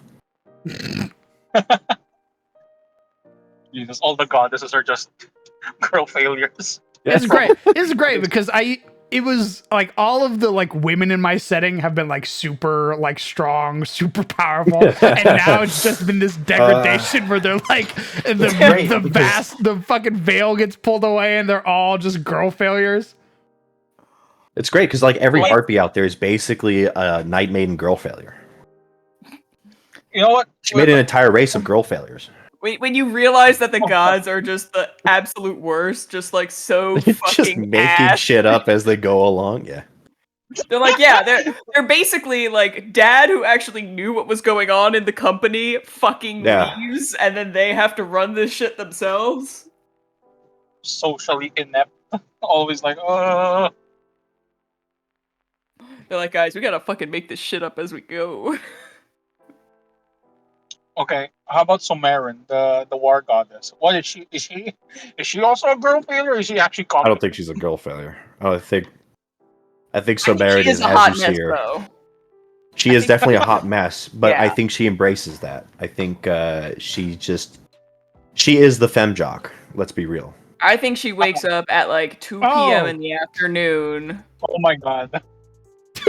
That's me. Should be for Yeah. real, for real. Jesus Christ. It's she's that video of the girl sitting across from the guy trying to grab the corn on the cob, and she just fucking grabs it, Yeah. wrenches it in half, fucking Oh, yeah. stabs it through with a Slings it on his plate. yeah, fucking throws it on his plate. Yeah. That's her. That's Zomarin. Yeah. That does match that, and you know that matches orc energy to a T. It's great. I was like, Very there's another fantastic. one where like this one girl like grabs a fucking beer, like stabs the pen in it, shotguns, and then crushes it against her head. Nice. Very good. Wanders into the boys' dorm, like, what up, pussies? Sariel is Haktua. I've seen it before. Okay, what about Samira? Is Samira actually decent one, or are they Which all... one's Samira? Samira's so the the- goddess of the twin moons. Oh my god. Twin moons. Incel. Femcel. Boom. What? Wait. Femcel. Wait, one She second. watches you sleep. Samira has a husband. No, Is the I having don't a house- know. Femcel. Does having- With the twin moons thing, I just think she is hopelessly sapphic. Oh, I lace Okay, my fingers okay. together. Go on. Oh, Because I currently have it that she's married to Ebor. And that's where their pairing is how we get what's her nuts? The Saren Ray. Oh my god. I have the perfect coupling for both of them. Have you guys seen Parks and Rec? no. Yes. You seen Chris's Pratt's character and I forget her name. Oh, those two. I have seen it. Yeah, that's the sun and the moon. She's like, this one's stupid. I'll I take did him. not want to make Zeb or fucking Ebor the dude who's like slays dragons. You don't want to make him a I did himbo? not want to make him a fucking Chris Pratt himbo. Oh, it'd be great. And then she's like the goth that adopts him because he's an idiot and then marries him. This has golden retriever energy. I already Yeah. have Bahamut as the himbo. Bahamut's a himbo? He's the god of wisdom. what? He's the You god made of it a justice. himbo. He's the god of justice. He's the god of wisdom and justice. I think you could be a How do you have you a could be a himbo as the wise god of himbo. justice? You could be a wise himbo. Open-eyed justice. Wait, And he's wait. like, Himbonism You is seem tied to your intelligence. oh my god. Wait. He dumped into fucking god. I think He's a paladin. Wait. All paladins Oh dump my- int. He's not married. I know, but Tiamat wants to marry him. That's his fucking what? Lunchmate. Also, Huh? wait. I thought Wow. doesn't Bahamut give like what do you call this? What's the gifted child energy, right? Like you were a gifted child when you were younger, but then you're like, oh fuck. Like when they grow up, they're That's Tiamat. like, oh, that's Tiamat. That's Tiamat. Tiamat was the gifted kid who got told they were so smart when they were growing up, and then, but fears doing anything. And that's why she's Invicta Maltoris now. She's like, That's I'm right. gonna Yeah, hide Bahamut's biggest hater died, and that was Tiro.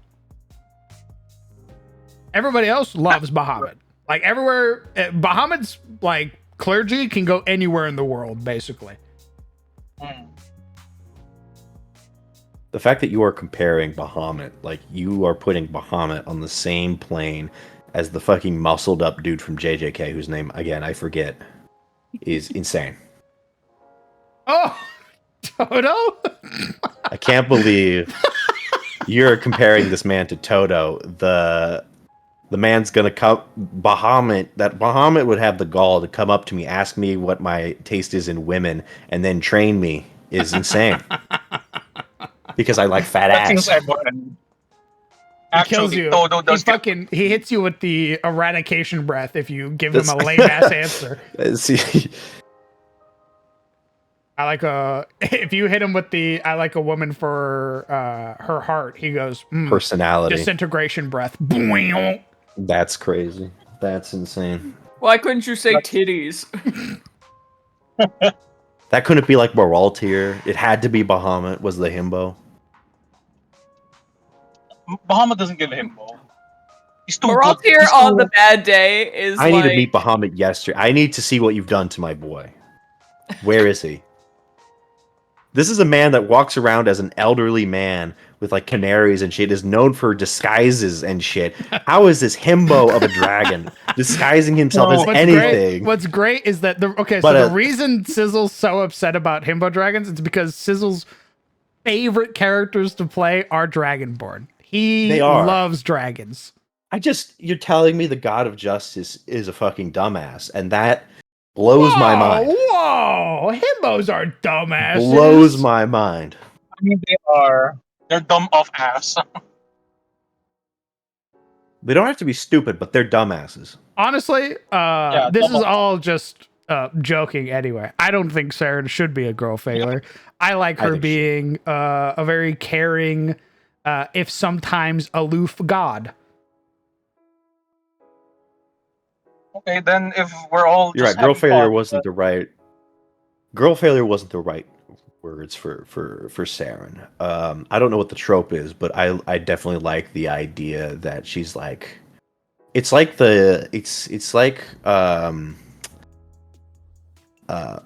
young mom in her early 20s where she has no fucking clue what she's doing. I think it was Skullthorn that said it. An introvert doing an extrovert's job. Yeah, me. I like that a lot more. I like the idea of her like in quiet with people she trusts. She's way more open versus like having to interact with strangers. That's kind of how I wanted to make Fenra, but apparently she just ended up as Yuria. I don't think she ended up as Yuria. Yuria was a cunt. True.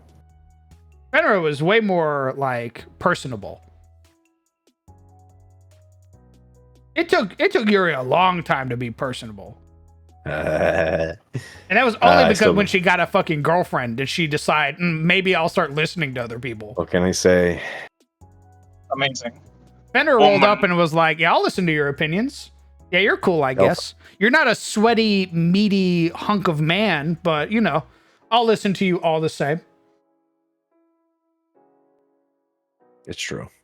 It's true. Anyway, I like this Saren. I think we should stamp it and definitely ship it. Is that why she actually has horsemen so they can do the talking for her? Well, you'll notice. You'll notice, DM. I won't have to make a single roll for the rest of the night. That Talanos's Shade or Shadun talked to him a lot. And often conveyed a lot of the wants of the matron of ravens. And it was only when he showed up after killing himself. Yeah, that happens. Did sometimes. she talk to him? She's like, whoa, you're not supposed to know about this. It was like, hey, first off, that practice you just did, very banned.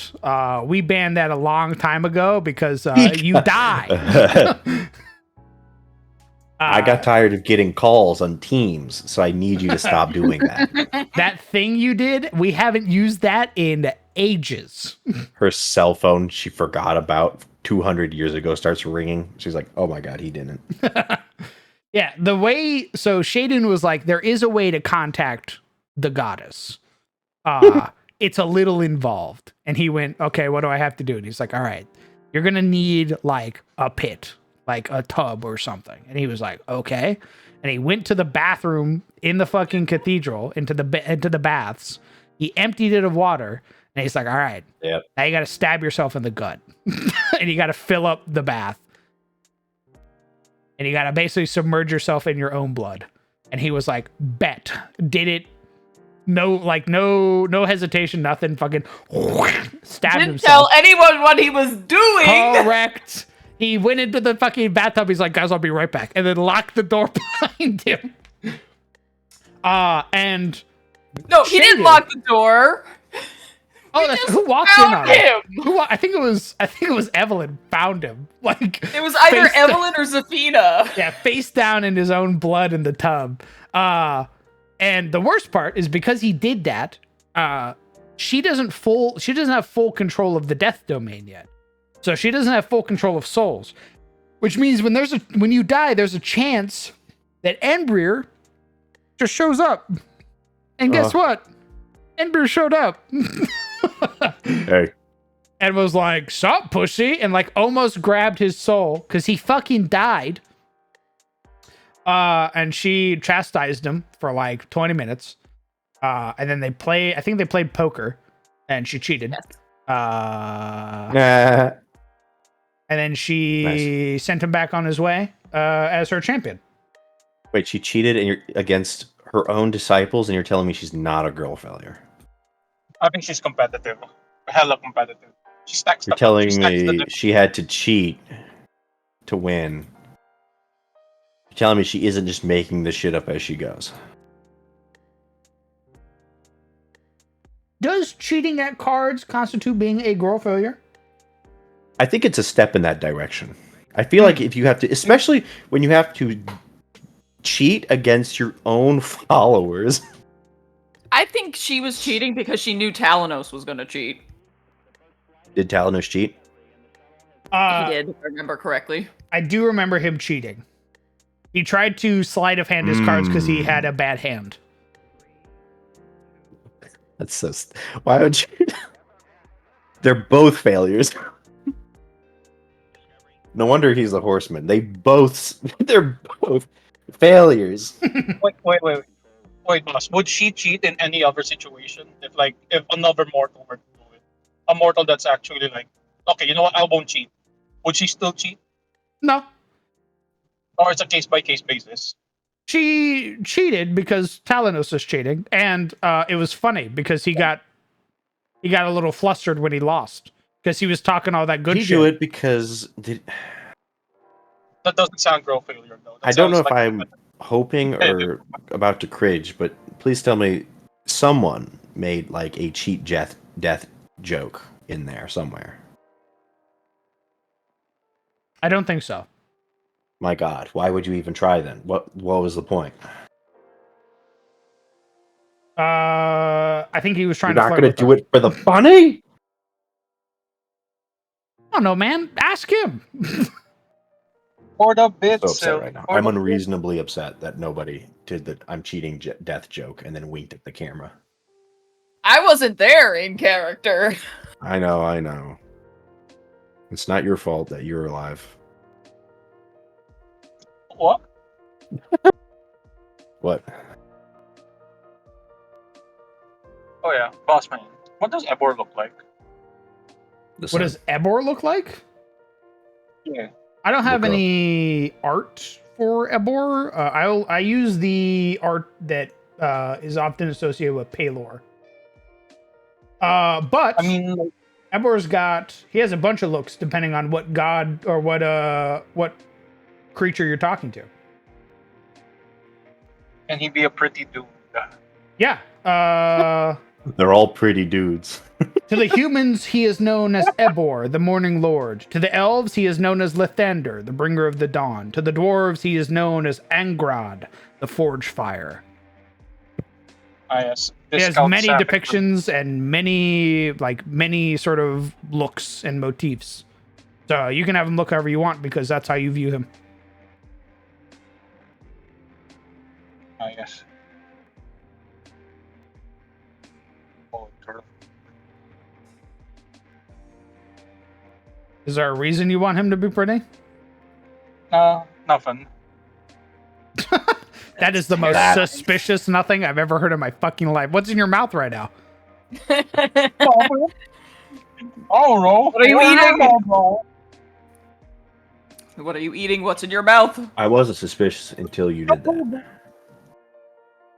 Ebor's relationship with the moon goddess Samira has birthed the demigod Serenray, an iconic figure who has brought together their clergies to strengthen the bond between the Aranar and their worshippers. She acts as an envoy between both the Aranar, often seen by many as a saint, given her powers and embodying the virtues of her parents. Ebor dotes upon his daughter by emboldening her strength of the sun during the day, causing her weapons to become engulfed in radiant sunlight to smite foes who dare challenge the Eclipse Daughter. So that was me taking Sarah and Ray from Pathfinder, and I rip it out and I put it in my setting. Rip it. Shameless. Into a saint. From a goddess to a saint. Like, rip it out of the book, lick the back, stamp it right in there. All right. Hey, do you want an Ebor? I don't know about Pretty Boy, but I have a suggestion. I'm listening.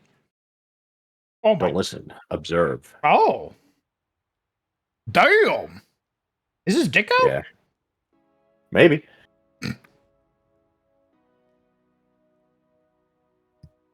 Hastily cut off by the sword, perhaps. I think it's cut off by his loincloth he's wearing. Or is that his leg? What is that?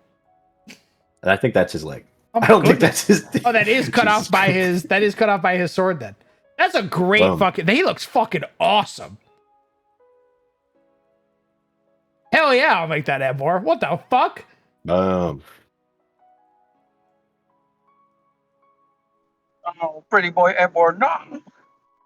What do you mean? That dude's fucking gorgeous. He's look at that. handsome. Beautiful He's head. gorgeous. There's a difference. You're so obnoxious. You're obnoxious, actually. You're so fucking obnoxious, actually. Would you call a handsome woman pretty? You wouldn't, That's funny. because they're handsome. Then It's that like can be you're- that can be the human. That can be the human version. Then you find me the fucking elf version. All right, this is definitely not Pretty Boy, but he does have a sun on his chest. So, alternatively, That would have been This my could also old be the version alpha. of the sun god. That'd have been Zeloff when I. That would have been the OG. Because he It could be. matched that fucking look to a T. it could be Sexy Allfather. Sexy father. I'm just saying. Toxic dad. Holy shit! He fucking depicts himself Yes. like that. He's painted Let me himself show. as Let me the show dad. chat the pictures. No, I'll no, show no, chat no, the pictures. I just like to imagine mortals have run away with it and taken dad and made Oh. him daddy. Dude, that's the guy in the under the Allfather's gaze book. That's the fucking depiction That's of the him. Allfather. That's his holy. Here, I'll show you the. That's This the is the. I'll show chat the picture I'm going to use for Ebor going my forward. That could be the Allfather, or that could be the Allfather's dad before he died. Holy shit, that's Amir?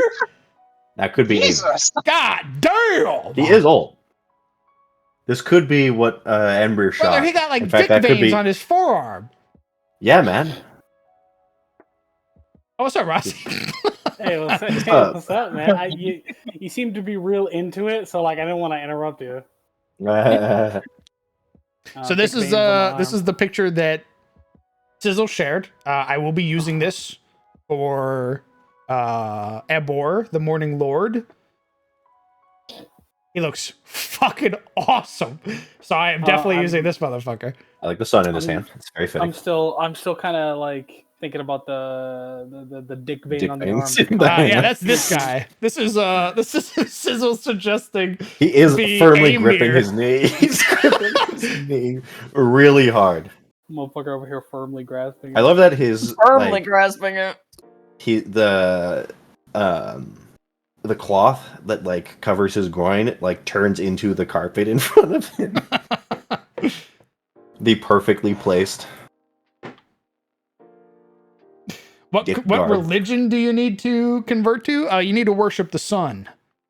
Worship the sun, and this is your god. I think he's just, I don't know, too buff. You know, who's that? Who's Got this Dracula? With hammers. Who's Dracula's right hand man in Castlevania? Was it Isaac? Isaac. Yeah, I Oh, think he's Isaac that- was cool. I fucking loved Isaac. Yeah, Isaac. Wait, are you saying that Like with this picture I have up right now is too buff for the sun? Which is it? The one that Sizzle? Not the okay. old man gripping his knee firmly. Oh no, I meant the other one. Looking at you The- like you've the- been bad. I'm talking about the first one, the dude holding the sun in his hand. That's who I'm using as Ebor. Not looking at streams and driving. Okay, Fucking I'll look look, at it's it true. later. How did you have an opinion while you're driving? I can see the one on text chat, but I can't watch stream while I'm I'd say driving. I kill can, this like, guy, but he's gonna get himself killed. Yes, the first one Sizzle posted that you can see is the one I will be using for Ebor. Nice. Finally, boys. Finally. He took one of mine. It's been years. Shut up. I have definitely used your fucking the art suggestions before. I have Himbo Bahamut too. Himbo Bahamut. That definitely does not look like a himbo. Look at him. He's looking at That you. man's gonna- Look, there's no thoughts going on in That that man's brain the Wii music. right now. I think you're confusing thoughtlessness with just like going in between two thoughts of like, lightning I guess. or I don't do fire. him. I don't really vibe with him. I'm not a himbo myself. I don't have any identifications for himbo, so I guess I'm not experienced. You should play more himbos then, Mr. System. I really should, but I won't. You're like, but I won't do that. I have too many other characters. Well, actually, I mean, the night maiden could be a himbo. Yeah, A you could. Wimbo. The Wimbo. Yes. Big of tits and ass, small of brain. I mean, kind of. They'd No be a magus, wrinkles. so. No wrinkles, only whip.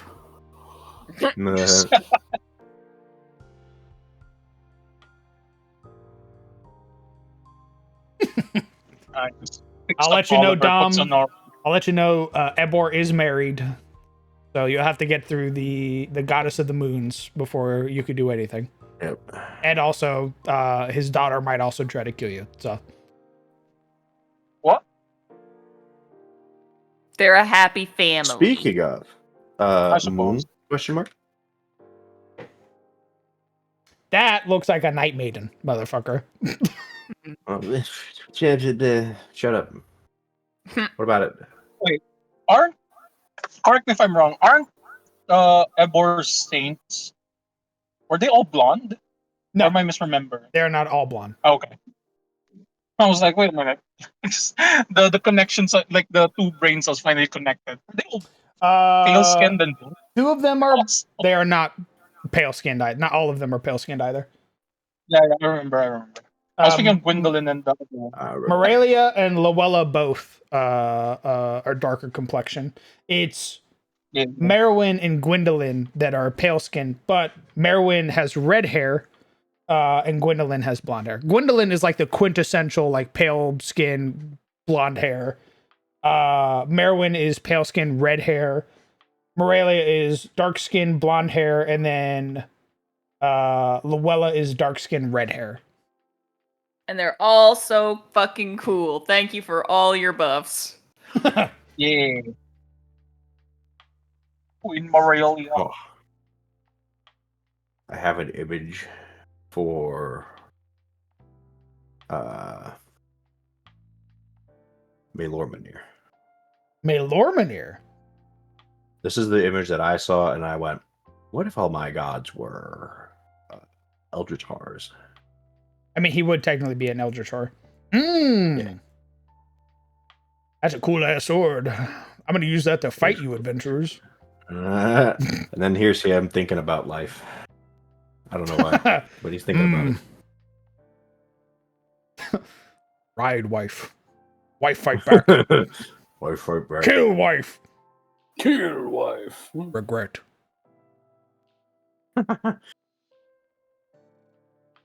That's a sick ass image. I like that. Nice. I like the like kind of like built-in cape cloak that he's got going on to his flesh. That's kind of fucking sick. Yeah.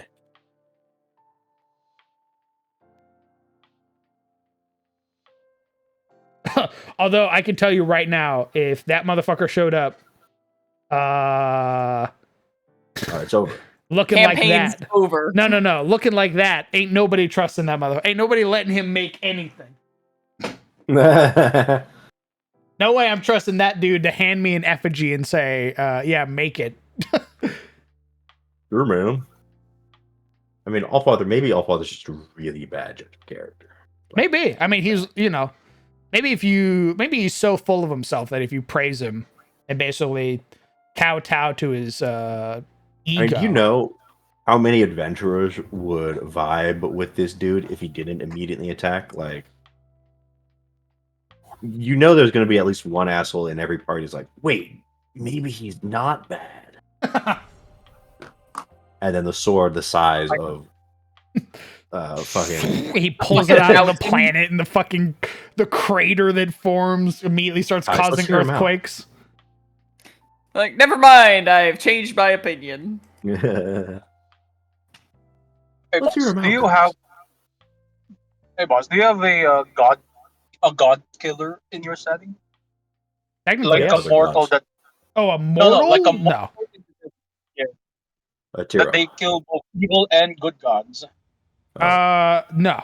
There's the only recorded death of a god has been Allure, and that is the goddess of magic by the hands of the Wizard Kings.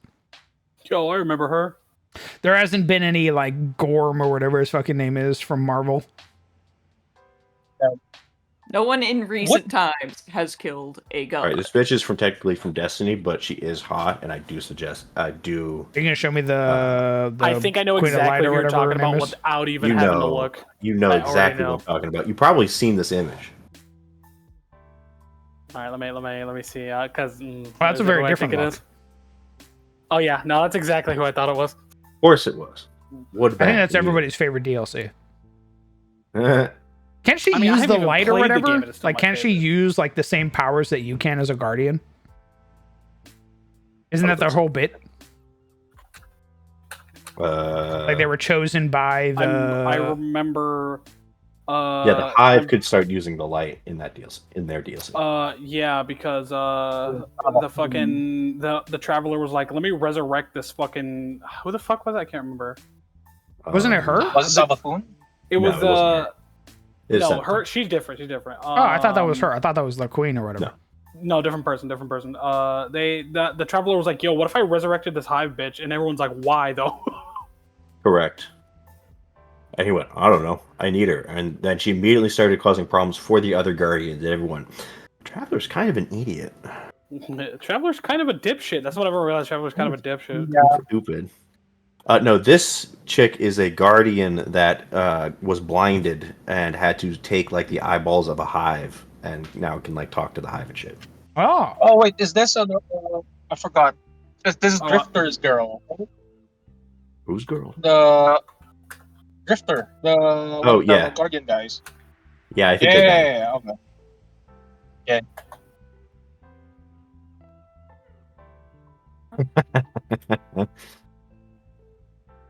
Another black cat, a golden retriever type of couple. Oh, Man. less golden retriever. I'm thinking about like, man, Destiny lore is so cool, and then I'm like, man, I have to play Destiny. It's true. Ugh. That's rough, Yes, buddy. boss man. Sort of god killer. Here's my suggestion for a god killer that's No. Sponsored by Amir. Amir wants to destroy the creation of his children. I think Amir's mostly dead. Amir himself. Is he dead? Amir lives! Copium. Yeah, Ember killed him. That's the whole point. Galadir killed him, actually, not Embryo. How about you, Gala, go fuck yourself?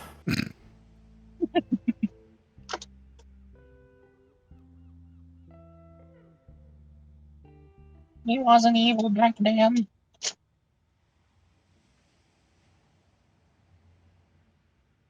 Whatever you say, man.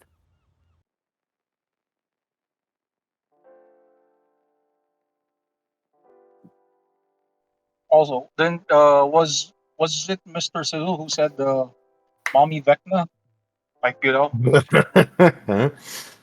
Correct. I don't actually remember much of that stream. I want to go back and watch it again. We had a bunch of really good I ideas. just remember. What I remember about Vecna is that she was. I think she it was- would have been the. Go on. I think this was my own suggestion, so this is why I remember it. I don't know if anyone else had any other suggestions, but she was basically a fellow ancestral creature, so she's not within like the Allfather's creation. Oh, is that what it was? I thought it was his wife. That's what I remember suggesting, but I don't remember. Wife? I thought it was like his first wife. Yeah, like actual precursor. A Lilith wife. moment. Nice. Maybe. I don't know. I look at Legion. Find me the VOD. Nice. You just Find me the VOD, please. put the dates. Yeah, going forward, I'm gonna start putting dates on them. But you know, We didn't, so I sure got you. Find me the VOD, please. You make me cry. Was it a VOD? I think it was just a talk in the community lounge. no, it was VOD. Was it? Yeah, I remember it being a stream. You're not getting out of this one. Anyway, thank you. Also, I'm gonna end stream now. Oh, okay. Go ahead and say goodbye to chat. Bye. Goodbye, chat. We'll be back Saturday because I got Because dumpster what if- overs tomorrow. What Bahamut was just Arkveld? Oh my god. Oh, Jesus Nah. Christ, that's a He's very just different Bahamut. He's just hungry, dude. He's Bahamut's just hungry, grabbing bro. chromatics. No one said Bahamut was a nice guy.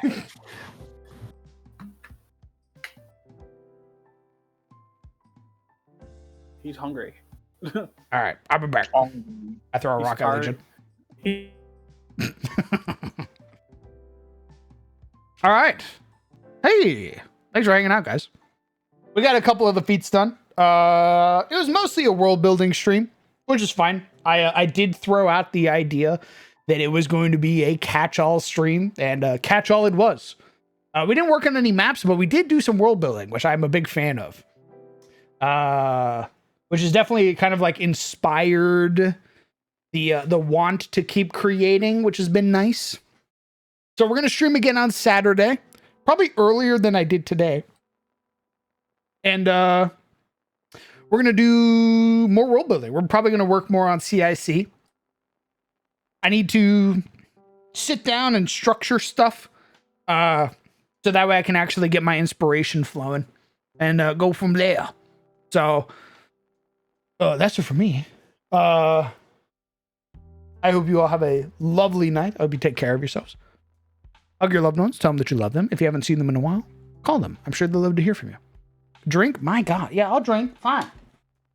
I'll drink. How about you do another loop of Risk of Rain 2, Dom? How about that, huh? Anyway, I hope you all have a great night. Goodbye, Chad.